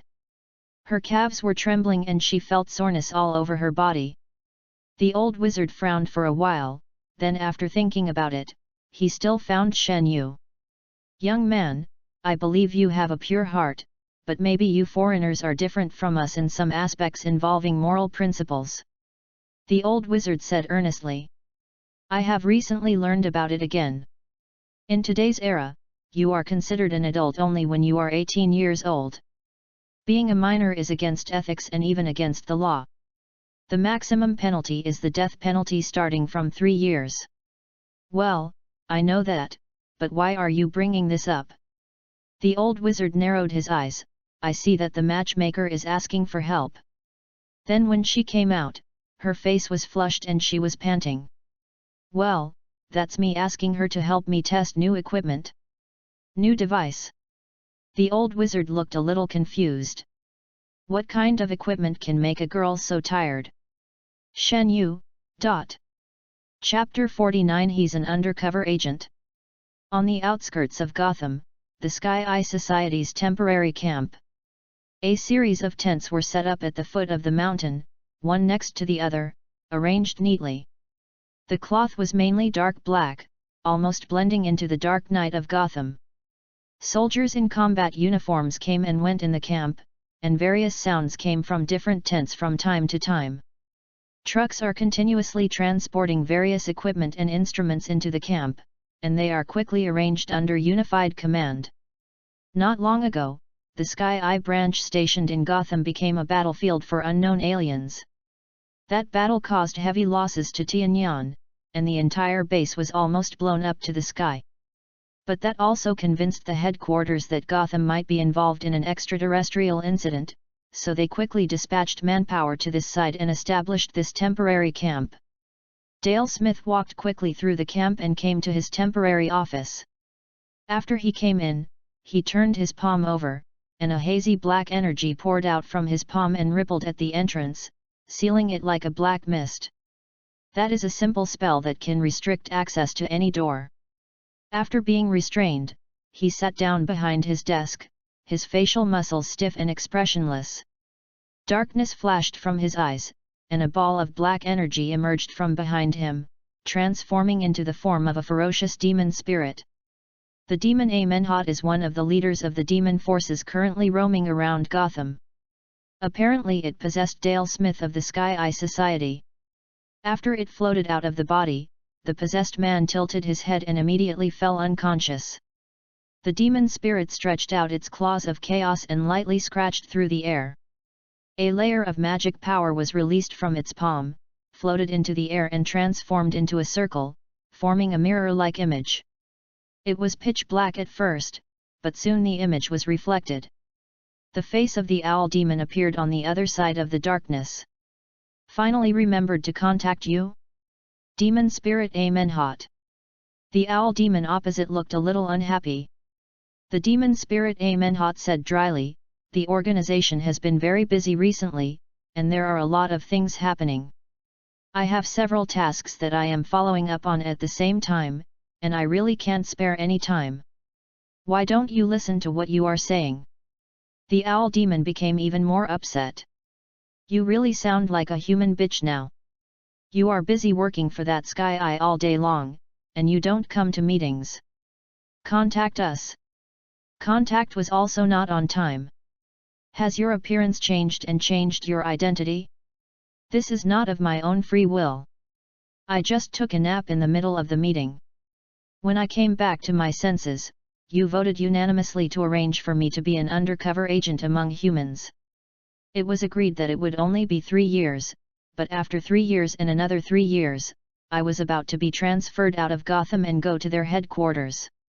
Okay, don't complain, now is where you come into play." The owl demon interrupted, "The human Sky Eye Society has many eyes and ears, and also has special large-scale search methods. And they are always interested in that the Ultraman who is getting in our way is interested. If everything goes well, we can provoke and use human power to deal with him. I know, I'm already working hard. Amenhotep sighed, but the progress on their side is not going well either. That Ultraman appears and disappears, and the eyes on the sky eye are still dark. I know. Anyway, keep in touch and let us know as soon as there is any progress, okay? The owl demon's face changed slightly, as if he had discovered something. What's wrong? My monitoring magic found something very fast. The owl demon's voice was a little surprised. It's so fast. This direction. It seems to be preparing to attack you. Attack me? Amenhotep showed a look of doubt, but soon sneered. Oh, interesting. It dared to attack my camp in Amenhotep. I am really tired of living. No matter who it is already dead. I said so. After saying that, without waiting for a reply, he waved his hand and the mirror-like black circle in front of him disappeared out of thin air. Spell contact is interrupted. The owl demon spirit on the other end of the communication opened his mouth, but hesitated to speak. There was nothing he said. I didn't have time to say it. What does my Amenhotep's camp mean? Could this guy really have forgotten that he is an undercover agent? Amenhotep attached himself back to Dale Smith and merged into him. Dale, who was unconscious, suddenly opened his eyes, and his head, which had been tilted to the side, suddenly straightened up, and his bones made a crisp cracking sound. He stood up, untied himself, and walked out of the tent quickly, ready to see which fearless person dared to come to his territory to make a move. However, he never expected it at this time. Then he saw a scene that he might never forget in his long demon life. A god on earth. Between the mountains shrouded in darkness, lightning suddenly fell from the rolling black clouds. The blue lightning briefly illuminated the sky and also illuminated a black slender figure. A woman. Wearing a black one-piece uniform with a unique style, with long hair fluttering, she was suspended in the air between the black clouds. The flash of lightning illuminated the eye-catching S on her chest. The next moment, she swooped down. It was so fast that it was suffocating. The transparent air wave exploded behind her, as if it was a continuous instant movement without CD. Several afterimages flashed continuously between the Sky Eye agents who had not yet recovered. There was a dull sound of the flesh being hit, and 3 or 5 Sky Eye agents were hit hard and flew out. One person was lifted off the ground by the collar by the woman, and flew more than 20 meters in the air in a few tenths of a second, and was thrown down at a faster speed. The poor soldier was smashed into a bloody mess on the spot, turning into a ball of rotten meat with shattered internal organs. Enemy attack. The Sky Eye soldiers immediately recovered and hurriedly drew their guns to fight back. Bullets surrounded the woman from all directions, but to no avail. The woman let the bullets bounce off her body and fall to the ground, standing there deliberately with a contemptuous smile, as if mocking their pointless attempts. 3 seconds later, she moved again. Another flash that was too fast to be seen clearly, and the Sky Eye warriors were flying all over. The black afterimage crossed the base like a shell, and crashed into a turret under fire. The steel turret was broken in half, and the upper half was lightly lifted up by the woman with one hand, and she casually threw it, smashing several consecutive tents, and exploded with a bang. The woman's body passed through the flames of the explosion and landed lightly in front of Dale Smith, that is, the demon Amenhotep. Are you in charge here? Give your boss a message. The woman said lazily. Well, no problem. The demon nodded. Well. JPG. The moment he saw the woman's figure like a god of war, who killed people and Buddhas, the demon's pride just disappeared in an instant. Suddenly I remembered that I was an undercover agent. What was I doing? He was a wolf destroyer, I couldn't afford to offend him. You killed our people and detained one of us. If you know what's good for you, hand over the girl immediately. Once we get the girl, we will leave this planet immediately, and we can let bygones be bygones. The woman raised her eyebrows and glanced at him. Remember it. Remember it. The demon nodded. Okay. The woman nodded with satisfaction, and her figure slowly rose into the air. Then remember it, and pass it on. Otherwise, don't blame me for being rude. Okay, take care. Del said politely. The woman suddenly accelerated, leaving behind a bang sound explosion, and disappeared into the night. Del waved in the direction where she disappeared, turned his head and saw the surrounding agents looking at him strangely. He shouted unhappily, "What are you looking at? Why don't you contact the headquarters?" Chapter 50. Who is thinking about me? When the first generation of artificial solar radiation simulation equipment was officially completed. After a series of tests, Shen Yu became more and more optimistic about the prospects of this project. Especially in the high probability event of conflict with Kryptonians in the foreseeable future, the Red Sun simulation can play a crucial role, which can directly deprive an unprepared Kryptonian of 99% of his combat power in an instant, and it is almost a sure kill at first sight. And at the same time, he can absorb the corresponding radiation energy to replenish his combat power. Ultraman is not a Kryptonian, and he is not picky about energy absorption. Not only stellar radiation, but also various energies of different sources and properties in the original work can be absorbed by Ultraman, and sometimes different properties of energy can be absorbed to derive different forms and different abilities. So whether it is a golden sun or a red sun, he will accept it, and the charging effect can be achieved. If there is a Kryptonian mixed doubles in his team, it will be even better. He can give his own Kryptonian a super double buff while giving the opponent a debuff. The Kryptonian Century War in Man of Steel turns from hell into a simple copy in minutes. Then, in the past 2 days, Shen Yu also simply adjusted the power of the golden radiation to make it easier for Kara, who was still in the developmental stage, to absorb it. Then, he arranged a period of artificial sunbathing for her every day to test the performance of the equipment and accelerate her awakening. As a result, when Shen Yu came back from going out that day, he saw Kara sitting at a table in the corner of the store, looking up at the sky at a 45-degree angle. Her pretty little face was full of melancholy, and her blue eyes looked out the window deeply. While watching, she was muttering, saying something like, "I'm sorry for being born a Superman and I really want to love this world." Not knowing what this was, Shen Yu curiously found the old wizard. "What's going on?" "It's okay, Sen, just nourishing the body." The wise old wizard saw through the truth at a glance as always. Shen Yu wondered, can a growing body become like this? The old wizard gestured to his temple, "I've grown a brain." Only then did Shen Yu understand. He understood. It should mean that the super brain is beginning to develop. The super brain is also one of the standard equipment of Kryptonians. It is described as having a brain with more computing power than a supercomputer and the ability to think at ultra-high speeds. Of course the setting is like this.